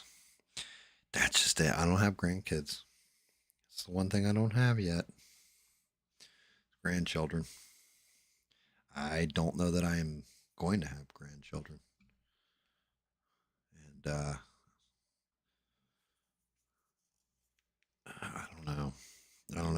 feel about that.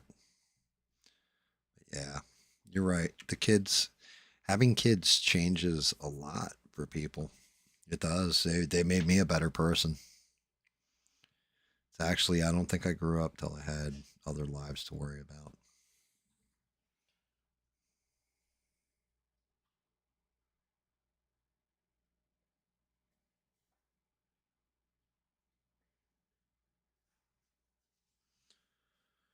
Oof.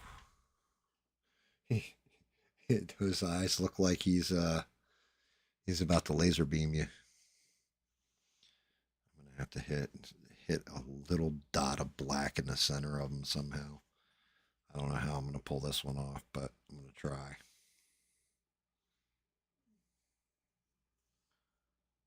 All right, dog. I gotta walk the dog here in a second, guys. Matter of fact, I'm gonna go walk him right now. Switch out this brush.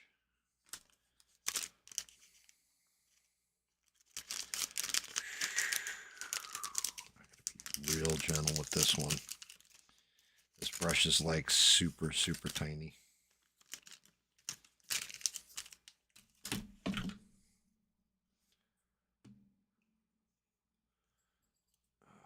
like one hair. Swear to God, it feels like it anyway. And I just need.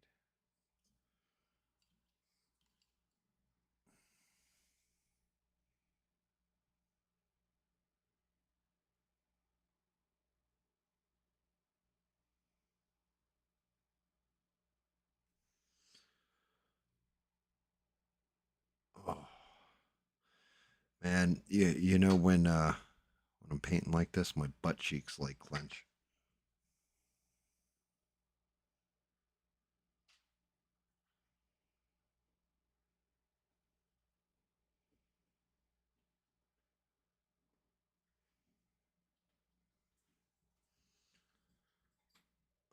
Let me see.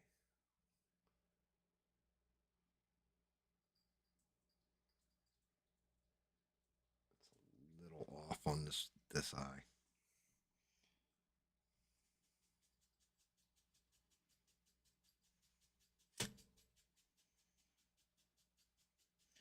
Actually, I think I got it.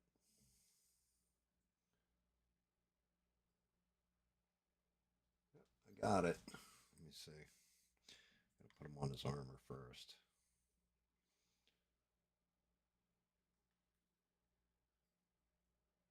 Yep, there we go. I just gotta clean up the lips, make them a little off color.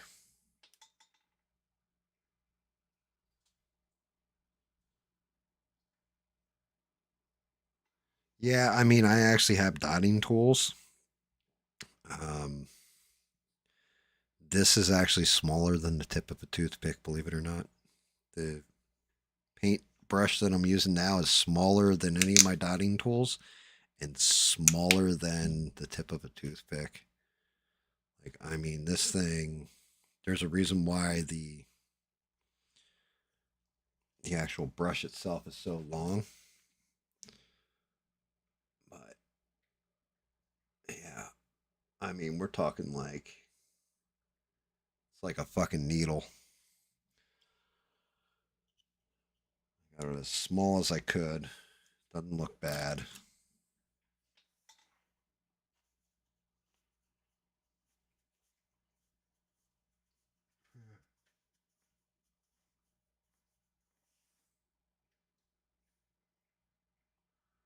My son-in-law, dude, that one kid is retarded and useless as tits on a bull, as the old expression goes. I mean, I guess he's a good kid. Could be worse. I could have gotten a macho douchebag that I would have had to beat the shit out of. But yeah, this will work too, I guess. Damn. Give me 1 second, guys.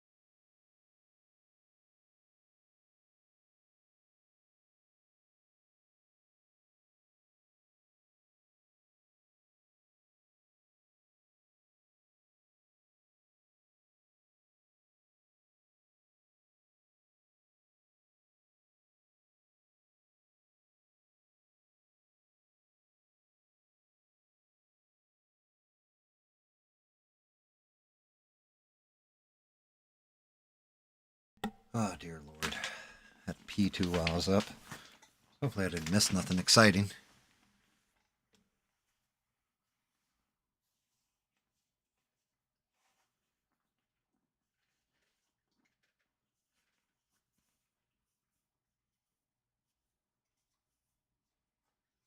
Yep. Eugene's 47. He's getting older. What's up, Beans? How are you?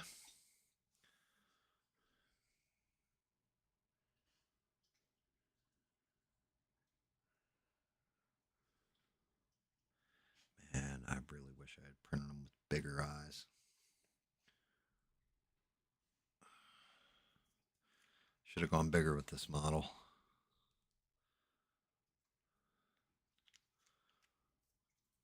Let's tighten up these lips.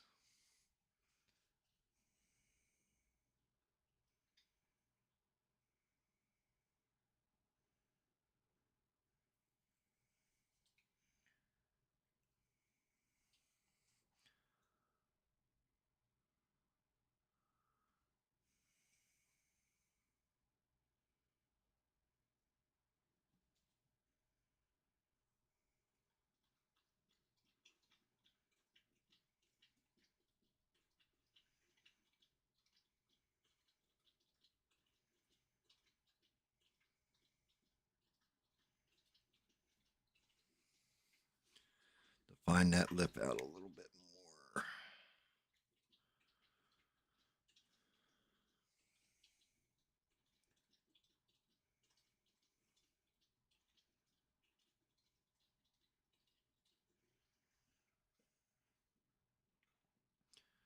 Hopefully that's still tactile at all.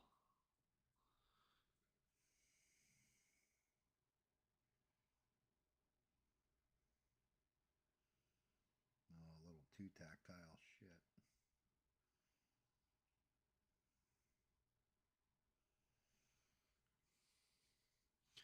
Not good. Fucking brush. Brush got funky. Like a monkey.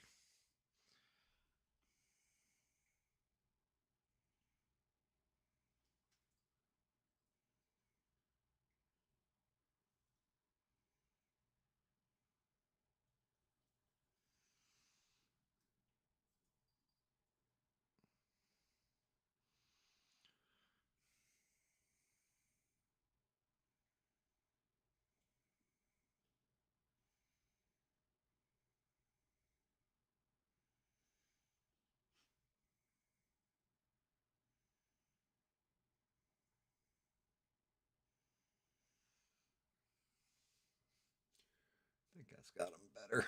Let's see. What do you guys think?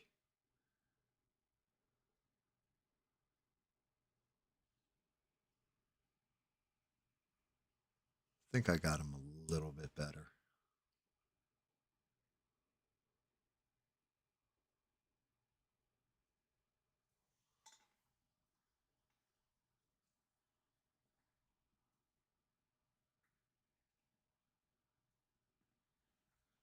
Yeah, that sounds like typical Beans right there. Yelled out FJB and streaked around the room. Did she like was she wearing a feather duster that was strapped to her backside when she did it? Because if not, that's not classic Beans. That's new wave Beans. You know, tuna factory, be respectable Beans.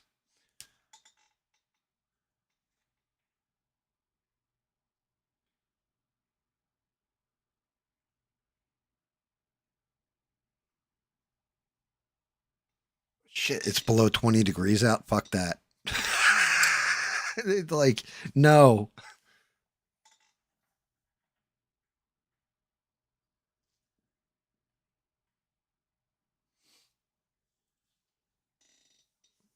Damn. That's jacked, Eugene. They should give you your fair share. That's not right.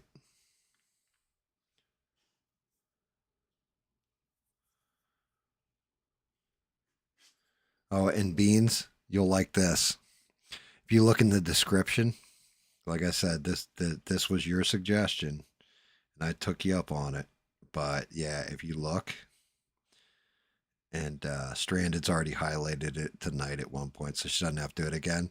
But if you look, I put in a toss your coin to the Witcher. So there you go. I've taken your advice. Finally, you and Sheree, you guys told me to do that a while ago. I finally did it. Oh shit! I'm like, why doesn't that color look right under his armor? Because I'm painting in the wrong color. Fuck. That's what I get for running my gums. And that's why I got to do a shut up and paint. I can't believe I just did that.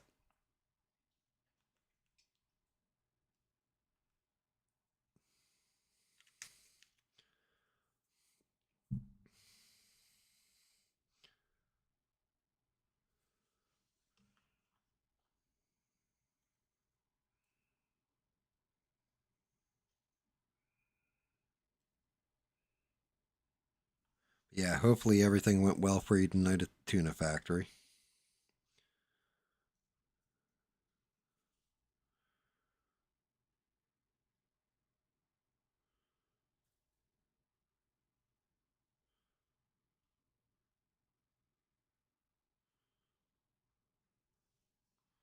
I want to go in there with a darker purple, actually, now I'm looking at it.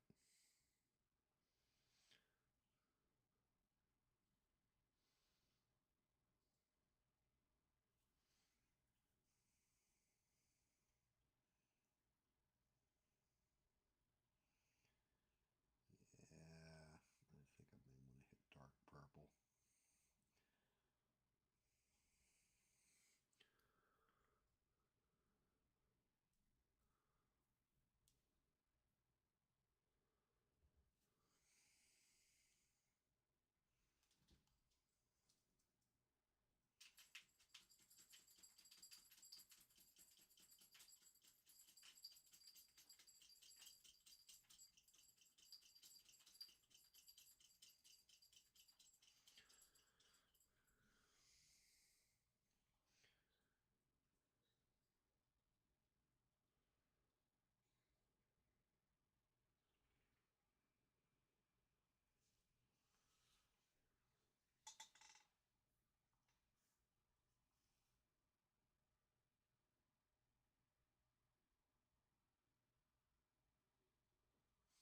Hashtag see like.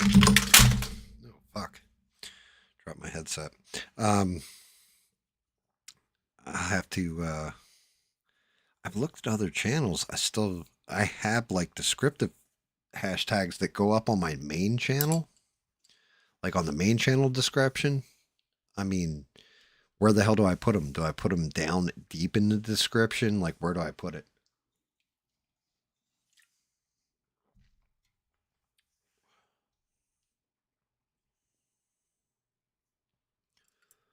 It's not like I wouldn't do it, but I'm not even sure where to put them, if I'm being quite honest. Because when I first set up the channel, I had to pick all kinds of different hashtags.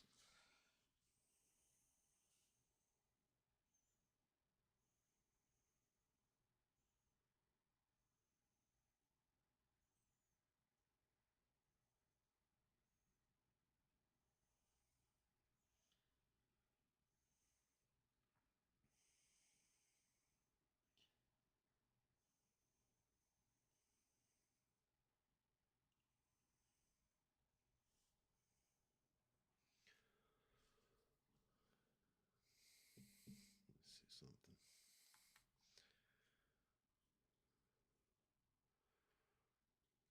Okay, yeah, that's much better. I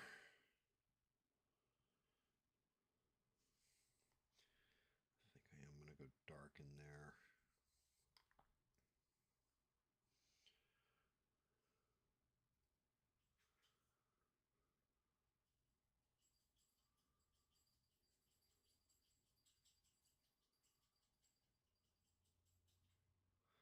Definitely want to add more gold to that.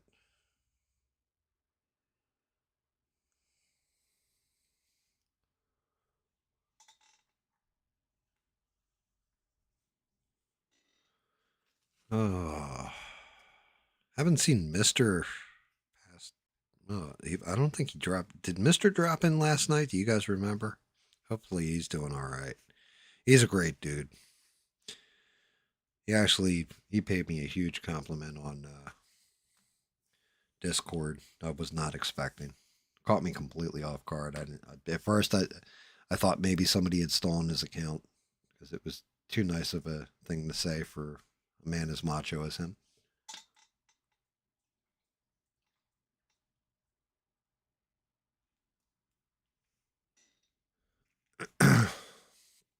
Oh, hashtags. Yeah, I was saying. I do they go in the description like where? Because I definitely had to put them in at one point in time. And there were like there's one that has it like entertainment and painting and a bunch of other shit. I just don't know where I had put them.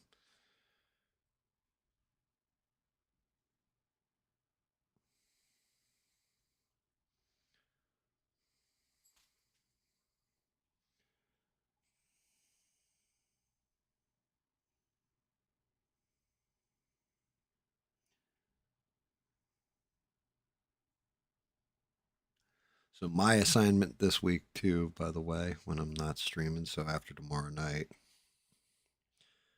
got to hammer out another print. I don't know what I'm going to print next, but also to figure out how we can watch movies on YouTube all together, like it's a live stream, but have it where it's an invite only thing.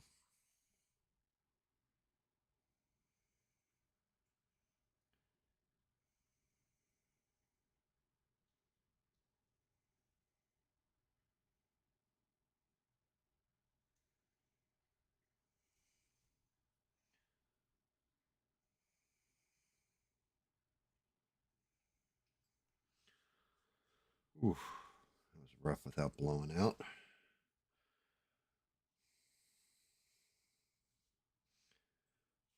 Clean up this band a little too while I'm here.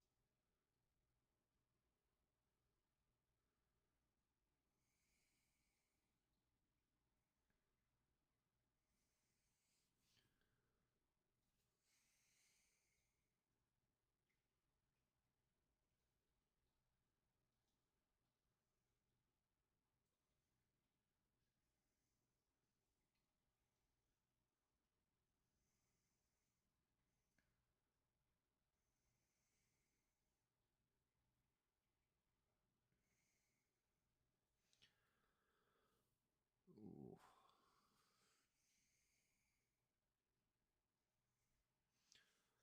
all right, that's all touched up.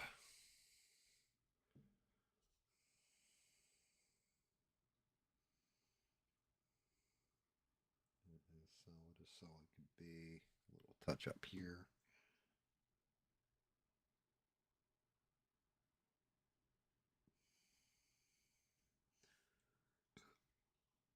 Oh goodness.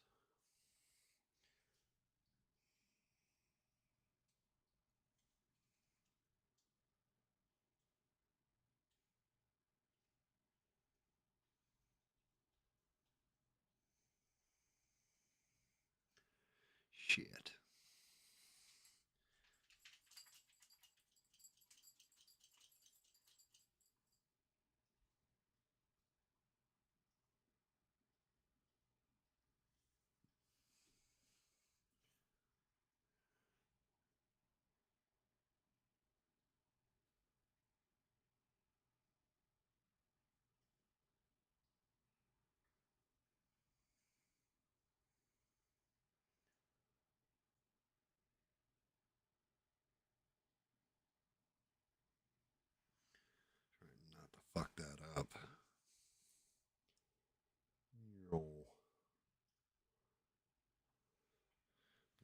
hit every angle of it because I didn't the first time.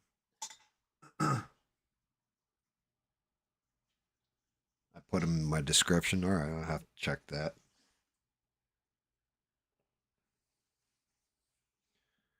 Oof. All right, breathe. Now I can actually like exhale.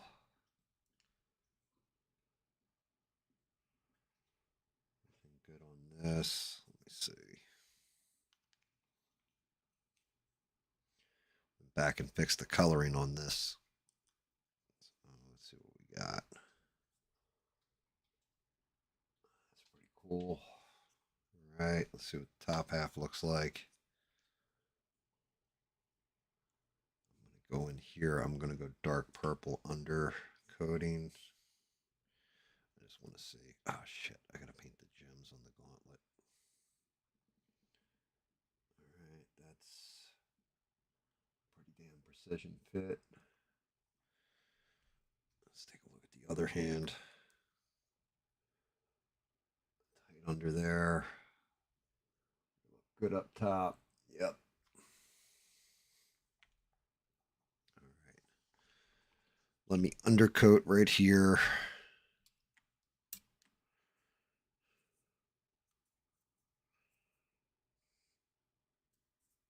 Damn, I love this brush too. It's all blown out. Cheap ass brush, but man, did it serve me well.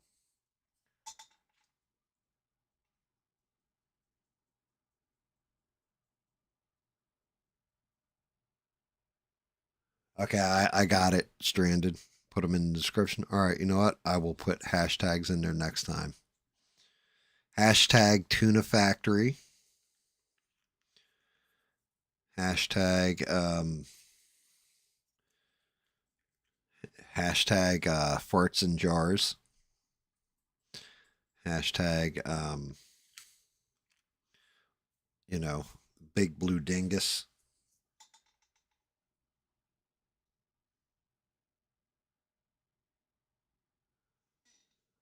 What other hashtag should we put in there, guys?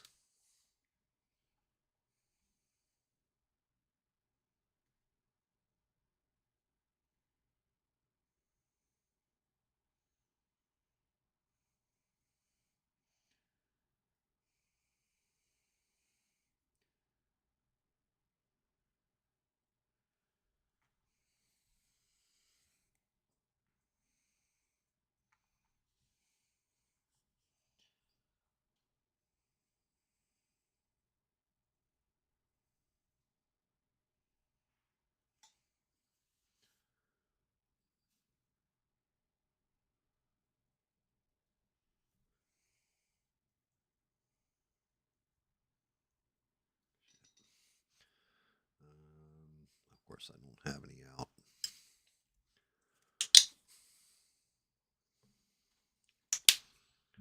Should loosen that up just enough.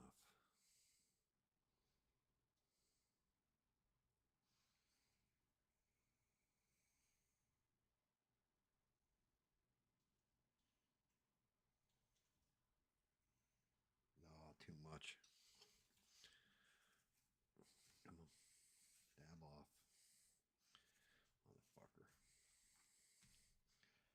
motherfucker, motherfucker, motherfucker.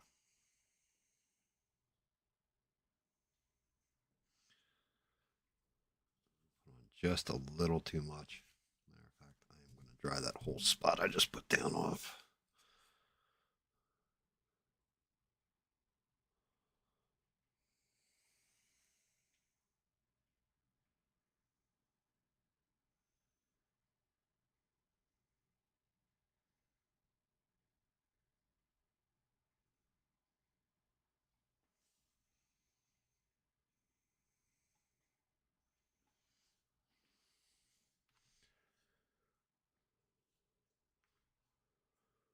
Oh boy, that was almost a boo boo.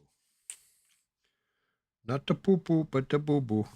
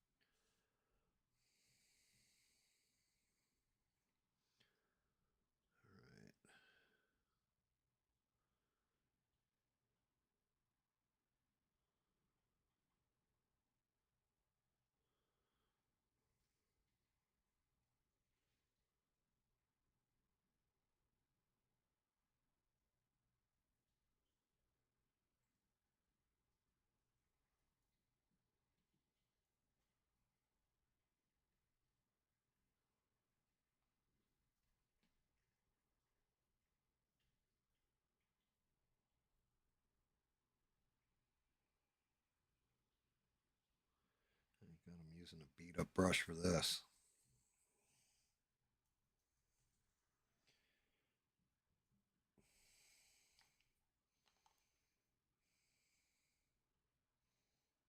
Yep, that looks about right. Okay, let me fix this spot on this arm. Shit. Now, that's one show I would like to watch the whole show with you guys sometime. Fucking fantastic show, The Wire. I think that might be the best show ever made because beyond anything else, they stuck the fucking landing on it.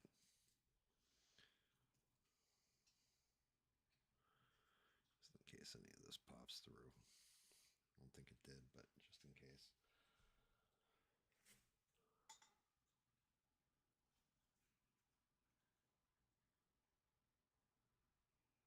Hashtag woo woo. Hashtag nipple piercing. Hashtag hashtag Smurf's Amazon butt plug collection.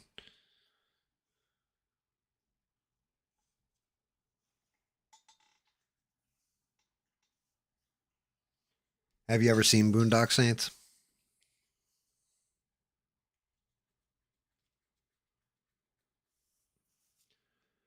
I mean, I don't know if you've ever seen it or not. I'm just curious. I want to see how this looks when it's all slotted together. Pull Thanos in.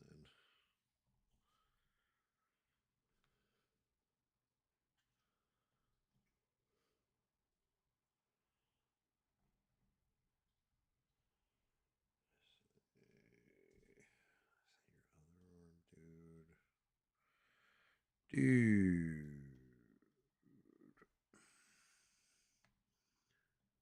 Come on.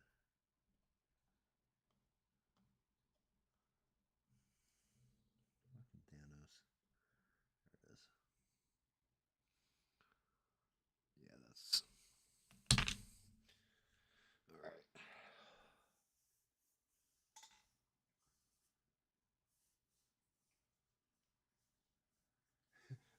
Hashtag watch this shit. Hashtag we pity the fools. How about hot? We'll put in hashtag hot midgets so we get the like freakier people in here.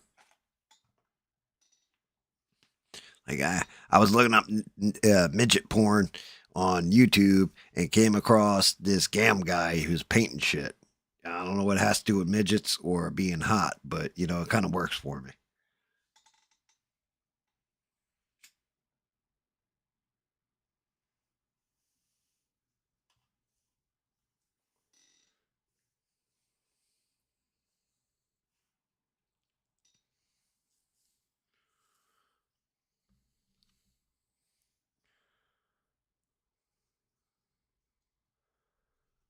All right, let's see.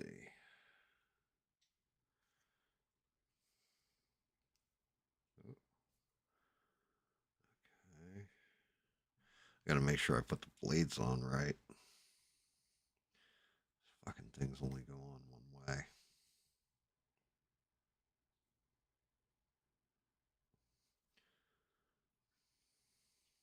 Yeah, that's the back blade.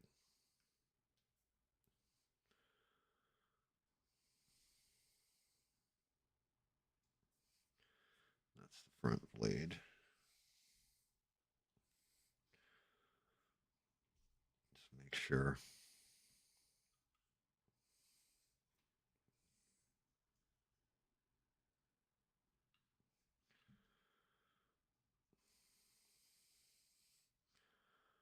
Yeah, that looks correct.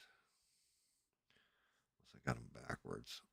Let me see which way the blade actually faces.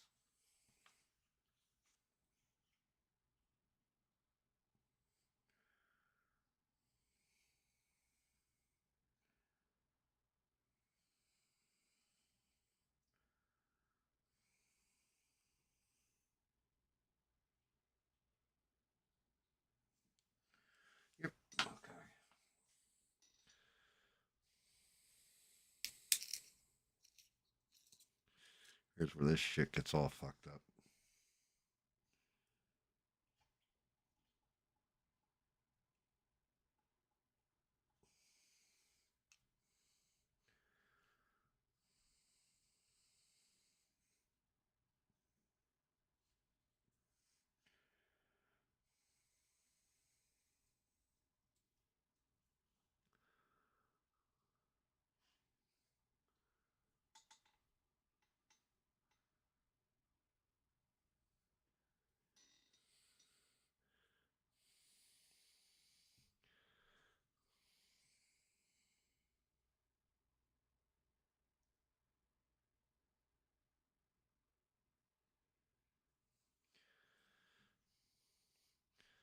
Hashtag. What other hashtags could we come up with, guys? Oh, come on. Get in there.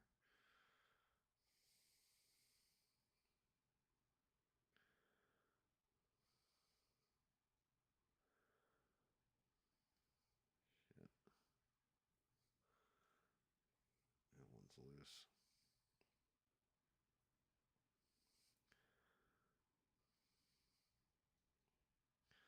Hashtag don't break it.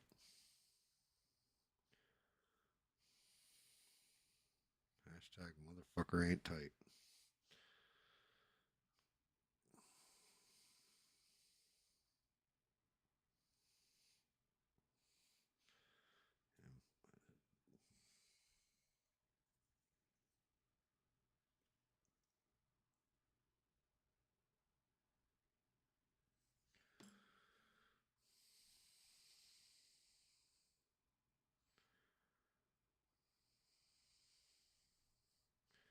Hashtag don't fuck this up.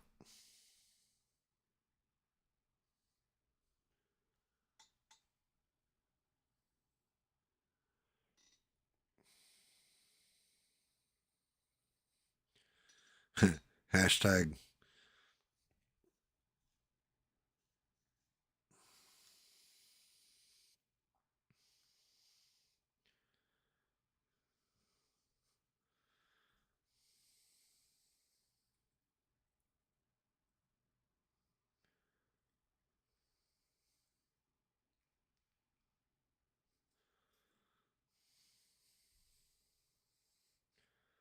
This works.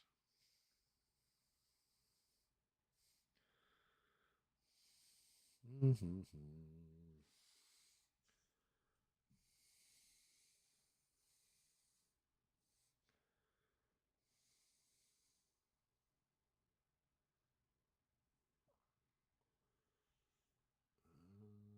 Yeah, that looks good.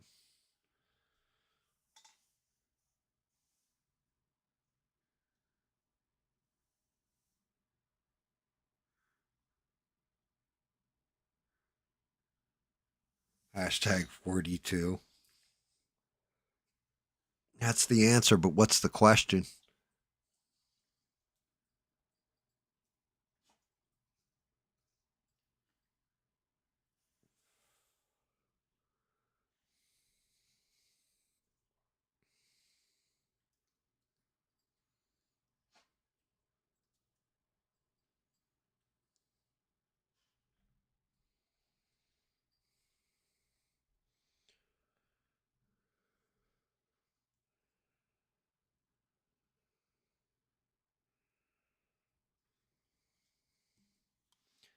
Shit, I knew I forgot to do something.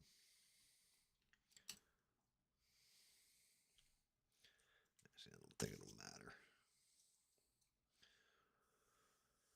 Um, I need to knock out this glove. All right. Let's see what the glove looks like.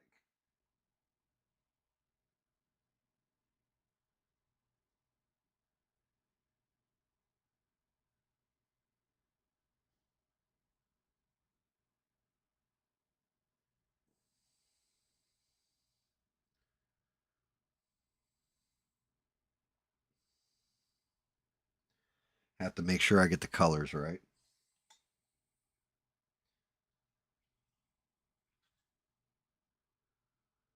Green, purple,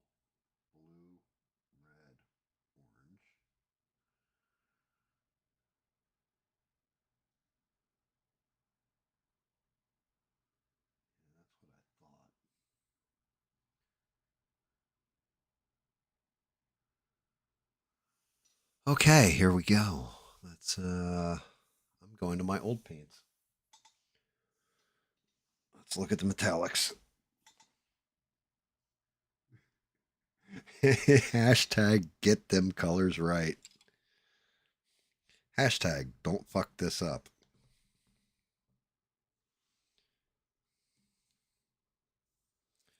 Actually, this is going to be interesting because I got to glue everything together one shot, basically. I can't just wait for one. I got to actually drop shit in. Yep. Drop shit in. Yep. Let them chill for a second there.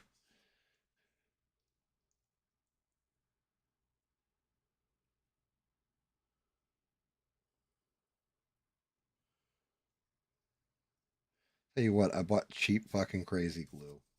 The cheap crazy glue works way better than the fucking Gorilla Glue.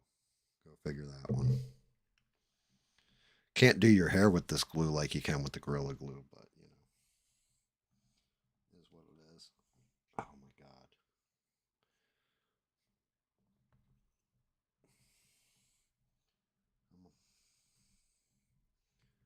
Get in there. Yeah, I have to hammer all 4 points all at the same time, otherwise it won't hold together correctly. Should I just glue the hand on there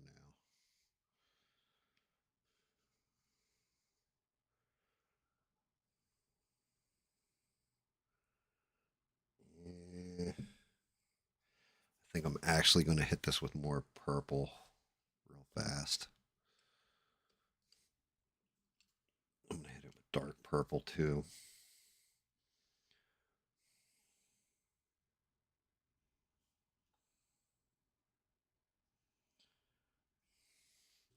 Just because I can see a little line right there around the gauntlet where the gauntlet seats. And if I can see it, it means anybody looking at it from a certain angle is going to be able to see it.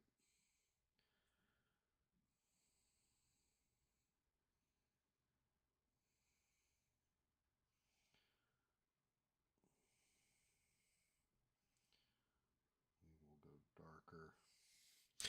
I'm not even going to rinse out the brush. I'm just going to go right to the light on top of it.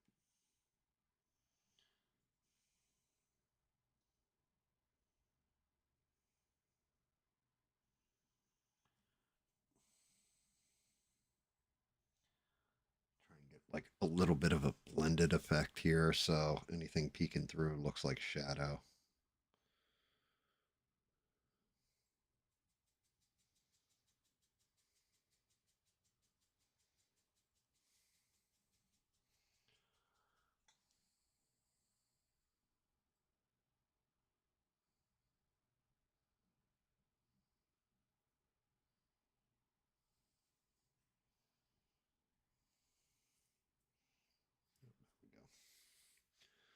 Now I can rinse the brush.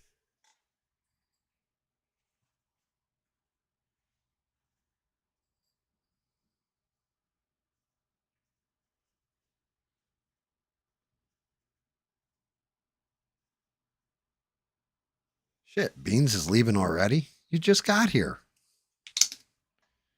The fuck? Um,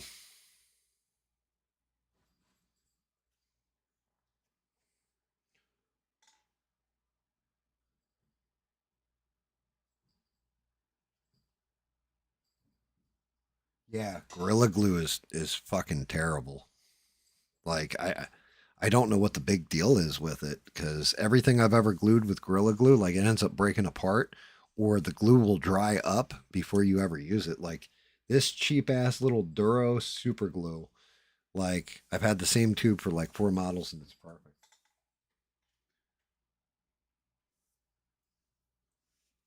Maybe that's it. Maybe I have to activate it with a with water.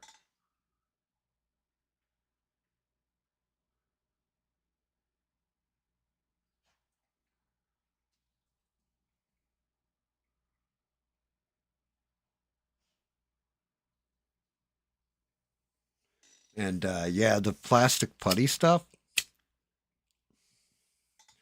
should come in handy. You're not wrong.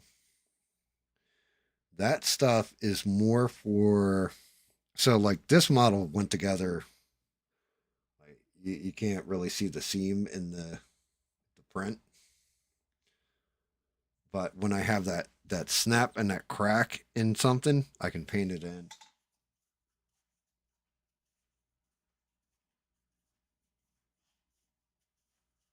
That's okay, Beans. Sometimes you just don't feel it. I appreciate you dropping in. You know, I appreciate you listening, and thank you for everything. And, you know, hang in there.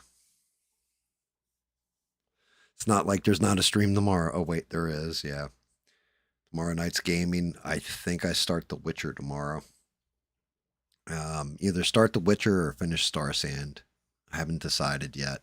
I may finish Star Sand just so I can knock it the hell out. And then, like I said, if I can figure out this movie thing, then Boondock Saints is definitely going to be the first movie we watch because there's people that haven't seen it, and I can't believe that.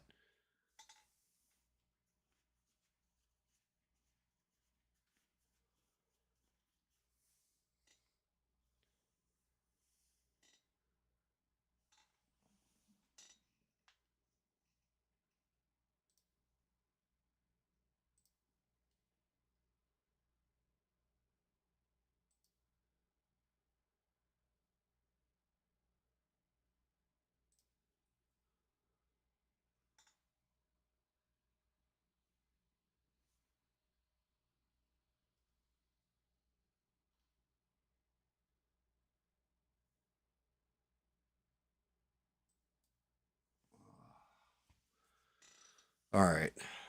So let's see. I need metallic red, blue, purple, green, and yellow. Oh.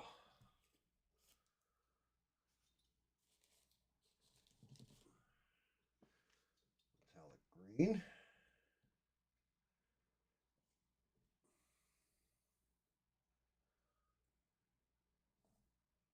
Metallic blue. Shit, do I have them? Oh, yeah, I do. Ooh, yellow's going to be rough. I can try and go with that gold for the yellow.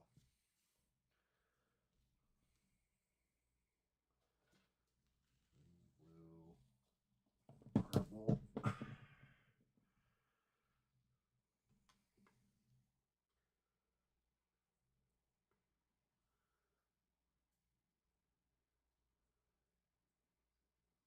Yeah, it really is. You're not wrong. Is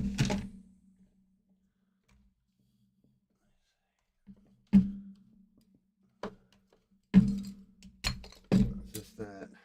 No, that's color shifting.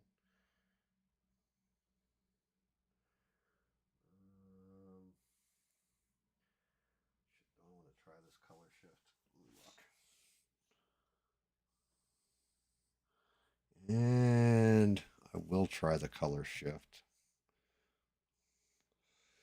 Let me see. Do I have? I swear to God, I had a red. There's the red. Metallic red.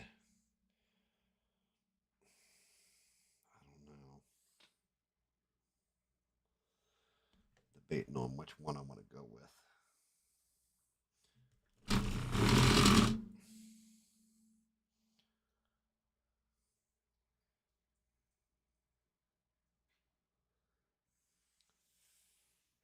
I'm gonna have to hit that with a regular ass red before I hit it with the metallic.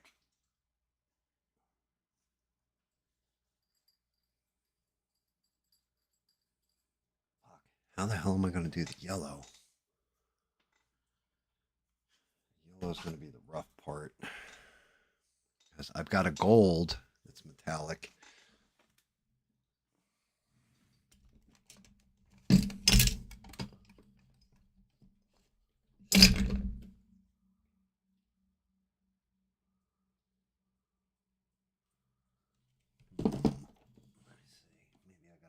shift. That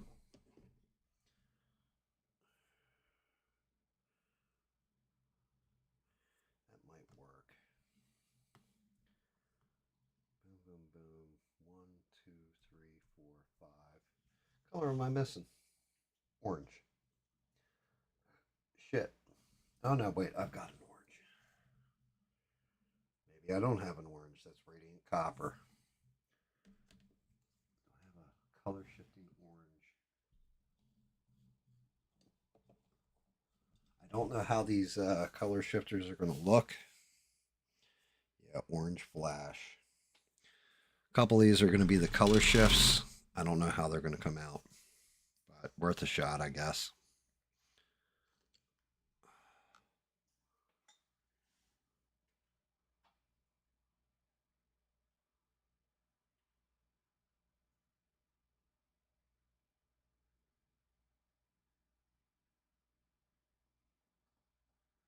Dude, JP Weld. Actually, I think that there's some kind of putty that you can get, and I think it is JB Weld, and you use it like say this was out like I mean really broken, where it didn't line up at all. Like oh that doesn't line up at all. You can use the JB Weld and then put it in here and put plastic on the other piece and put a little Vaseline at the connection point so it wraps this piece and then you put the JB Weld here and you can build out with the putty.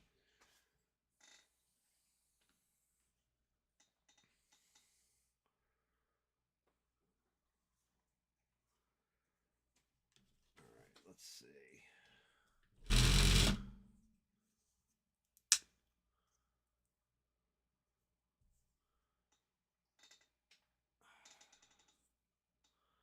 All right.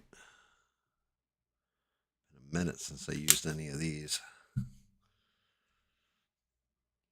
Hopefully they go on smooth.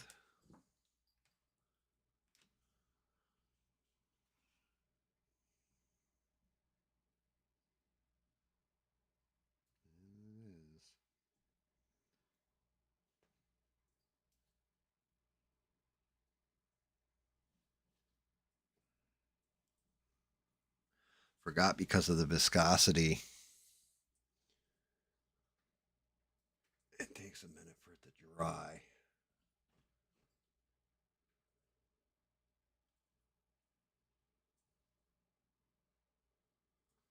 Yeah, there we go.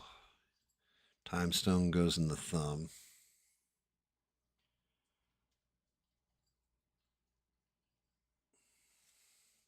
I can't remember what each one is.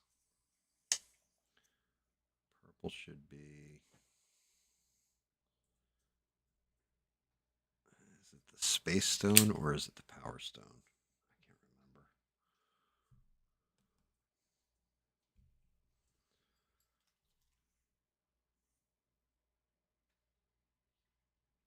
I want to say it's the power.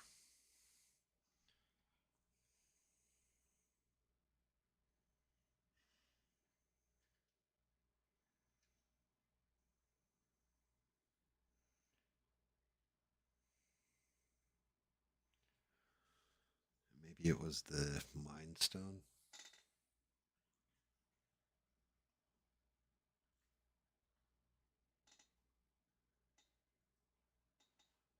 Ooh, dear Lord. All right. Blue. Damn it. I still got to paint the base. I think I'll do the base next. Like fucking paint stream or something. I don't want to hammer out the base right now. I don't want to drop the base right now.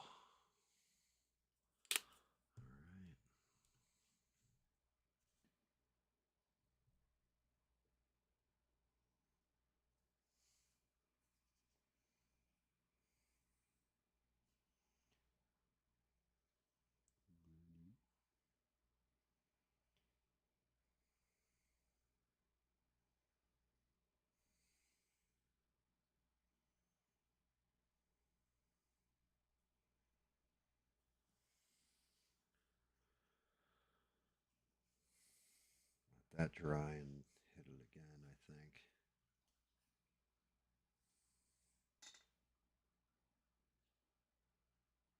It's not going to be finished tonight. Thanos will be finished. The base, though, still has to get done. There's no way I'm going to get through the base tonight. That's just too much little bullshit in there.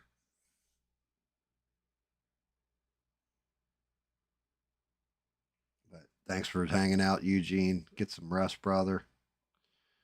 I'll probably see you tomorrow night, hopefully.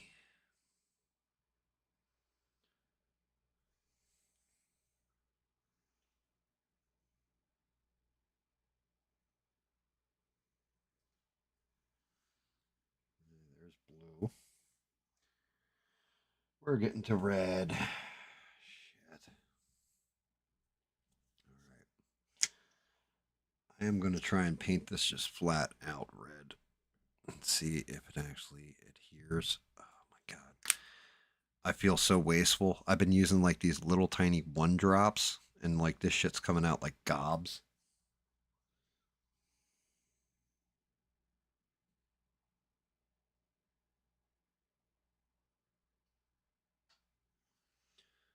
Take some of the paint off the brush.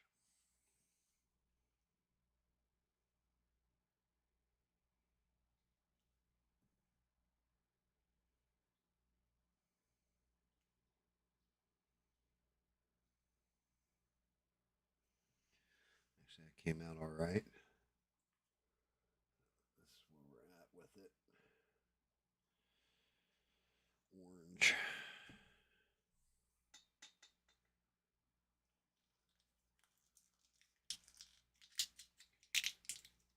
You know something? I didn't even go over that, but that is a good shout out, Ian. The J6 pipe bomber. Yeah, supposedly the FBI got the J6 pipe bomber. All that. Man, something about it just feels off to me. Oh my god, I almost threw that shit right in the paint. Something about it, the whole thing just feels off.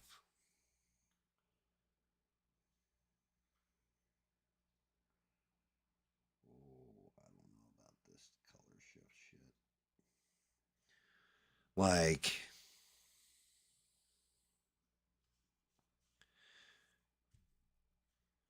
I'm gonna have to base paint underneath and then hit the color shift on top, I guess. I gotta hit the metallic red again. Yeah, something with that J6 pipe bomber shit. Like first it was, oh, we got a 94% match. I've got it on good authority, all this stuff. And that was a reporter for what was it, Breitbart? And then all of a sudden you guys go and find the guy. And supposedly, like here's the thing. They went off an old case. I don't even know if it was old case, old case findings and brought the guy in. So to me, it's like, well, okay, are you guys going to go and arrest the original agent who was on the case who let this guy walk? Because what gave you guys solid information this time? You got the right person. Explain that. You got some splainy to do. Everybody's favorite, Kamala's favorite, school bus yellow. These out of them. Yeah, they can all get moved out of the way. Give me that red. Let's hit that red again.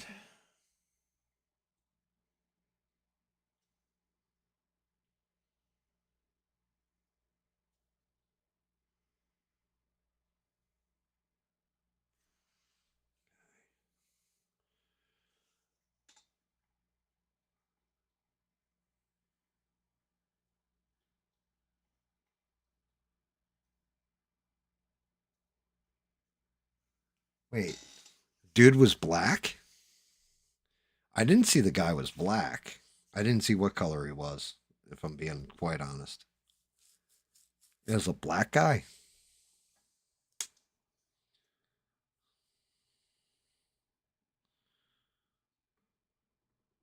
Maybe it's just me with my spidey sense, but my spidey sense tingles. Something ain't right with this. And all of a sudden they put that shit together like immediately. Something's wrong. I don't trust it when shit comes together that quick. Especially after you just got it wrong where you know, it's almost like they found a patsy.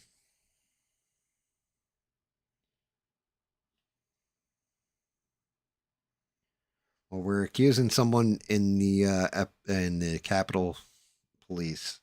Oh well, it's not her. It's this guy.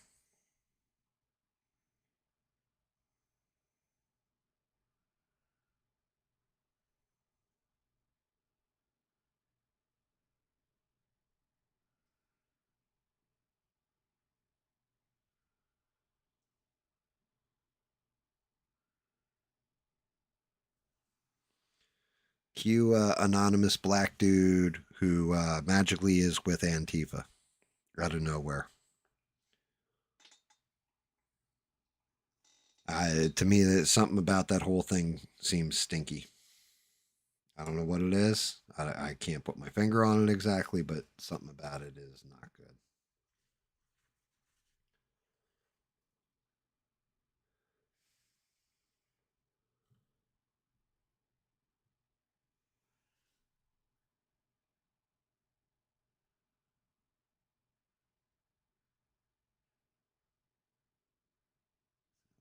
Pull this in nice and gentle. All right, there we go. Now we got a smoky overlay. Man, I feel terrible because I'm wasting so much fucking paint at this point.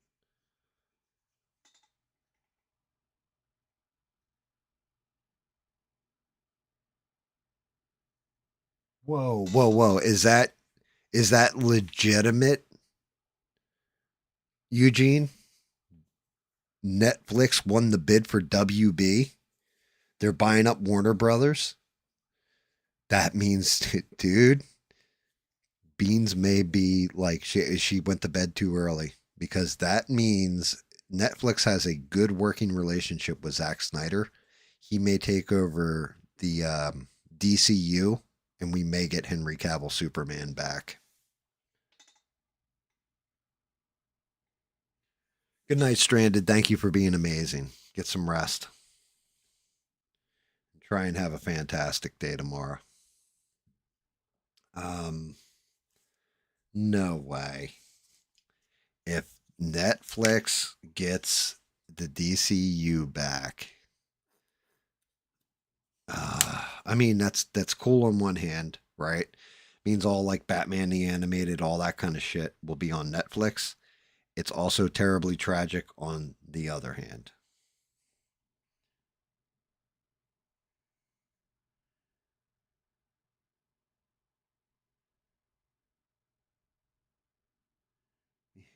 Because we are never going to get to see Brainiac in a Superman movie ever. Every time they're supposed to do Brainiac, the original pitch for Superman 3, the old Christopher Reeves series, no Richard Pryor, and it was supposed to be Brainiac. That's why you had the supercomputer they were fighting against. Man, oh God.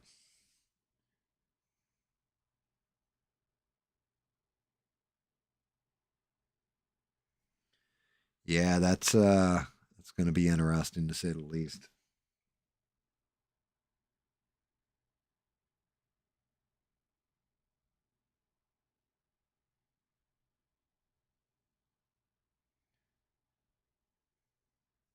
Actually, now I'm thinking about it. If they do buy up Warner Brothers, that's also Good Night Irene on HBO, HBO Max, Max, whatever it's called.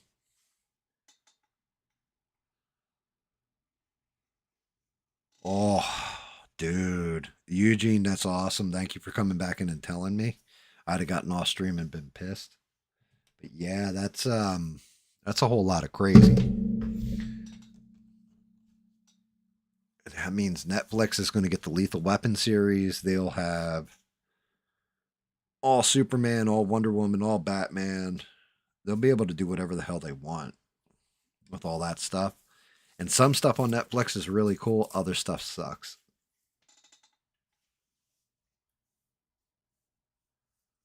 Exclusive talks isn't a deal though.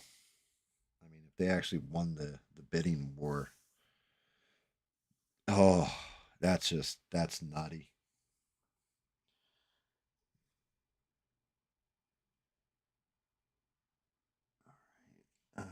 Color shift. Let's see if this stuff's worth a fuck.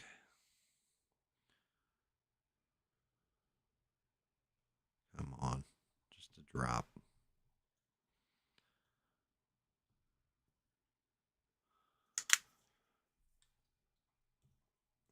Part of the problem is my paints are cold.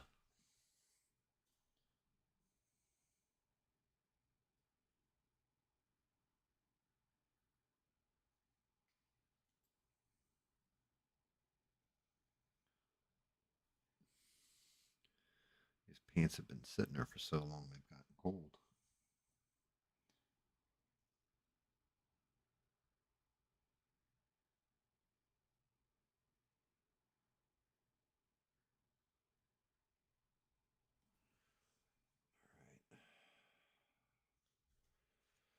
Gauntlet is painted.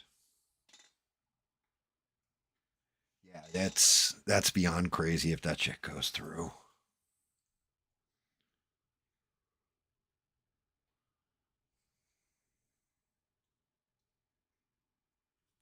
Yeah.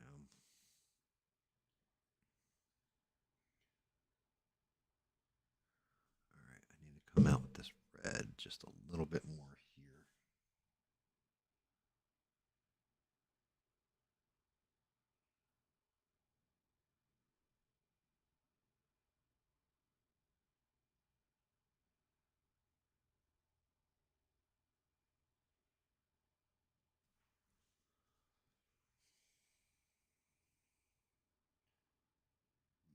Orange is all right.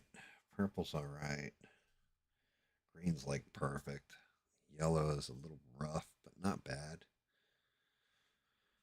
All right. Let's put you together.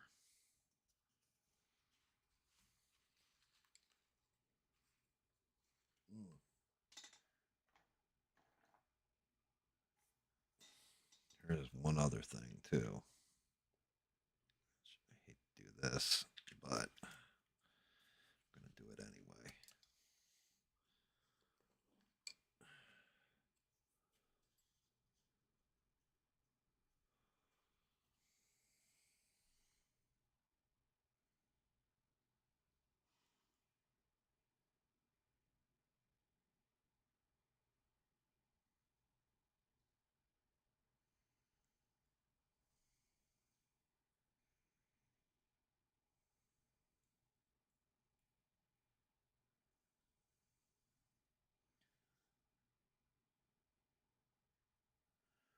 Just pull this excess off real quick.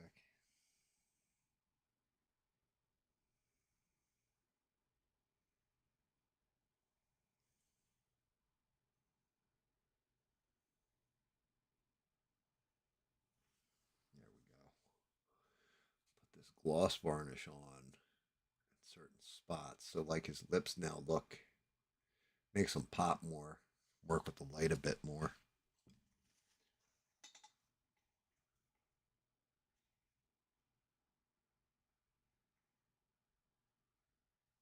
You're not wrong, Ian. So that's just it, right? Apparently, ESPN right now, like again, wrestling nerd, right? But they had signed an exclusive deal with WWE for all their pay per views, that kind of shit. And they're apparently already saying that they have buyer's remorse because they changed up the way Nielsen ratings work and went to a different company. And as soon as they did, wrestling, all the ratings dropped by 15%. And apparently that's why, like for the amount of money they're spending out, they had a deal with Fox before that for SmackDown. And Fox figured out that, oh yeah, you guys are giving us numbers, but the numbers are actually like lower than what you're saying they are for the most part. So they but I think that's kind of crazy too. All right. Truce for the arms. And again, I still got to do almost out of I'm definitely highly recommend this crazy glue because bonds quick, holds well, and I got a shit ton out of that tube. Actually, I feel like I almost got too much.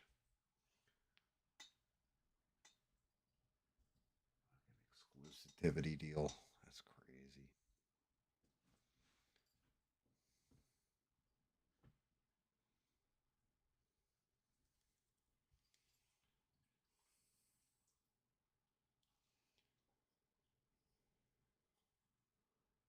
I don't think he's coming out too terrible. All right, now for the most fun part of all. This stupid arm. And with the sword, I gotta be careful as shit with this.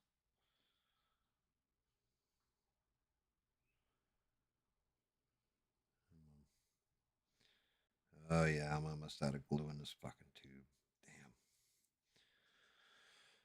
Damn. All right, here we go.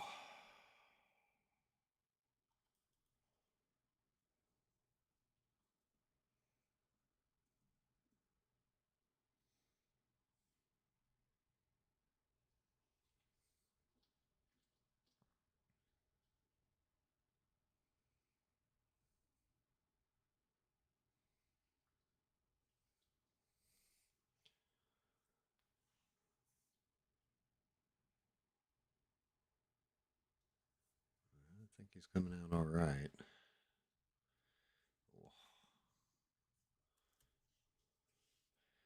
See if I can. If I got enough, I may be able to pull this off. Nope.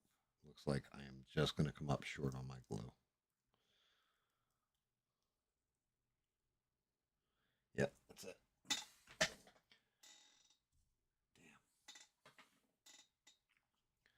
All right, let me grab another glue out.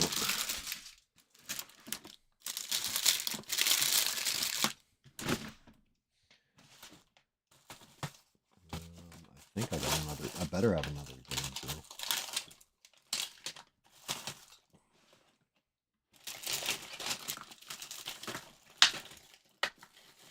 Shit. Magnets. No. Glue sticks. No.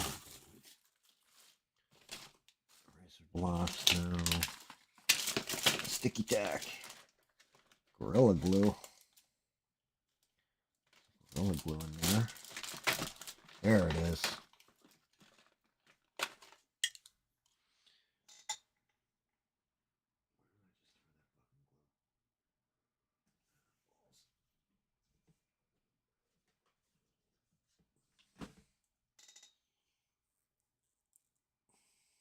Oh, that's trashed. Shit.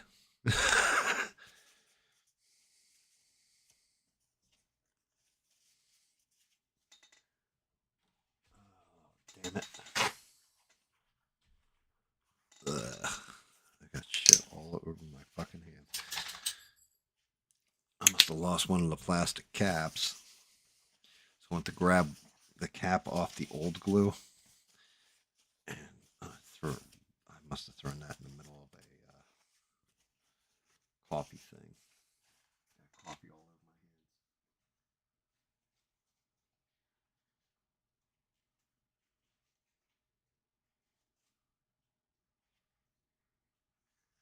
hands. Dude, well, I'll tell you what. With WWE, the best version of it, their streaming thing, is still the original network that was $10 a month.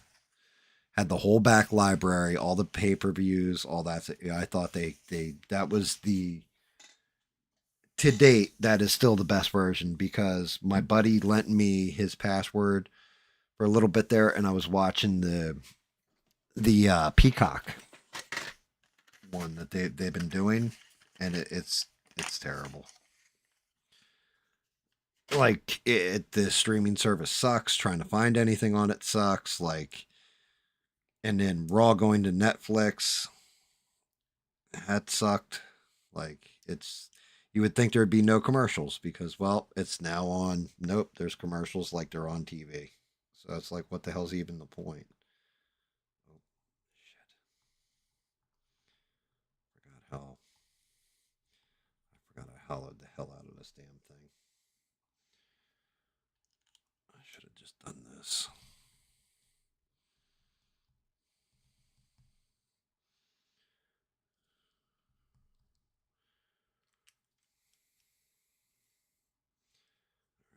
Go. All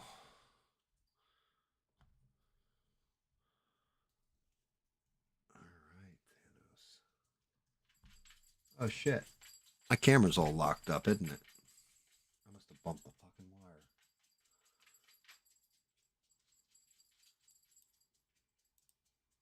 Oh no. Video capture. Check. Properties.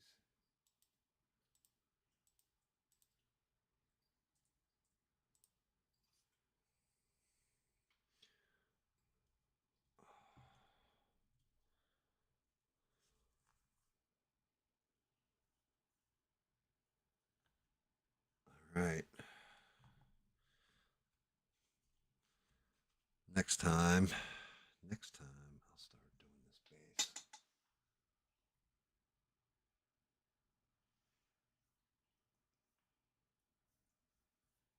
Yeah, it's a good call hunt on the camera. How do I stream without ads? Well, there's two things with that. Thing number one. Oh wait, are you talking about me streaming without ads? Or are you talking about WWE streaming without ads? Like, why is my show without ads? Because I'm not monetized.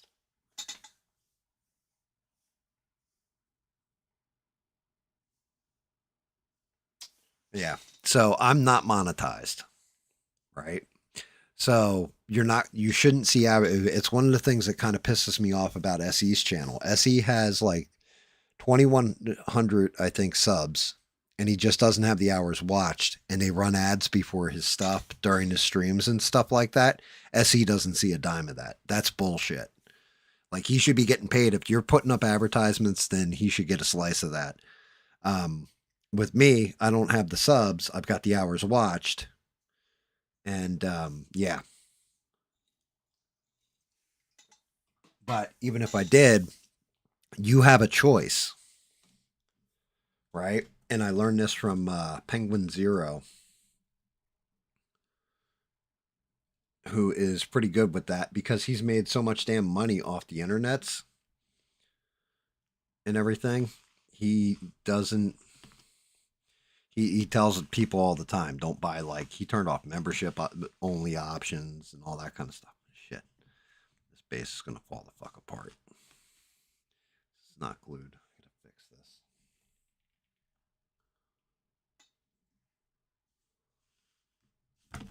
Oh. Yeah, that was almost really, really bad. All right. Notice you are going over here for a minute. Look at this base. I'm sealing this base together. Oh shit, I can't, can I?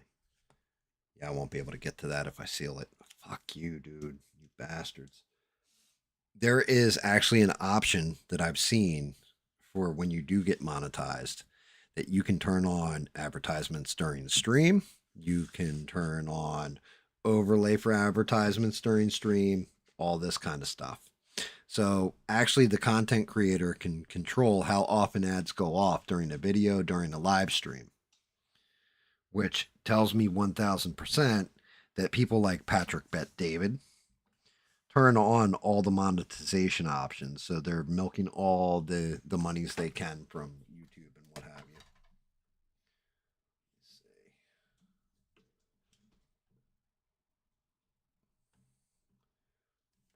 Bring this down. Bring that over. I think he is one of my better paint jobs, guys. I'm being honest.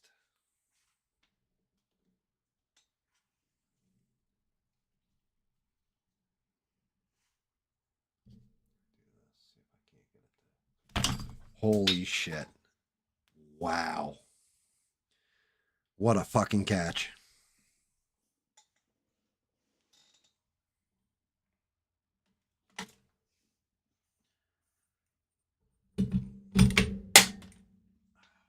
Fucking kidding me right now.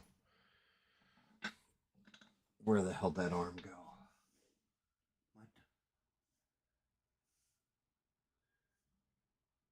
Oh, guys, I snapped the sword right off.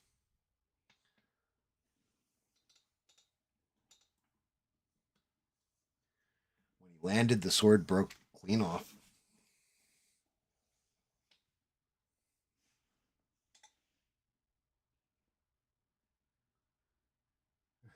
Cam sells good stuff. Yeah, I snapped both of those little tabs that were in there that were sealing it on. Motherfucker.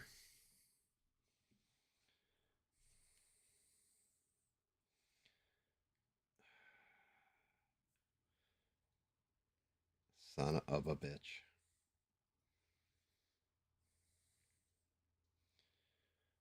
I wonder, and this is the shittiest part, I wonder if I can actually, I may be able to salvage this. I can't believe that just fucking happened. Actually, yeah, I can. All right. This will be interesting to see if this actually bonds and holds.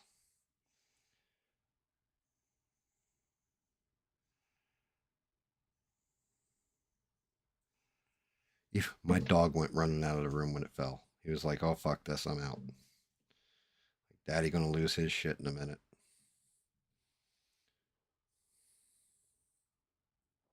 Damn, those little tabs that hold this thing in perfectly straight are gone.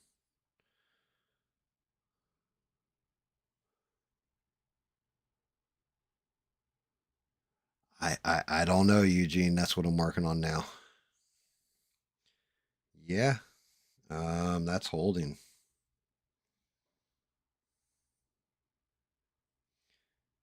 And it is pretty fucking straight for what it was.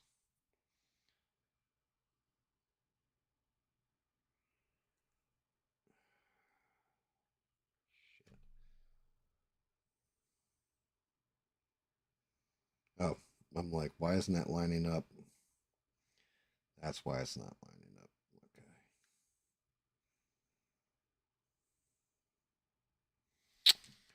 Well, let's give it a shot.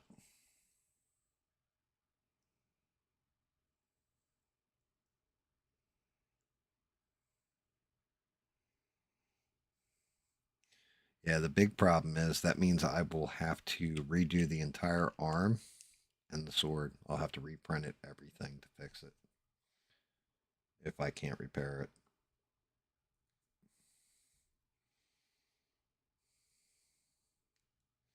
I don't think there's enough contact on this side.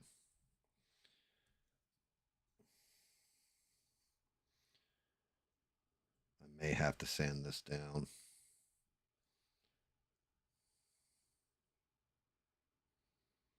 I don't think that's going to hold.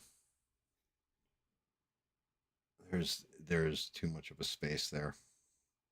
It's holding, but it's loose as shit.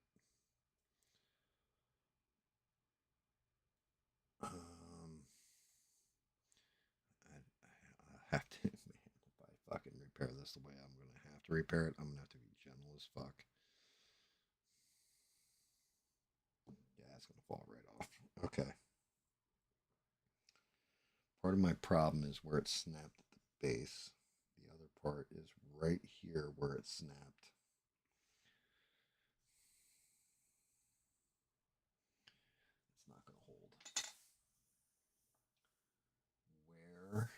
Oh, where can my baby be?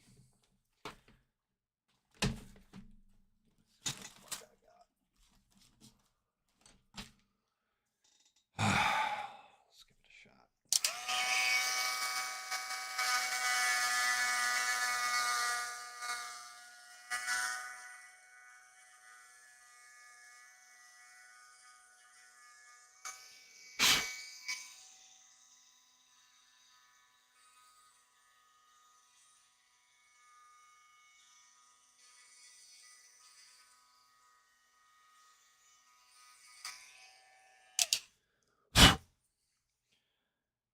Fortunately for me, it's the back arm that is janky.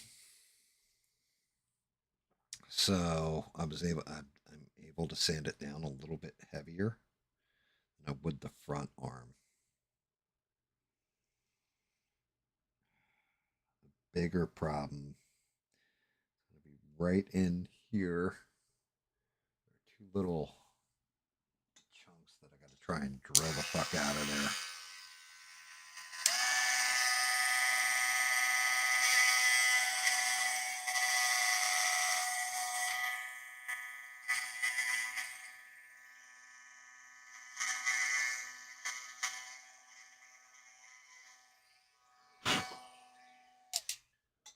All right. I dremelled it down a little bit.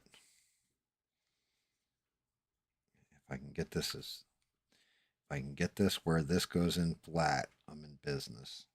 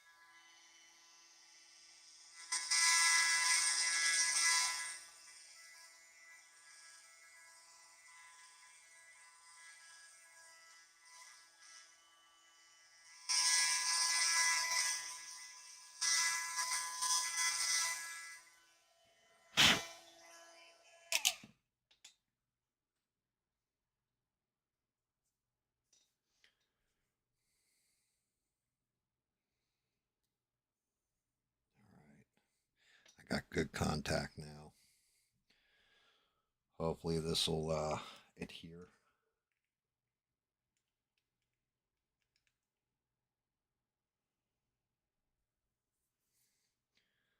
Damn, bro. That's a rough one. Nothing worse than getting all the way through a paint job, having a shit tip over because the base isn't secure, and fucking snap off some little bullshit part. I did this. I've done this with every model. I swear to God, I have. Like it happened with the Wolverine. You guys remember that? I broke like all the way through it. Never broke a claw. Very end, I moved the camera around, break the fucking claw off. To actually tell you the truth, same thing with Freddy Krueger. I broke one of the claws. Now I'm thinking about it.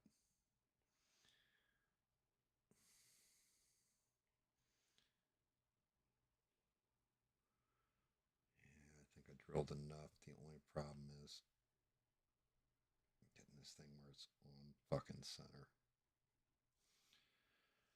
Hopefully I can tack glue it. Probably should have gotten a little bit of resin. Put it right in there.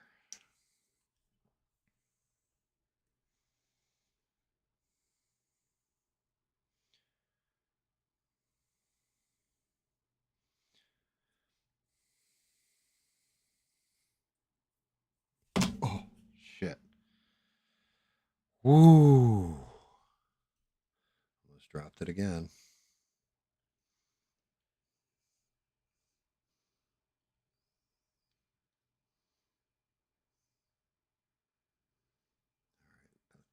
That's good to go. This fucking thing. I guess it didn't bond. I must not have had enough glue on it. That arm came off heavy, which fresh bottle of glue, so now you're really fucked. Like now you are getting coated.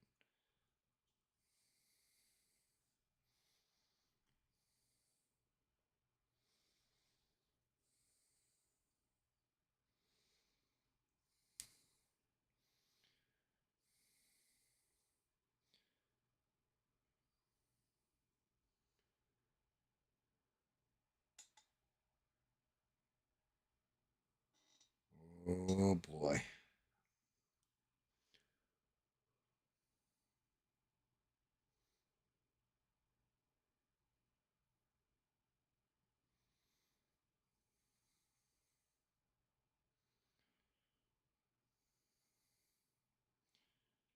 His leg didn't separate too. It looks like that's locked in pretty good. Shit, that fucking base. Oh, all right. Actually, I think I got the sword straighter than it was before, believe it or not. All right.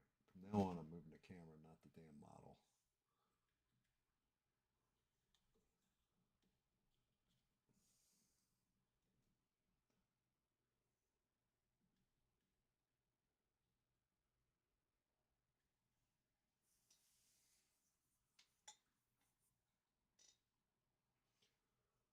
Able to repair it. Yeah, you're not wrong, Ian. Thank you for the encouragement, brother. Thank you, birthday boy.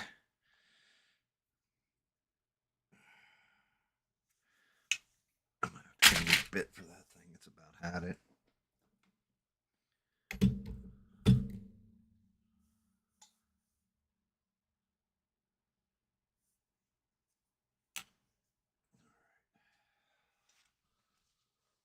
Let's see what we got. Oh, that didn't help. Shit. Shit.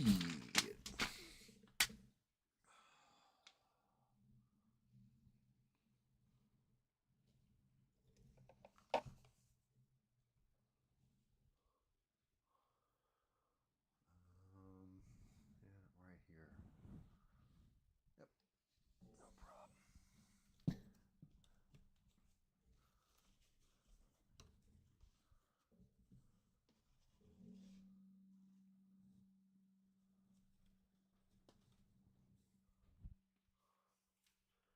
All right. Let's do a little video magic bullshit. See if it comes up.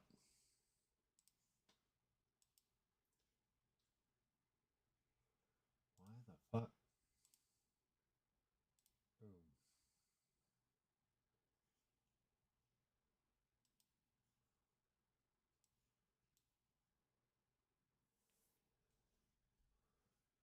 As the thing falls down. Oh, shit. What the hell just happened there?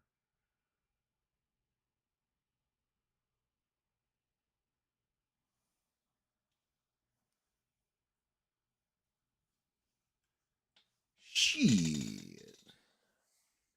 Man. Like I said, The Wire is one of the greatest shows of all time. I don't even need this out that far, do I? I guess I kind of do. This. It works. Take it. Get this crap out of the way. Kind of wish the angle was a little different, but I'm not going to even fuck around. Not even going to fuck around with it. Gloss varnish.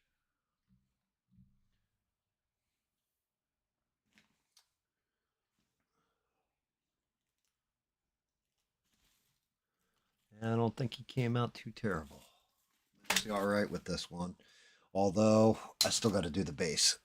So that'll be next time.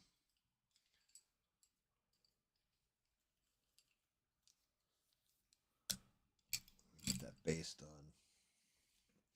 Think you'll be golden. This will be one of my better ones.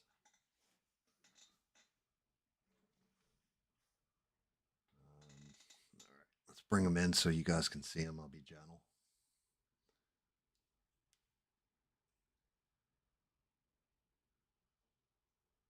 Get in there so you guys can really see that face. Matter of fact, I'll turn the light, read the light with them.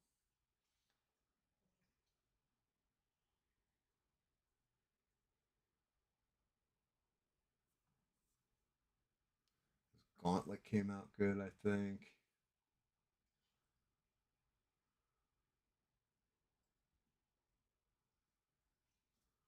His armor, even the sword, even with that fall.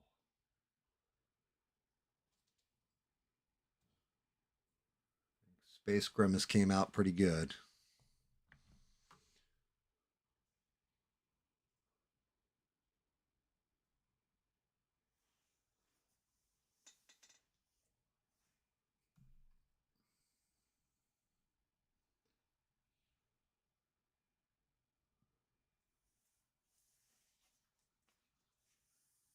I mean, they're all technically custom. But yeah, you're not wrong. Well, no, I fixed that. So right in here was where I had it gold, and I changed it to black. I actually fixed it.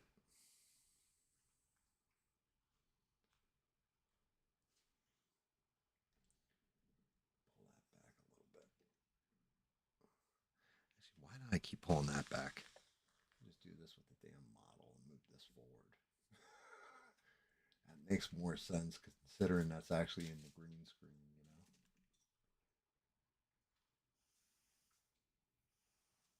you know. Oh, well, maybe that's why.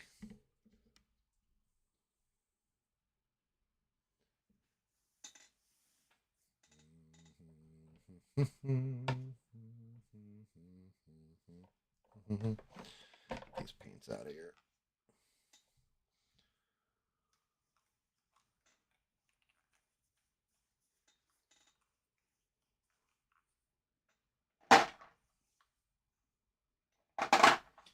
I'm not done. I mean, he's done, but the base isn't. I'm all right with the way his face and everything came out though.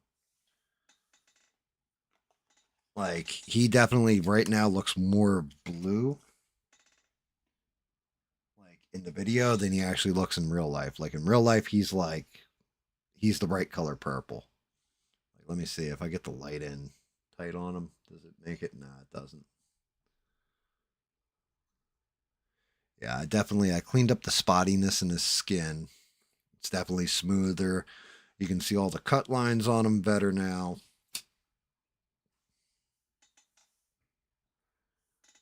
Let me see. Let me zoom in. Actually, you know what? I don't even need to. Put the tracking on him. The camera.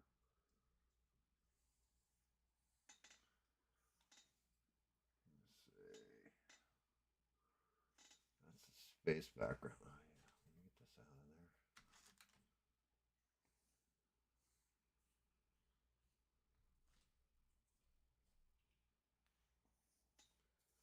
Seeing that together.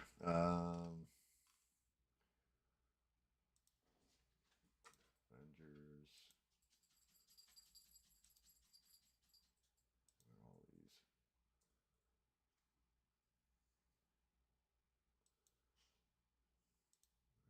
I can actually delete these out.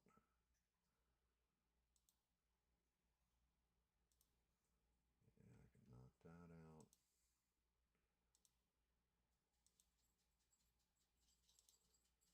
Lightning.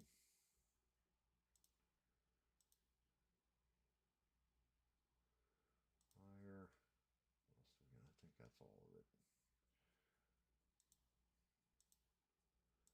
Avengers Towers. Yeah.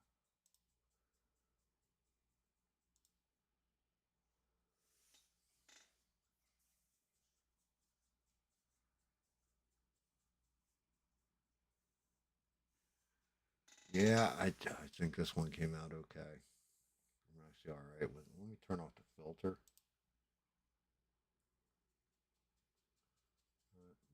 not that one, you dumbass. This one. Turn that off.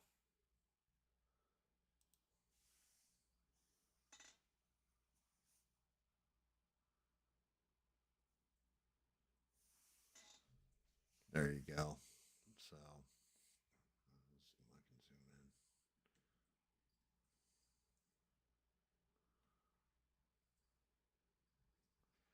Aim for his head. Always aim for the head. Yeah. You can kind of see everything on him. All right. Let's do this now. Now you should be able to really see. Close up. Yeah, the purple's definitely coming looking blue on the video, but it's not.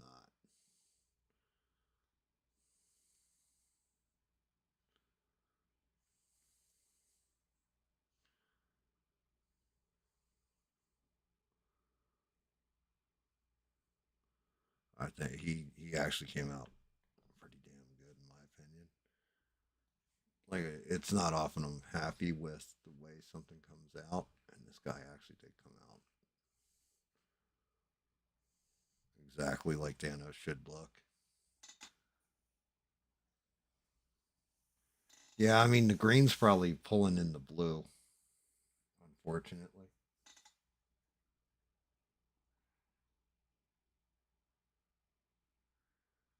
Yeah, he came out. It's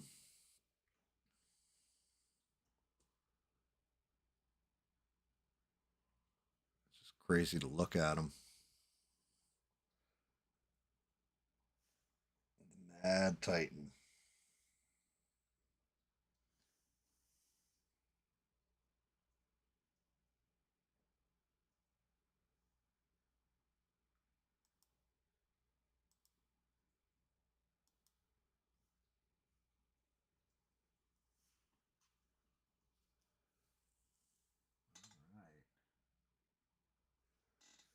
All right, so next time I'll just hammer out that bass.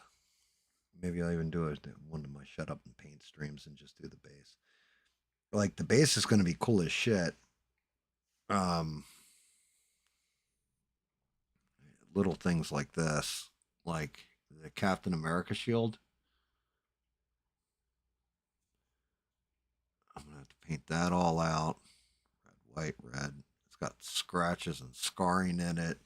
I got pieces in the base, which is the only reason I can't glue the base together is because of this little piece right here. There's a piece of Captain America's shield there. And in order to get to the bottom of it without hitting the skulls that are in the way, he's got to come off the base and the base has got to come apart.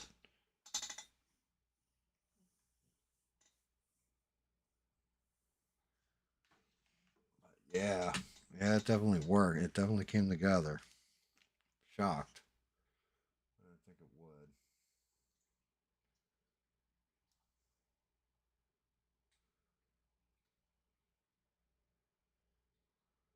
I still can't believe I broke that friggin' sword. Actually, yeah, I can.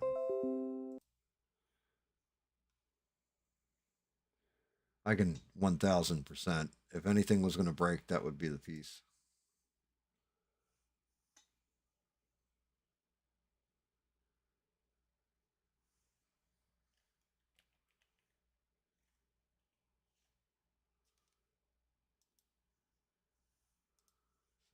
That off. Actually, I can close that screen. Shit, I'm going to shut down the stream by accident. That would have been an oopsie.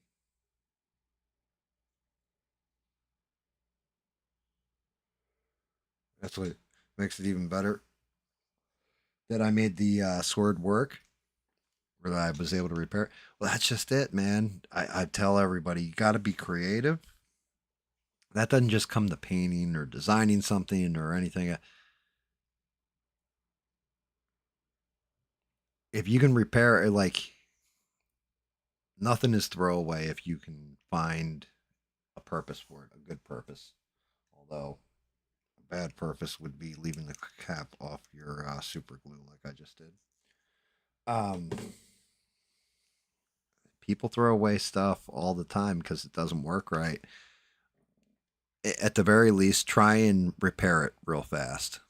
Okay, maybe you can't. Maybe it failed and it's trash, and I've got to reprint the arm, reprint the sword, reprint the hand, repaint everything, do all that stuff. But why go through all that if you don't have to? You know, like if you can make something work, it's already broken. Yeah, can you break it worse? Yeah, but I mean, it's trash otherwise, right? So might as well try and fix it. And sometimes you get lucky and you can fix it. Other times it's like, oh, well,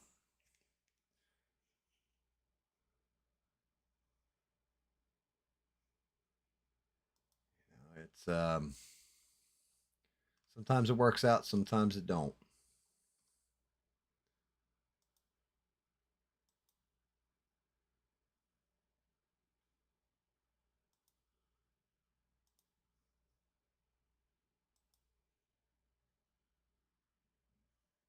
Yeah, so I mean, next stream will be just the base.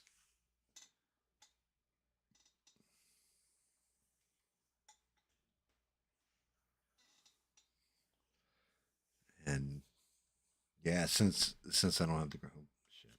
Since I don't have the green screen going, okay. The entire thing, this entire Thanos statue, outside of this here, these colors, all of this is that entire statue. That's how much paint I used. Painting the stones and getting the paint out of those bigger tubes, that's how much paint came out of each one, even though I just barely turned the tube over and didn't even gently squeeze it in some cases. Some cases it's just spilled out like that. Look how much paint's used there, and then for the rest of it, it's like little droplets. And like I may have been getting way more paint in the other ones, and you definitely need it because of the colors and stuff like that. But it's also kind of wasteful too, because I definitely didn't need that much of any one of the paints.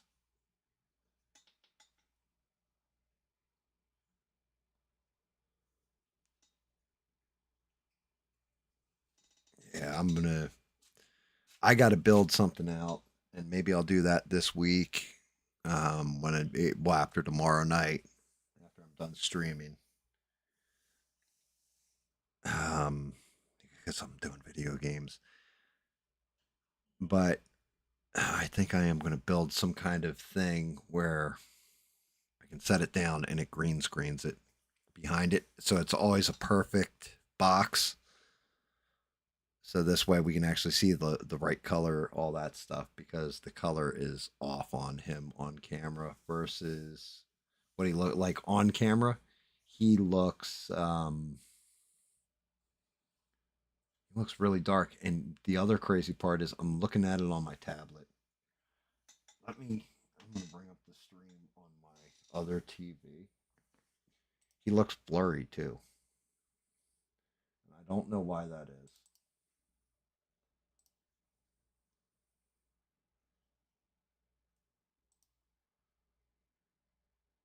Yeah, he looks blurry as shit.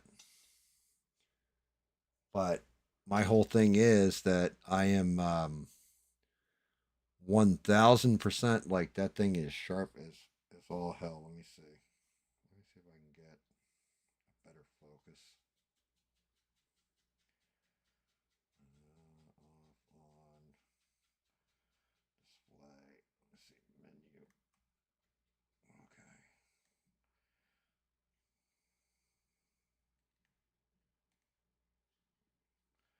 No, don't need that. Cables removed. Let's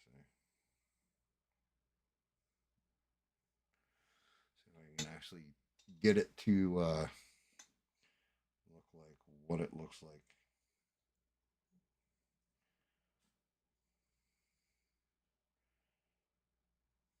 Oh, wait, I think I just hit it.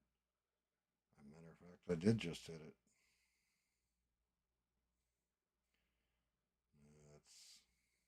That is wrong. It is that one. I don't know why. Like, so the problem is my monitor and the camera, I can see it in 4K. When I'm looking at it through the stream, it looks shitty.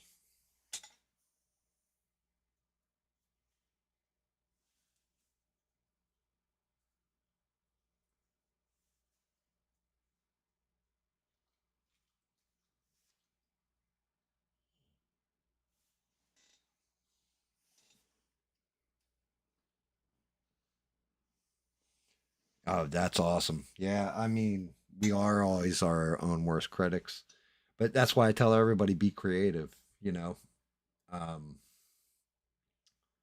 I'll throw it out there, and if people like it, that's awesome. All right, you want me to pop the shit? If I can actually get back into the device and activate it.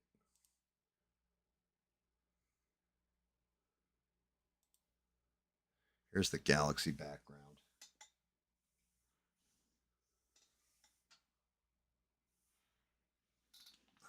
I don't know why that would make a difference if I'm being honest. But you're right, it kind of does. Give me. Oh, these guys got to go back anyway. Leave them hanging out a little bit. Put that like that. Let. Hopefully, it'll knock shit down. That's all I need.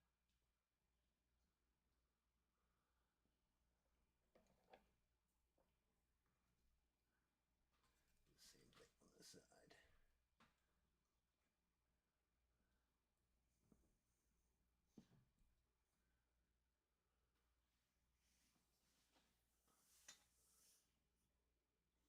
There you go. Hopefully that fixes it. Then I hit that.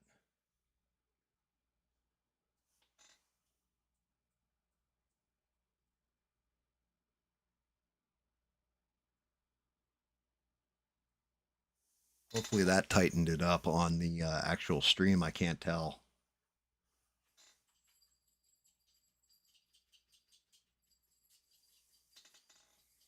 I'm gonna have to figure that part out. That's gonna piss me right the hell off. If I'm being honest. Something with the lighting, maybe, mayhaps.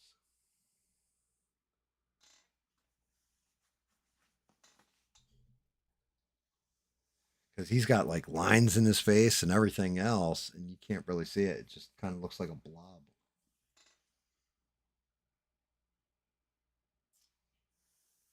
Well, Bob, while you're in here, make sure you wish Ian a happy birthday.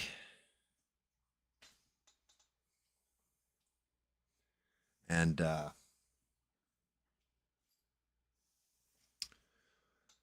yeah, yeah.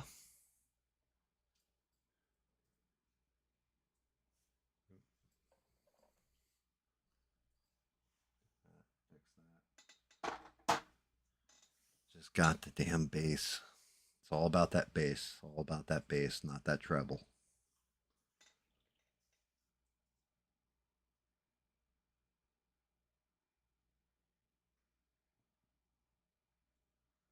Dude, that's awesome, Ian. You got to love the balance. Yeah, it's funny because I'm old now, so my reflexes on video games are kind of trash and stuff. I would speed run games when I was a kid, like Mario Brothers and Zelda and all that stuff. I actually like Atari 2600 too. I'd always do high score. I was always the gamer. I would skateboard and I was all right at it. I wasn't fantastic. There was definitely people better than me. Sports was never my thing. Um, Fighting, that was okay. It wasn't anything to write home about. I could hold my own. Um, I don't think I came into my own till I was like 16. Then it was drinking, chasing tail, and that sort of thing. That was where I excelled. I actually excelled at throwing a damn party. Is where I really excelled.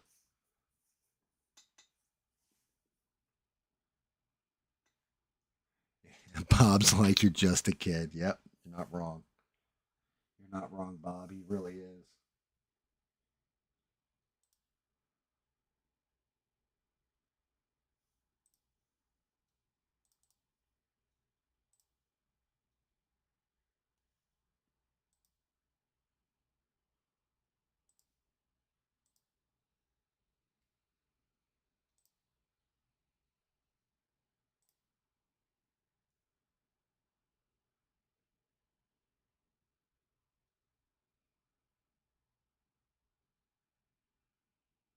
Huh.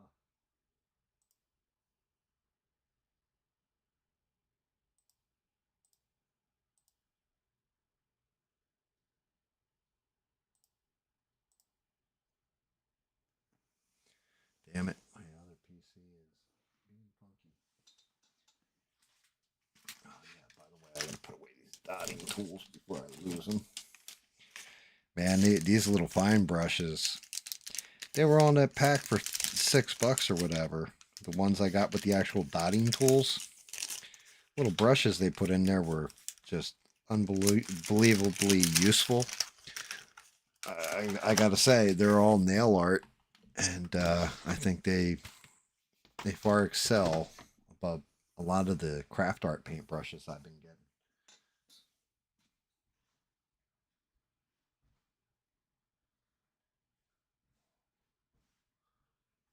Oh my god, I'm old.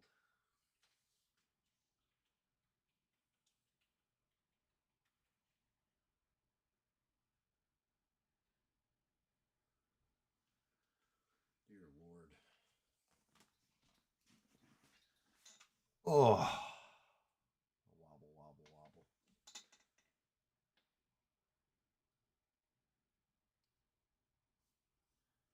Well, you can feel young and be old. In your heart, you can be 18 and everything else. It's just a shame because most people, it's the body and the mind. You're usually just as old as you feel.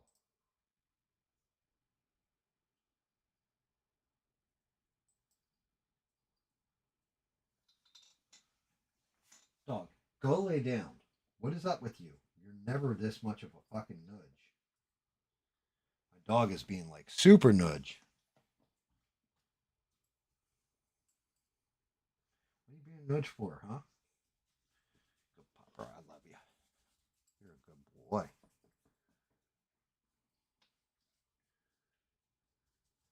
Yeah, like it's that damn, what is that country song? Ain't as good as I once was. It's that song.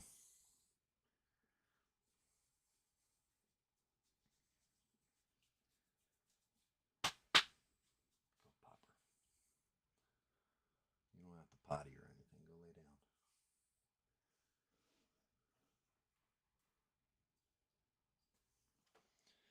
Yeah, it's Toby Keith, isn't it?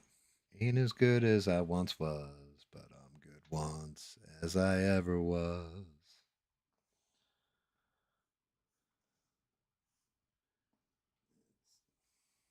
It's a shame. Just the way it goes, though. I mean, I feel old as hell a lot of times.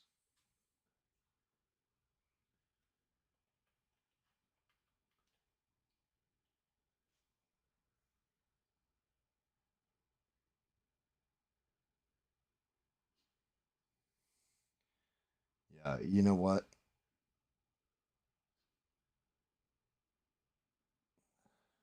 Just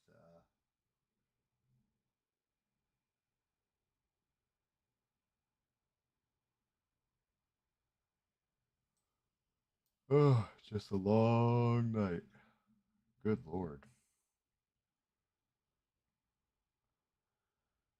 I think I'm getting old, guys.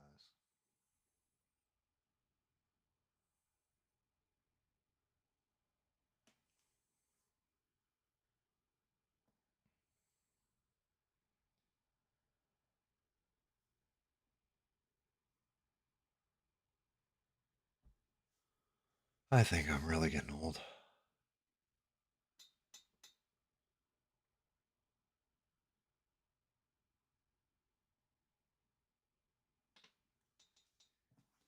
Yeah, actually, you know what? You did tell us that story, Bob. That and getting kicked out of a casino after kicking a dude square in the balls. That's one of those things. Like 6 foot tall, 6'1" rather. And I go through a window in a chair.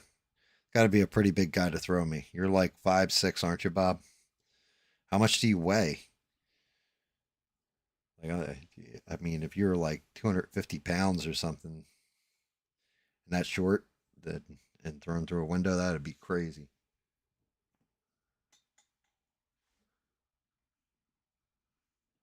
132 pounds. Holy shit, dude. Yeah, like you better kick people in the nuts because you're like that low weight where somebody can just pick you up and toss you around like a rag doll. That's funny enough. I had a buddy named we used to call him Little Bobby, and he was right about that. He was like I want to say he's even shorter. I think he's like 5'5", like 5'5", 5'6", little dude, and he started shit with my one friend Randy, and we were I'll never forget we were down Wildwood at the shore, and Randy's 7'1". Like he's a big fucking and he's proportionate. He's not like a big fat dude or anything or a big skinny dude. He's like big German dude and pretty muscular actually, not overly muscular, but like proportionate. And little B started shit with him, and there was we we had this my buddy's beach house had these balconies to it, and we were on the balcony, and it's like 2 stories, like a 2 story house, and we're out on a balcony, and little Bobby, little B, starts shit with Randy. Randy grabbed him and picked him up and dangled him. And he was still talking shit the whole time Randy's holding him, like, but literally just lifted him up, one hand, like not even thinking about it, holding him over the balcony, talking shit. We all had to back Randy down, get him separated, all that kind of stuff. And it was crazy because at the end of it, I'll never forget. I'm sitting there smoking a doob with my one pal, Plen, and he was just like, man, he's like, if we let them get into a fight, it would have been like an angry child with a teddy bear just smashing it around. Like the way Randy just like legit just reached out, went whoop, grabbed him, and just picked him up and moved him.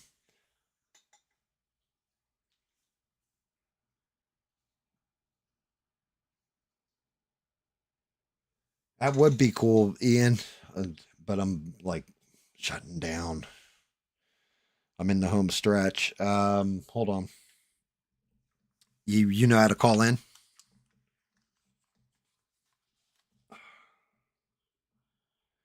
You know what? It's your birthday. Well, we can go overtime. Not a big deal. In a rush. As soon as I get to it, Discord back up. Give me 1 second.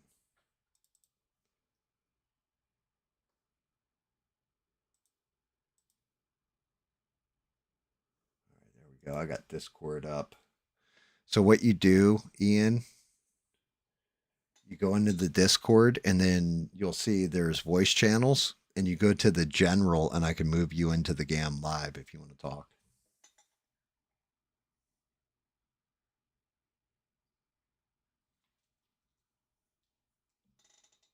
Oh, I will. It's brother. You're absolutely worth it.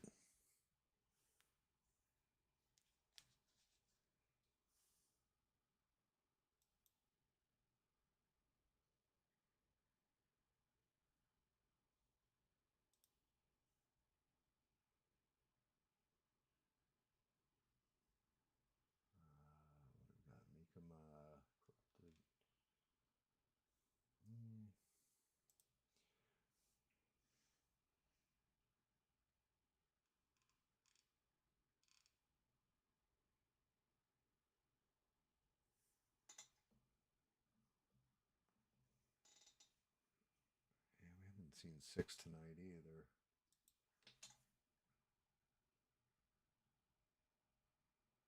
You have to download Discord, Bob. It's the only way eventually I'll figure out some other way of working around it. But yeah, at this point, that's all I got is Discord going.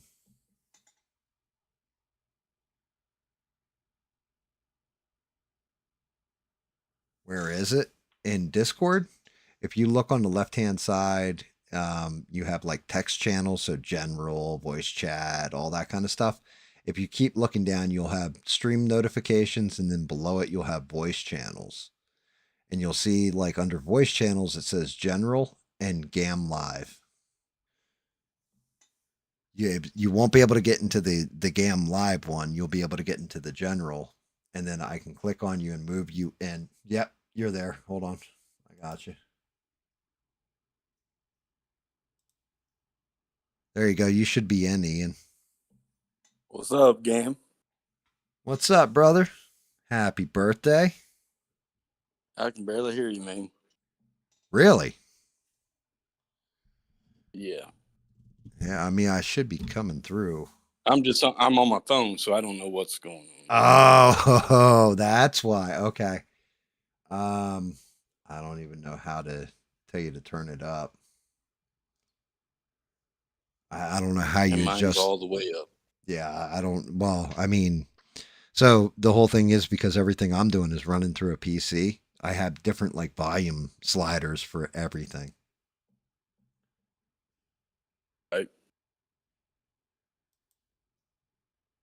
Which I don't know how good a Discord is for a phone. Like you need I don't even know who does Discording through their phone. I'm not sure. Shit, did I lose you?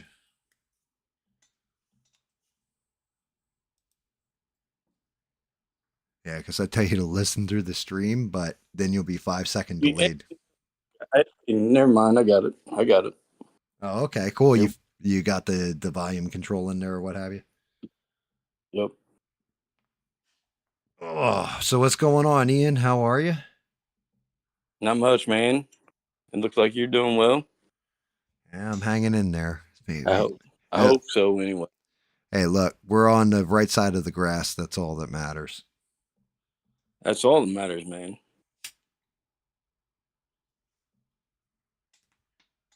No, but with everything that's going on with the world today and everything. That's because I'm shut off from it. The only interaction, Right. the only interaction I have with this Right. world is you guys. For sure. You know. Good. No, you're fine, Ian. Go ahead. No, I hear Danny and all the from the UK and all this and that. What they're going through. Oh yeah, what We're they're going. it's a mess. They just don't know. It's just It's a slippery slide all the way down here. Here, you know what I mean? Like, Yeah, you're right. it's And, crazy. yeah, you got to figure the UK is ahead of us. You know what I mean? Yeah.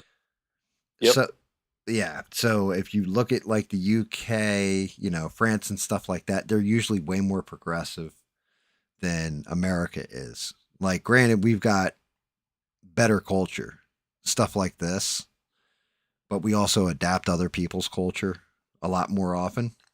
With the UK, they've always had progressive policy value ideas, which is why they're kind of pompous dicks a lot of times. Right. Because oh well, we're so far ahead of you and all this. And unfortunately, one of the things they were way ahead of everybody is, oh well, suicidal empathy is what they call it. Oh no, I heard you say earlier, and that absolutely makes sense. I don't know who coined the phrase. I don't know where I first heard it, but I was like, that is the perfect description of it. You want to help somebody, but you end up poisoning yourself in helping them. Like you're killing yourself by helping them. Right. Yep. And I mean, like I give guff to Trump, but at the same point in time, it's because I could see what he could have been. You know what I mean? like what he promised and what he could have been, and he's still better than the other options. Well, hey, check this out though, Gam. I mean, and this is, I mean, I'm nobody. You know, when none of us are in this situation. You're right. He had 4 years, and he had the thing coming up and up and up with what he had said, and this I think this is the reason why he has the following that he's got is because unlike any other politician, unlike any other president, he capitalized on what he was trying to do. But the first 4 years, man, he was under so much scrutiny, and Yeah, he was you sandbagged. know, yeah, I mean, he couldn't do much. He couldn't do anything. Right, which is And I'm why not, I'm why. not, Uh, I'm telling good. you right now, I'm not a MAGA follower. I'm Right. not Well, Trump be all do all, you know what I mean? But when it comes down to it, shit, you cut he out. was being There held we back. go. Right. I agree with that. But the problem is now he's not. But he is still. Well, And no, he's not. But he's like you said earlier. He's turning that big old battleship or whatever the hell the you got to have tugboats, whatever. You know, right. you analogize that thing like spot on. Like he's got to have everybody and anything on his side. You know, when it comes down to it. But I mean, you're not stupid. I'm not stupid. None of us in here are stupid. We're against all the bullshit. It's true. You know, just like just like Danny saying, was he a faggot? You know, whatever earlier. Yeah. I mean, we don't judge no fucking body. If Right. you're not fucking putting that shit on my kids, fuck it, you know, whatever. But you know, when it comes down to it, we're looking out for the best of ours and our own Well, that's the way it when it should comes, be. and that's the way it should be. Right. Well, and that's where I'm at with things is that, like I said, yeah, I agree with you 100%. The first term, Trump sandbagged, right? Everything he did was impeachments and counter, everybody trying to counter him, all this other stuff. And Everybody, the right down to, screwing him over basically with the COVID coming in and all this. Once in 100 years, you get a pandemic and it's a novel virus. So I think he made a lot of mistakes. He didn't know his way around Washington. Now he does. But, and again, aircraft carrier can't turn on its own. You need the tugboats, everything to turn it. And it's going to take a while for the economy to turn. But in the interim, there's other shit you could be doing. And right now, one of my big concerns, my huge concern is this: everything he's done so far hasn't been through legislation with Congress, Senate, and then him signing it into law, other than the big, no, beautiful I bill. get that. The I get that. and the big, beautiful bill, the thing that they added to it that got it passed was corporate tax cuts, right? Not middle class tax cuts, not low class tax cuts, corporate tax cuts, thinking that, it's trickle economics, like it's going to flow down from the top down. Yeah. Unfortunately, the higher ups in the corporations, they're just like, oh, that just means more profit for me. They're not worried about helping us. They're helping themselves at this point. And because that's his only legislation through, all this other stuff, the closed border, all this, the moment, let's Yeah. say Trump loses, or well, Trump's off the ticket next go around, right? So he doesn't have another 4 years to build on. So now it's up in the air. JD Vance may win, Rubio may win, depending on who goes next, right? But let's say a Democrat gets in there. They're just It's flip flopping back the way it was beforehand. That I right. mean, I exactly what you're saying. Right. When you sign something into law and it goes through Congress and it's legislated on, that's it. You're done. Right? Like you have to then get Congress to revoke that law. You can't do it as a president.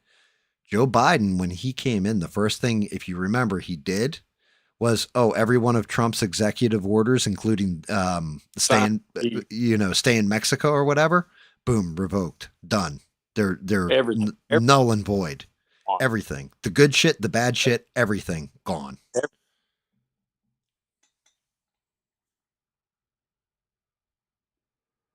And that's what we're dealing with. A president that did a good term in his 4 years, Trump. And there again, I'm not saying I'm all about Trump. Right. But I mean, come on now. Our gas prices were the lowest they've ever have been since we were kids. Oh yeah. You know, you remember what was your gas prices on the East Coast? All right, you ready for the laugh? Here's the laugh. There is a gas station, no bullshit. We're going back to 1998, right? Hey, well, hold on. This gas station had shut down in the 80s, but the gas station was still there. So, they have they used to have to do it. I don't know if they still have to do it. I think it's all electronic now, but they used to have to switch out what the current day's price of gas was. The price of gas when that gas station closed, and I think it was like 1986, 89 cents a gallon. I shit you fucking not. Hey, I remember that. I remember them days. I don't know what year that was, but it was less than $1 whenever I first got my license. Right. I shit you not. You're right. You're not wrong. Like when that was one of those things, one of those dirty little things that we used to joke about when we were, 90s, when George W. Bush went in, or no, George H.W. Bush went in and did Desert Storm and everything else, was, well, they secured those oil fields because prices were through the floor for oil, like for gas. And it was cheap as shit. Like you'd go to a gas station with $5 in your pocket and you got like a quarter, half a tank. Right. Did you watch that circle meeting the other day with Trump and everybody? Trump it looked like Trump was falling asleep and all that shit. No, I didn't. I know what you're talking about, but I didn't actually watch the man, I almost falling asleep. But well, can you fucking blame him? I mean, he's in his 80s.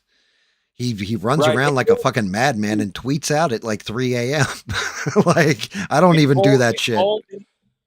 And all these people around this circle are all hanging from his fucking balls. You know what I'm saying? Like they're all talking him up and this, and we're doing this, doing that. They don't want to get fired. Yeah. Well, I mean, but that's what I'm getting at. You know, I mean, I voted for Trump. I'm not going to say I didn't, but when it comes down to it, like they know if they ain't doing what any and everything, whatever, they're out. They're gone. Yeah, you're not wrong. Any kind of disloyalty, you're out. Yep, he learned from the first 4 years. Yeah, well, I mean, so my whole thing is though, you get people like Bondi who are more worried about kissing Trump's ass and getting on Fox News than actually doing something like, I don't know, prosecuting Comey or, he had to pull her out on social media or whatever it was to say, get your fucking ass in gear. Why would you do that and not fucking tell her person to person? Yeah. Yeah, that's an issue. I mean, I guess they think that's the way you're transparent. Like, well, if we do this out in the open, then, everybody saw me tell you this. Yeah. Yep. Yep. Man, it's crazy as hell. Yeah. Fuck. I mean, my biggest disappointment right now is legitimately isn't Trump. Like, Trump's doing Trump and he's trying. Like, I don't know how limited or how strong a president actually can be because 90% of the time, Yeah, the ones in my blame. lifetime have all been fucking puppets or establishment, right? One of And the that's two. all. But I do blame the fucking DOJ and the FBI. And unfortunately, you got to blame Trump because it goes up the ladder or whatever.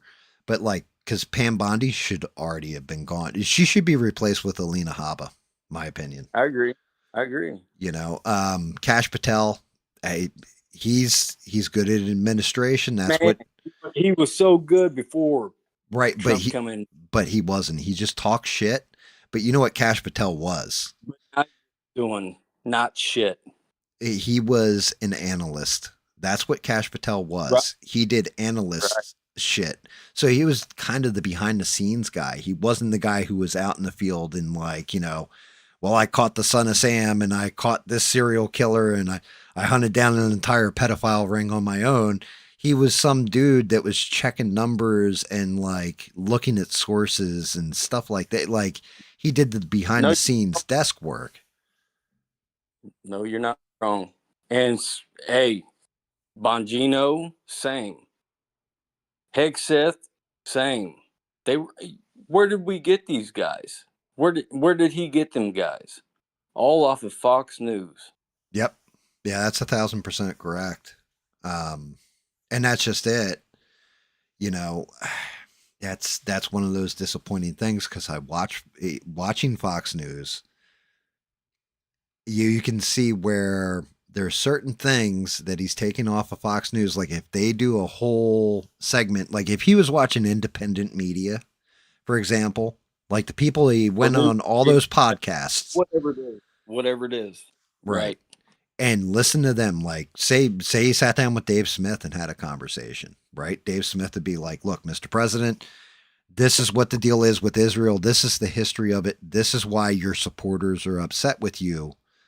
And why everybody's saying this is genocide, it's not because we're anti-Semitic. I'm Jewish myself, right? Like this is Dave Smith talking. You know, I'm Jewish myself. This is what we see, and this is where the problem is that we don't want our money going and funding a country that is basically cutting off food from women and children and bombing civilians on a regular basis, right. Worse than they're bombing the actual military they're supposed to be fighting, like devastating the land. This is why people are upset, not because we hate Jewish people, not because we don't think Israel should exist. 100,000% it should. 100,000% there's nothing wrong with Jewish people, right? Right. You know, we're not being anti-Semites.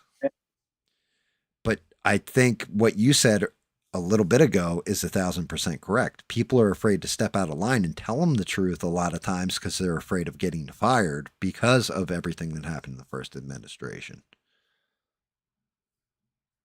Right. Like, yeah, I mean, I don't know. Well, I mean, think about it. If somebody sat down with him and said, "Look, Mr. President, to the rest of the world, it looks like Bibi Netanyahu is leading you around by your nuts." A lot of your supporters are saying this, not just on Twitter, X, and all that, but staunch people that have supported you your entire political career. And we're seeing it, and we're seeing it in mass numbers. There, you have your donor base is the only ones that enjoy you funding bombing Gazans, for example. You know, Right. and like maybe it would wake him up, but nobody's willing to do that because the people he surrounded himself with are those people that are the donor class. Are those fucking people? That's right. You're not wrong. No, I get it, man. Like you look at the breakdown. One of his biggest donors was actually over in, I don't know if you saw when he was signing off the peace deal and all that shit, right? Over in Israel. And I can't remember the woman's name. Marianne something. I think it's Marianne something.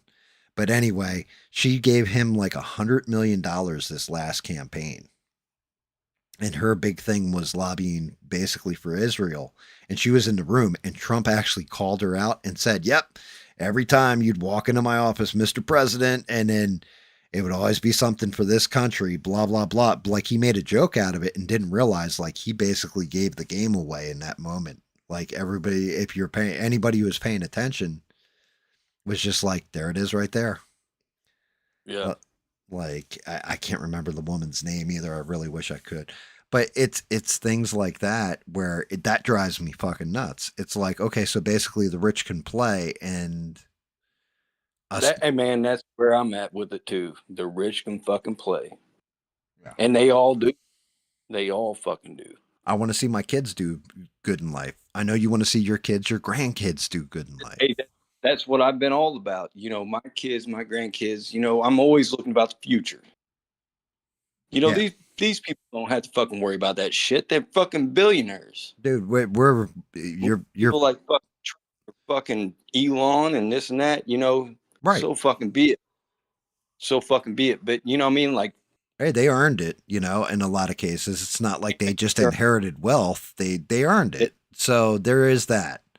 And they and built it's just corpse. like it's just like the ABL thing. You know, I'll I've not watched ABL in like fucking months. You know, but whenever it comes down to it, just as you say, I respect what the fuck the man has done. Right. You got to respect what he built. Like, You know, you no lie. respect that shit. I just don't like his. My big thing is you're not going to get me to rah rah. Right. I've No, never been a rah rah guy. absolutely not. And, I'd done that. I'd done that whenever fucking ABL first come out. well, he was I'd done good. that when. You also go back Yeah, and watch, just randomly go back and watch something that he put out 5 I years done. ago, I done when Officer Tatum. When yeah, Officer Tatum came out, Tatum, same I thing. done that. Same Jericho, all of them, man. I I was had watching never them watched Jericho Green, but Tatum I used to whenever. watch religiously, and then it was like, okay, I'm gonna give you my hot take right after I offer you this holiday sweater and this box of condoms that I found on the side of the road for $5. Like, what the fuck, bro?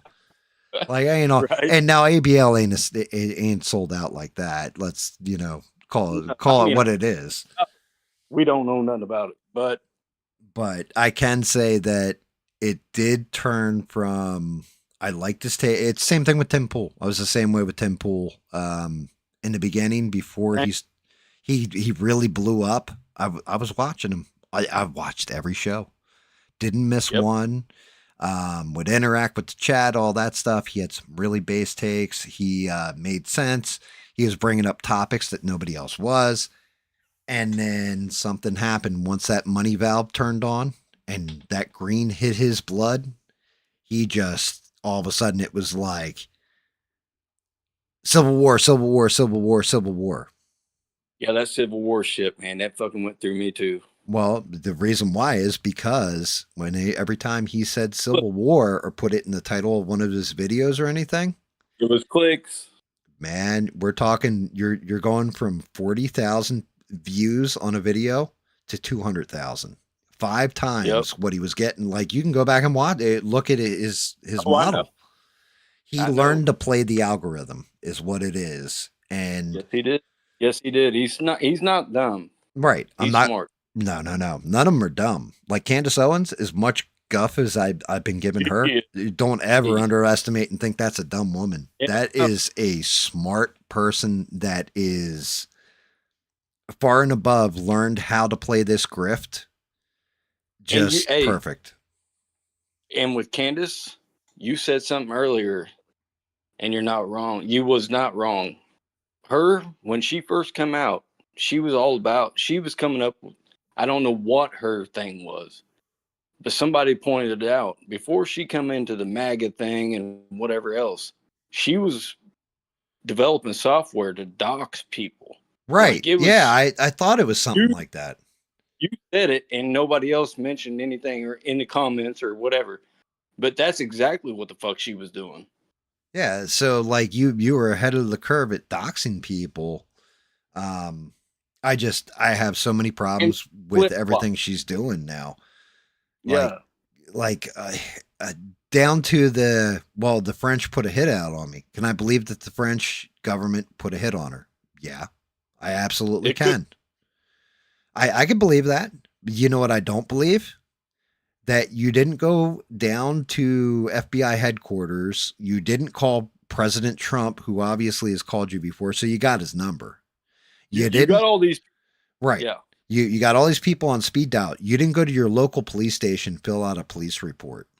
You didn't go to the FBI and like come on your stream and go, you guys think I'm bullshitting? Here you go. I went down and filed with the FBI a report.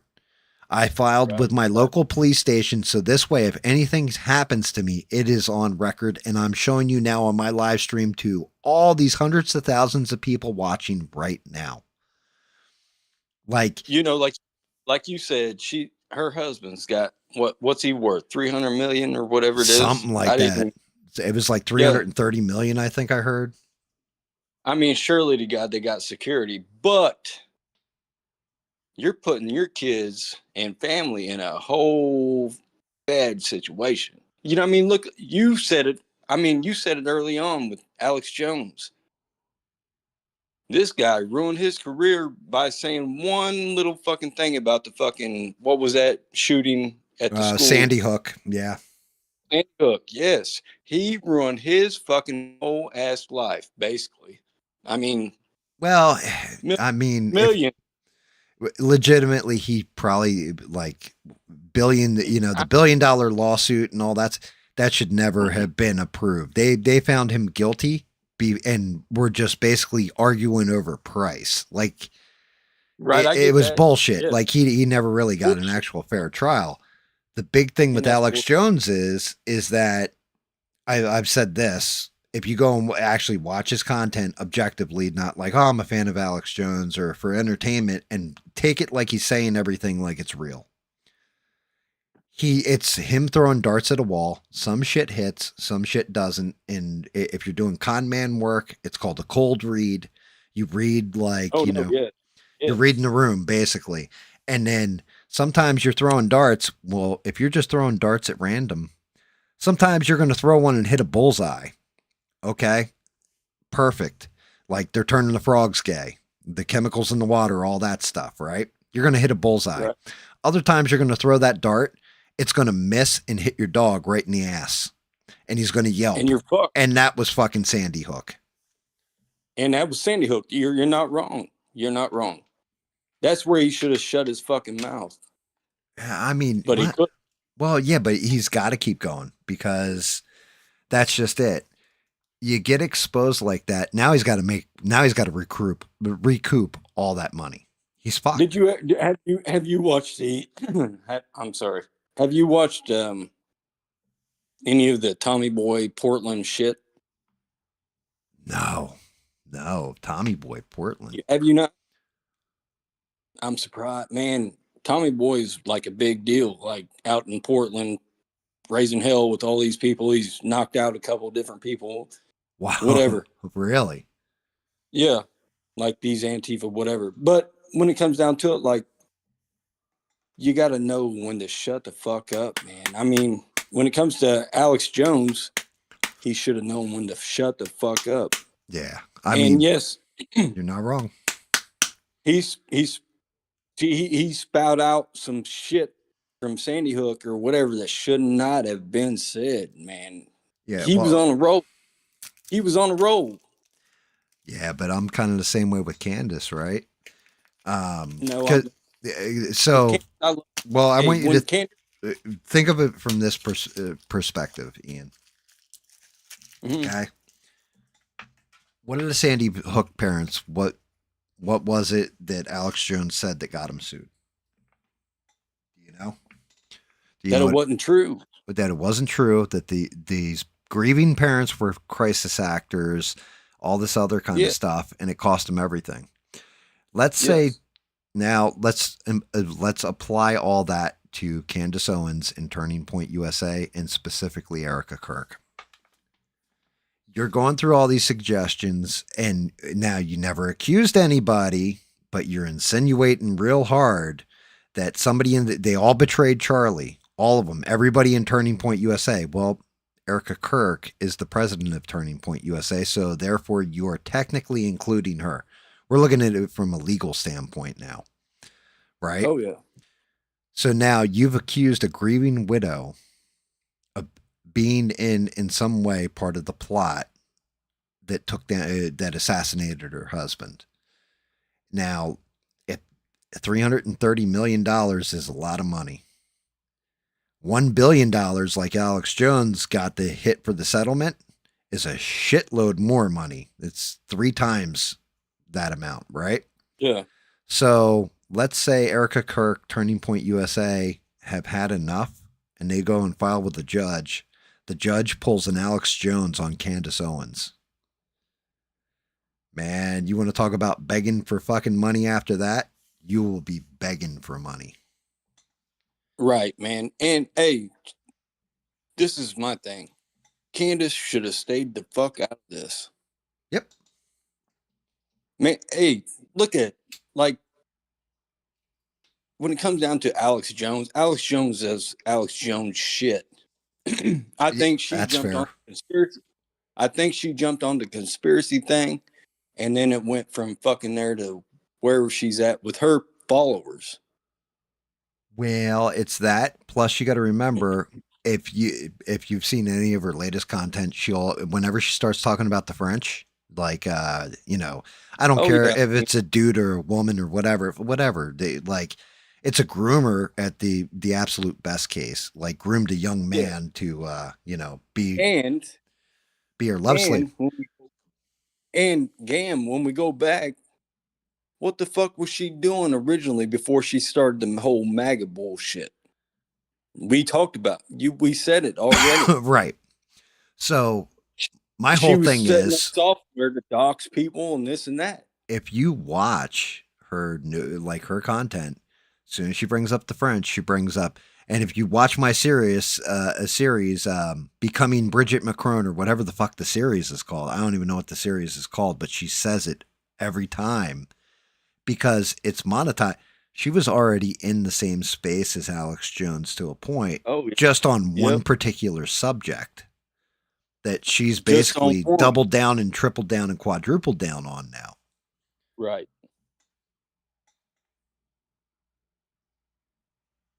The difference between her and Alex Jones, man. Alex Jones is for one, he's like a Rush Limbaugh, if you remember him. Oh yeah, absolutely. Yeah, he kind of is. He's on it. And Yeah. he got fucked up. He said the wrong fucking shit and he shouldn't have said it. But Rush Limbaugh was flat out politics, right? Alex Jones does the Yeah. whole conspiracy end of the aisle. What's interesting about Alex Jones, and I give him a lot of credit for, and I don't think it's just because he's been censored either. I think he's always been like this. Because still has Elijah Schaefer on, who's got a lot of fucking behind the scenes issues going. But Yeah. Nick Fuentes, Alex Jones has always had him on. Like even when he was deplatformed, he's like, "Yeah, come on my show." Alex Jones has no problem talking to everyone, Anyone. and that's an important thing. That's where I lose respect for guys like Ben Shapiro, right? Like this, he tore fucking Nick Fuentes apart on this one show he did recently. Sit down with the kid and have a conversation and find out what For the real. fuck he actually thinks. What are you afraid of? He's going to get up and call you, some slur for a Jewish person, and like just legitimately, man, like sit down and have a conversation. What's so hard about that? That's it. That's all. Hey, man. Hey, it was Devin this tonight saying she'd rather be talking to people in chat than talking in person with somebody, whatever. You know what I mean? Like, Devin's do pretty you remember growing introverted. up? And much respect to Devin. Yeah, oh yeah, absolutely. Do you remember? We all remember back in the day. All we had was a goddamn phone on the wall. Yeah, with the giant ass cord. Yeah, hell yes. I mean, that's how we communicated. I mean, what are we doing today? And that's what's wrong with us. That's what's wrong with the fucking our kids. Not to mention, everything's linked to the fucking Wi-Fi. Everything's linked to the goddamn internet. Yeah, I mean that's part of it. You're right. You're not wrong. It's like I say, back in the day, like, all right. So you remember when you were a kid, you want to know if your buddy's home and you didn't know their phone number. You had to ride your bike or walk the hell over to their house, knock on You the damn you rode, door, and be like, "Hey, rode your can bike. so and so come out and play today?" Yep. Yep. Hell yes, we did. Right? You couldn't just like fire off a text or hey, they're online playing Fortnite right now. Let me just send a message. None of that shit. You had pagers. You had all this kind of stuff. And before that, our parents did what as kids? My parents probably like Same, suffered. same, probably same. Yeah, it's well. I mean, it's a different world, but the It's whole crazy. you got to control that technology too, to an extent, as a parent, Man, and that as a parent, means well, yeah, the shit part is that most parents. I mean, granted, I guess Gen Xers are built a little different, but like somebody, what is it, Boomer than Gen X? Is that how it goes? But yeah, those parents that don't know, like, I mean, think about your mom. I don't know about your mom, your dad, or anything like this. My dad was always right. kind of tech savvy. My mom, on the other hand, fucking didn't know how to set up a VCR, for example. It's two fucking wires and a plug, No, and you can't set this yes, shit right. up, like, so, Or it was us kids setting it up. It right. wasn't But the there you go. There's the point exactly. So you had to set it up for them, right? And so because of that, you've kind of gotten tech savvy as time's gone. Well, kids nowadays are doing shit that's so tech savvy that we're like, you look at it and you go, what? okay, I understand this, but it takes you a minute to either figure out that it's even there. Right, right.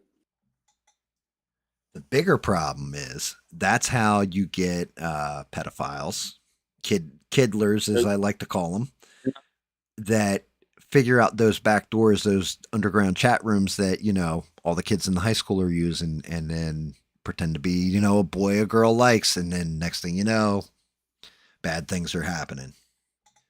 Hey man, hey, my two older kids are in their 20s, and I mean, damn near almost 30s. But I'm saying mid 20s to early 20s. My youngest is 9. You Wow. know what hey, yes, yep. I have him, if he's playing games with his buddies, it's in the living room. And I don't Smart give a man. goddamn. I don't give a goddamn what they're playing, what they're doing. But I'm gonna be in here and I'm gonna be listening. He ain't gonna be locked up in his fucking bedroom doing whatever the fuck he's doing, or they do. And I make it sure that everything's privately fucking I set this motherfucker up. Right. And that's the reason why I ask, what's you know, I like games. I like playing games, whatever, you know what I mean? Mm-hmm. I don't, but when it comes down to it, I want to fucking be on the know whenever everything comes down to it. So this is a true story for you. When Overwatch, whenever that had first dropped, like it first come out, I'm gonna say it's probably like 10 years ago. I don't know, somewhere in there, 9, 10 years ago. I'm playing that game, and I had met a dude, same way I met Smurf, David Mon, these guys, right? Playing Yeah. Overwatch, and I don't even talk to this guy anymore. He was a big time lib, and that wasn't the falling out. We just didn't play the same games anymore. But and he's a cool guy. Shout out to him. And we're in with Overwatch. You team up with like you have a team of 6, just like Marvel Rivals at the time. Like it was like that, except for these own original characters and all. It was actually the start of where they got the idea for Marvel Rivals. And Right. we're playing, and we have a kid on the team.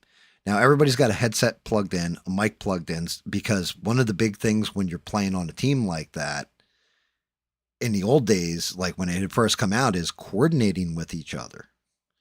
So Sure. you're in a separate party, so you guys can jump in the party and talk to each other in between matches, because there'll be like two of you, so four of your teammates are just random people. So you jump into the game chat, and then you have the other four people. It's like, it's always, hey, everybody got a mic, and then you get like four voices back. Yeah, I do. Yeah, I do. Yeah, I do. Well, Oh yeah, yeah. we get into this lobby, and there's a kid in there, and we didn't know. We thought he might be a kid because of the way he was playing. And we're like, you got a mic, you got a mic, you got a mic. And then finally he comes on the mic, and it's what's known as a squeaker.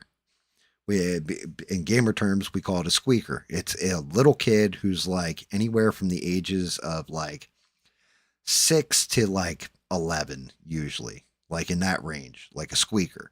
Hey, us like a motherfucker, man. I know Right. what you're saying. So we get in there, and of course this kid's like, yeah, I got a mic, because he had joined in. We all like partnered up afterwards because we did really well in the match, and he wasn't a bad player. So we're playing the next match, and I'm like, whenever we had like a squeaker in with us, nobody cussed. Like, it was just kind of a rule that we had. Nobody cusses. Right. And the reason why is because, you don't want foul language around You don't know. kids, that kind of thing. Like, it's just the way you don't want to be that guy. So Right. anyway, we're just like playing, and then we get through like 3 matches together, and I'm like, what time is it? I might have work in the morning. I check the time. I'm like Blum, who was the other dude. I'm like, yo, it's like 3 in the morning East Coast time, and the squeaker Speak, goes, oh, I'm on it's the East Coast too. I'm speaking of, it's past 3 o'clock right now. Yeah, for me too. It's 3:16. Austin Yeah. 3:16 says I just whooped that ass. Here we go. Right. Um, but yeah, so this squeaker, he's like, yeah, I'm on the East Coast too, and I'm like, yo, what the like? I messaged Blum on the side. I'm like, yo, how's this kid? He's got to be like 7. Why is he up? Like, where's his parents? So Blum, we get back in the normal chat, and we're just like, yeah, man, we're. Let me ask you a question. Blum goes, let me ask you a question. Are your parents in the same house as you right now? He said, yeah. Blum goes, are they by chance in their bedroom? He said, yeah. He goes, are they sleeping? No, they're making a lot of noise in there. So Blum's just Yeah. like, what kind of noise? And this kid's like, I hear, mommy calls them her happy screams. Yeah. Fuck that. Right. And so we're like, oh shit. And we're like, so you're not supposed to be playing right now. He goes, oh, no, no, no. They gave me the controller like 2 hours ago to play. And then they went into the bedroom, and we're just like, dude. So basically, this kid's parents are smashing right now. Handed him a controller, and the babysitter is the Xbox. Yep. And that's a lot. That goes on a lot around everywhere. That's fucking crazy. I never did that That's shit with fuck my kids. Like, ever. hell no. Like, they basically, like, you have to give them privacy to an extent, but you don't do it where you're fucking stupid about it, because what if me and Blum, like, and then we're like, all right, man, well, we're logging off for the night, and we jumped out of the game party with them and just went and played on our own again and found other people to play with. And like the two of us had this whole conversation though. We're like, yo, man, what if we were pedos? Like, what if we weren't like Yeah. decent Yeah. Why? people and wanted to hurt Why that would you? kid? His parents Why wouldn't would you even have even? known. Why would you even question yourself as a pedo? Hey, what's up, Anunnaki? Good to see you, brother. Um, dude, like my wife did this one time. There was a woman that was watching her kid, and it was fucking hysterical. My wife reaches in her purse, pulls out like her little address book thing, writes something. And because this kid's just like running around like a little terrorist everywhere. And like, we don't see his mom or his dad or anything anywhere. And she walks over. She's like, "Are you lost or anything?" And the kid's like, "No, my mommy told me to go out and go play all this other stuff." So my wife goes, "Well, go find your mommy and hand her this note." I'm like, kid runs off, right? And I look at my wife. I'm like, what note did you give? She goes, "The note says I was this close to your kid." She's like, "I hope that What? fucking parent pays attention because like Oh, yeah, I get. I was this close to your Yep, kid. Like I was right yep, here. I Like get I you. could have done like if I had been somebody who was a fucked up individual, I could have done anything I wanted to your kid. You would have never know. You're Yes, not even paying attention to him." right. And hey, my my 9-year-old, she's wanting to take him to on a cruise and this and that. I'm like, man, you, I tell him, I don't even talk to her much. I do. I mean, but I'm telling him, I was like, man, you stay close to your mom Hell yeah. all, all the time. I don't give a fuck. All the time, you stay right there by your mom's side. I don't give a fuck how goofy she is or whatever. You know what I mean? Like, stay the fuck by your mom.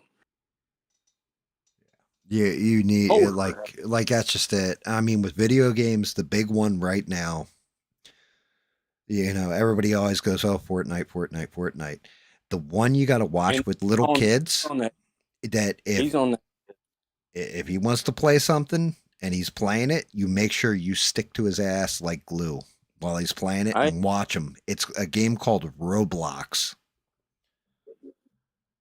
Oh no, he ain't on that. Here, if Dude, he's on that, if he's on that, Roblox. if he's on that at his mom's house, I sent that shit. The Sean Ryan shit. Oh yeah, You dude. watched? Yeah, oh, Yeah, absolutely. yeah. I Yeah. sent that shit to fucking his mom right now. I fucking swear to God, I did. I sent that shit to his mom, But and I was like, that's not new shit. That's old shit. oh, I mean, that's been I going on for years and years. I read an article, God, like 4 years ago, 3 4 years ago, and it was a mother who they published her story or whatever, like a reporter did her story.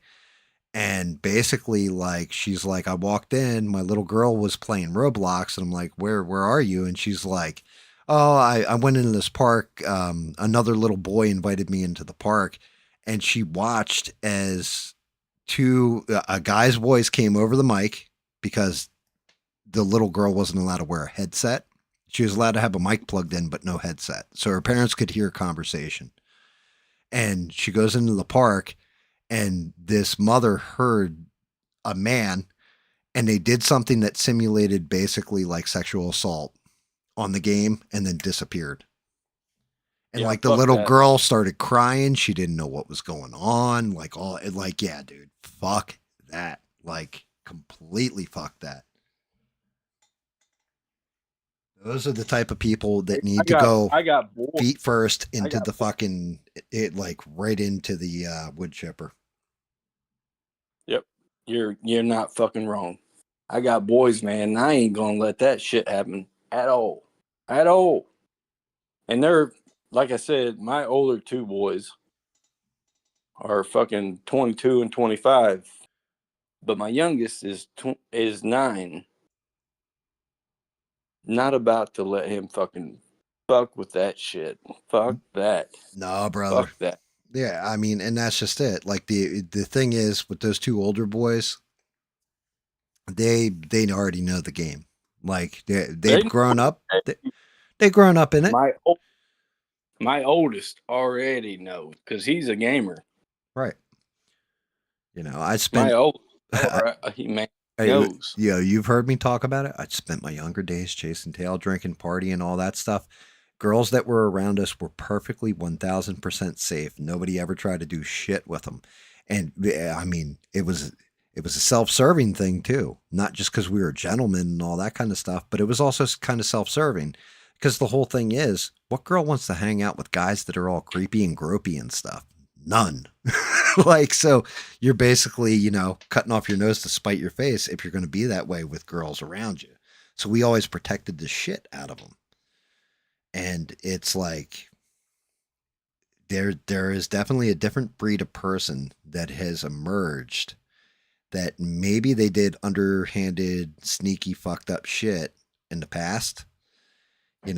Like that's where you get like your Dahmers, your stuff like this. Oh yeah. And but now with the advent and the rise of the internet, people going anonymous can hide behind things and Fucking pretend to be crazy. things they're not and all that. You got catfishing going on, all that kind of. Well, I was talking with Yeah. this girl for, like 12 hours in the chat room on AOL. Yeah, and it turns out to be a stinky guy named Mel that lives in his mom's basement. And it just it's shit like Hey, that. hey, hey, we had that in. I mean, I'm taking on sports on this shit. But you remember that fucking sports thing that happened with Notre Dame I'm not sure. with that fucking Oh, the coach? Are you talking about the coach? no, the kid, man. He was fucking catfish like a motherfucker, like No, I don't know. I'd never heard this one. yeah. And it ended up being a fucking guy or a tranny or whatever the fuck it was. But yeah, yeah, I know exactly what the fuck you're saying. Oh yeah, dude.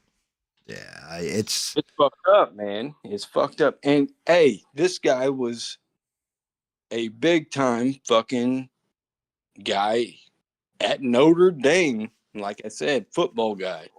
yeah. I mean, look, it could be anybody.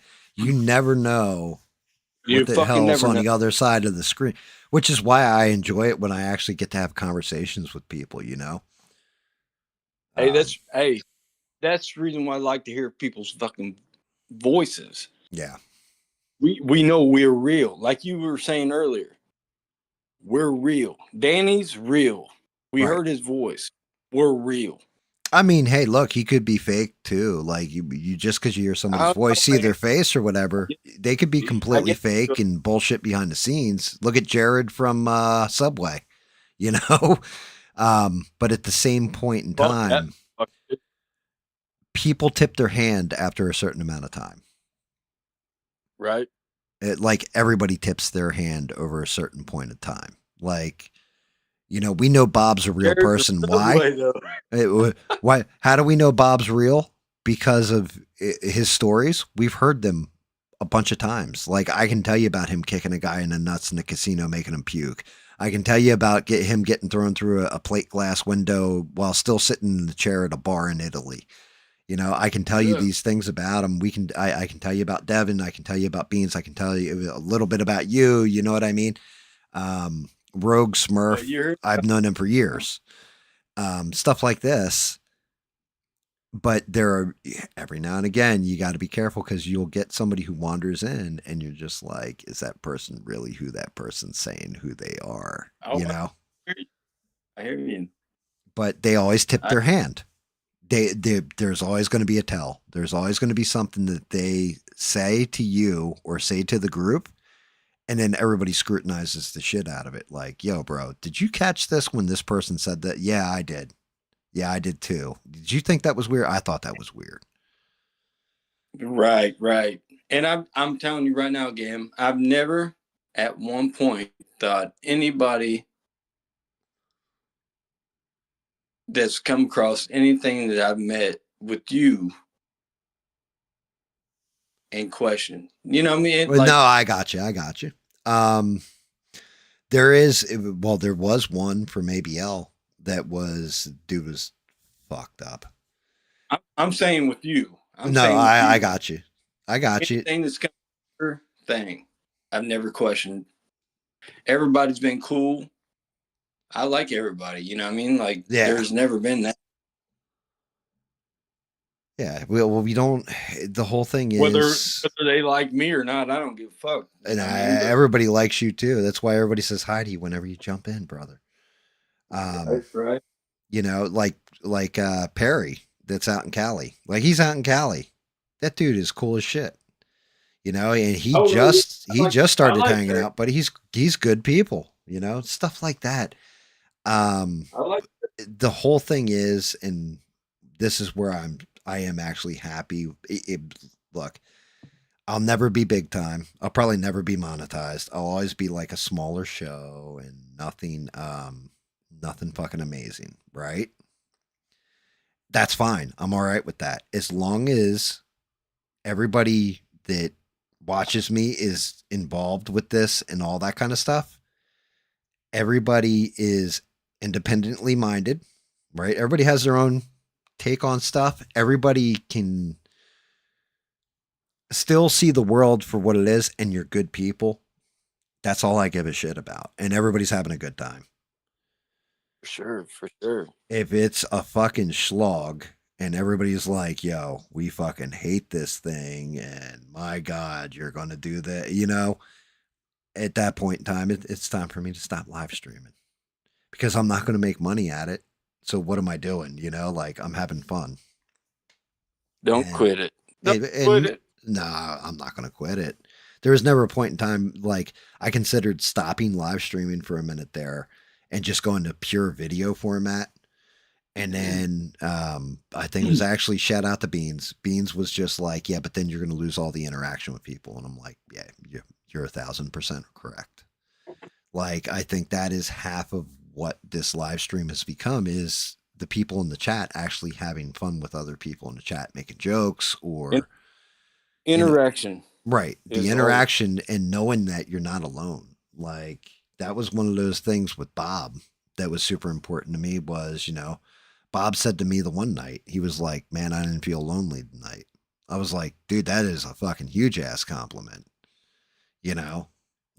Cause Damn. he's going through shit and he's been going through shit.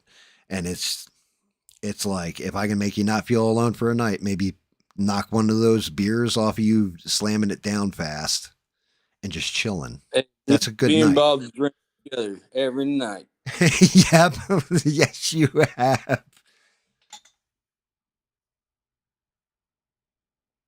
For real. Oh, No, but anyway. Anunnaki, the one, just he just popped in, right, and he said, yeah, and Thanos was right. The universe needed to be cleared of garbage. He didn't say it needed to be clear of garbage, though. The whole thing was that he wanted to cut life in half because of resource management. And people say, why didn't he just double out resources? Well, it's a mathematical thing, right? Because if you look at it this way, I double out your resources. Okay, so now you have double the resources, but you're still breeding the same way you are exponentially. So, you know, two times two is four, right? Four times four is 16. 16 times 16 is, and it goes exponentially on. But if you can cut it back to two times two again, you're going to have way more resources and then you're going to balance everything out. So yeah, Thanos was right. He was the hero in that movie. He was a villain in Endgame, but he was a hero in Infinity War. I agree with you, Anunnaki. Oh shit, Beans dropped back in. Who's talking? Beans, that would be Ian. Do you want to say hi to Beans there, Ian? Hey, what's up, Beans? Yes, What's that hey? good, good. Ian. Hey, who do we have military wise? Is Mister military? Mister is not military. I didn't know. But Bob's military. I've got. Hey, happy Veterans Day to all of y'all. For real, because I missed out. Oh shit. Saying it. Yeah, good stuff. Bean says, "Nice, nice voice, birthday boy." Hey, I try. I ain't got no other voice. Oh shit. Yeah, yeah, Where we? shit's crazy. Crazy little world. It's a crazy fucking world, man. It ain't a crazy little world. It's a crazy fucking big world. Yeah, it's only big because we haven't gone to space. Mm. Then it gets big. The depths of the ocean. I mean, You know? like, have you ever looked at space and just been like, well, fuck? Because legitimately, you look at space, right? And you look at Earth, and you know, we think to ourselves, like, Earth is huge. It's massive. Just look at the ocean. Like, we haven't even explored we've explored like 20% of the ocean or something like this. Right. Okay. Now we go to outer space. You have the whole planet Earth, which is only, it isn't the biggest planet even in our own solar system. Mm. And then you look at it and you zoom it out a little bit, and there's the galaxy, the Milky Way galaxy, made up of hundreds of thousands of different solar systems, just like ours, with planets and, you know, other stars, suns, and all this around it. Then you zoom it out a little bit more and then realize that our little galaxy is just one of a couple 100,000 galaxies, right? Or, you know, like, who even knows how many fucking galaxies? And then you keep zipping it out, zipping it out, zipping it out. And it's like, well, shit, we are tiny little things. We are basically like the equivalent of We are ants. yeah, we're not even ants. We're like more like amoebas. You know what I mean? We're like little single-celled organisms on something the size of our sun. Like, it's just crazy. We are little people. Yeah, we are little people, and that's just it. But we can at least reason and think big. And unfortunately, a lot of times people use that for the wrong purpose. Right. Right. You know, like, use that shit for good, not evil. Be For sure. creative. You know, it's just like like I was saying, you know, my buddies, man, they're all artistic, whatever. You know what I mean? They play some guitar, drums, whatever, man. Can paint, can do whatever. And that's what I like. That's what drawn me to you, for real.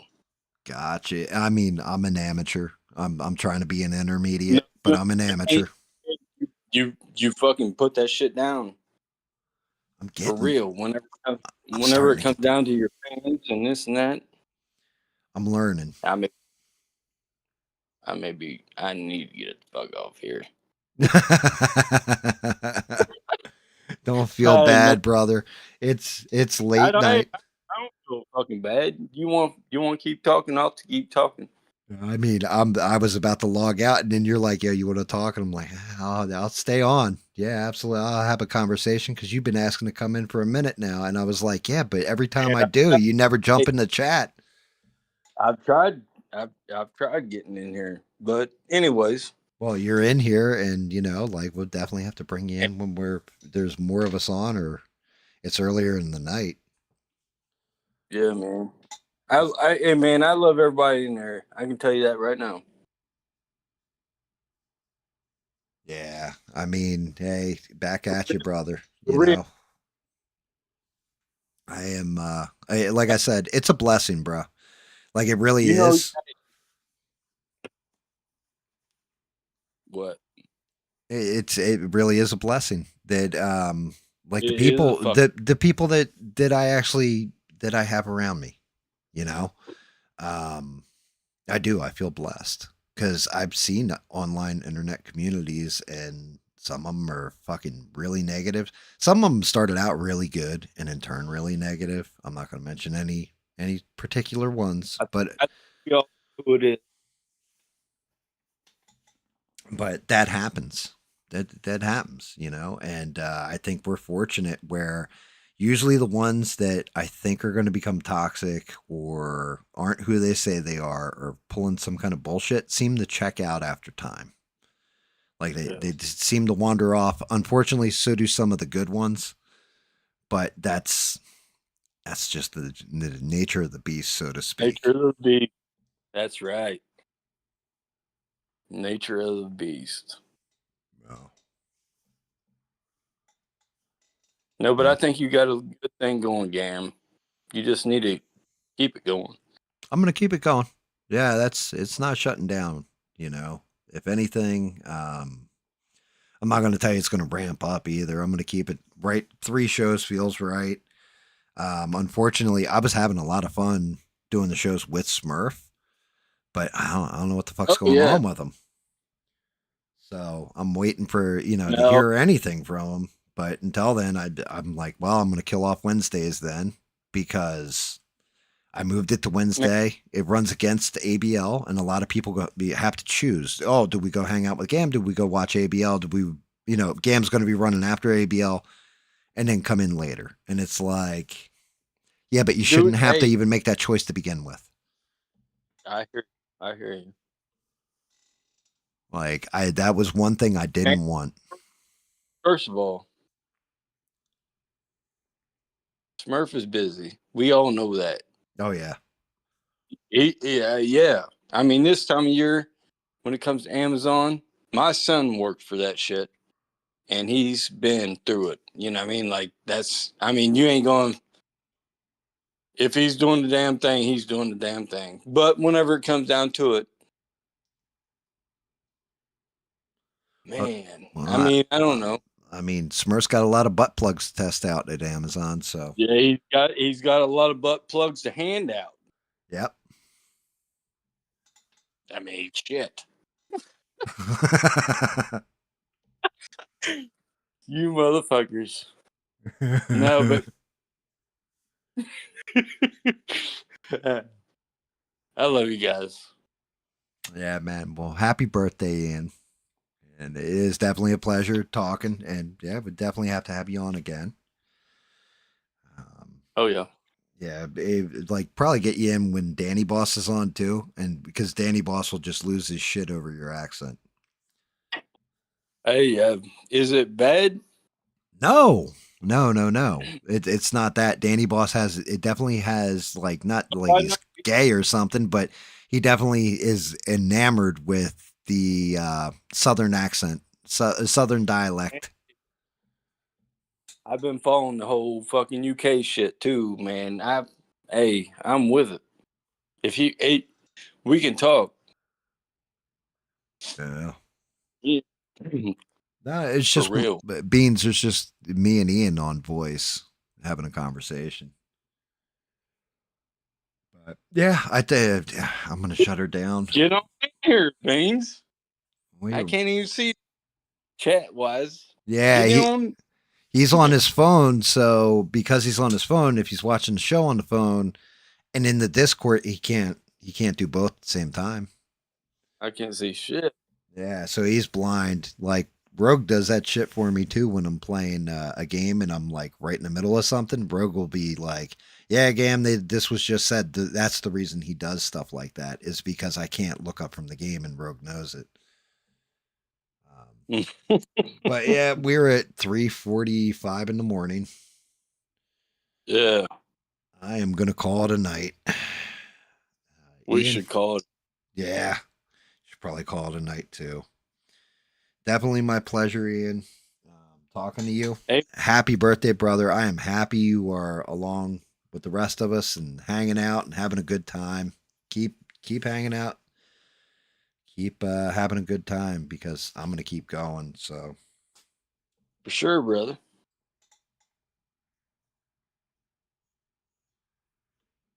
yeah. All right. Hey, hey, I love you. Back at you, Tell me brother. you Back at you, brother. tell me you love me. Just did. Hey, And it's Anunnaki, the all. one says happy birthday, whoever it is. It's Ian. And Yeah, I love you, man. Good night, brother. And I I love will. it. Good. Whoever's in here, I love him. I love him. I will see You're you. cool. I will see you guys tomorrow night, 8 p.m. Eastern Standard. Gaming, and then yeah, we'll go from there. I'll announce the schedule tomorrow night. But I appreciate everybody. Thank you all. Thank you for jumping in, Ian. Shout out to Stranded for being an amazing mod. You guys for being amazing viewers and good friends.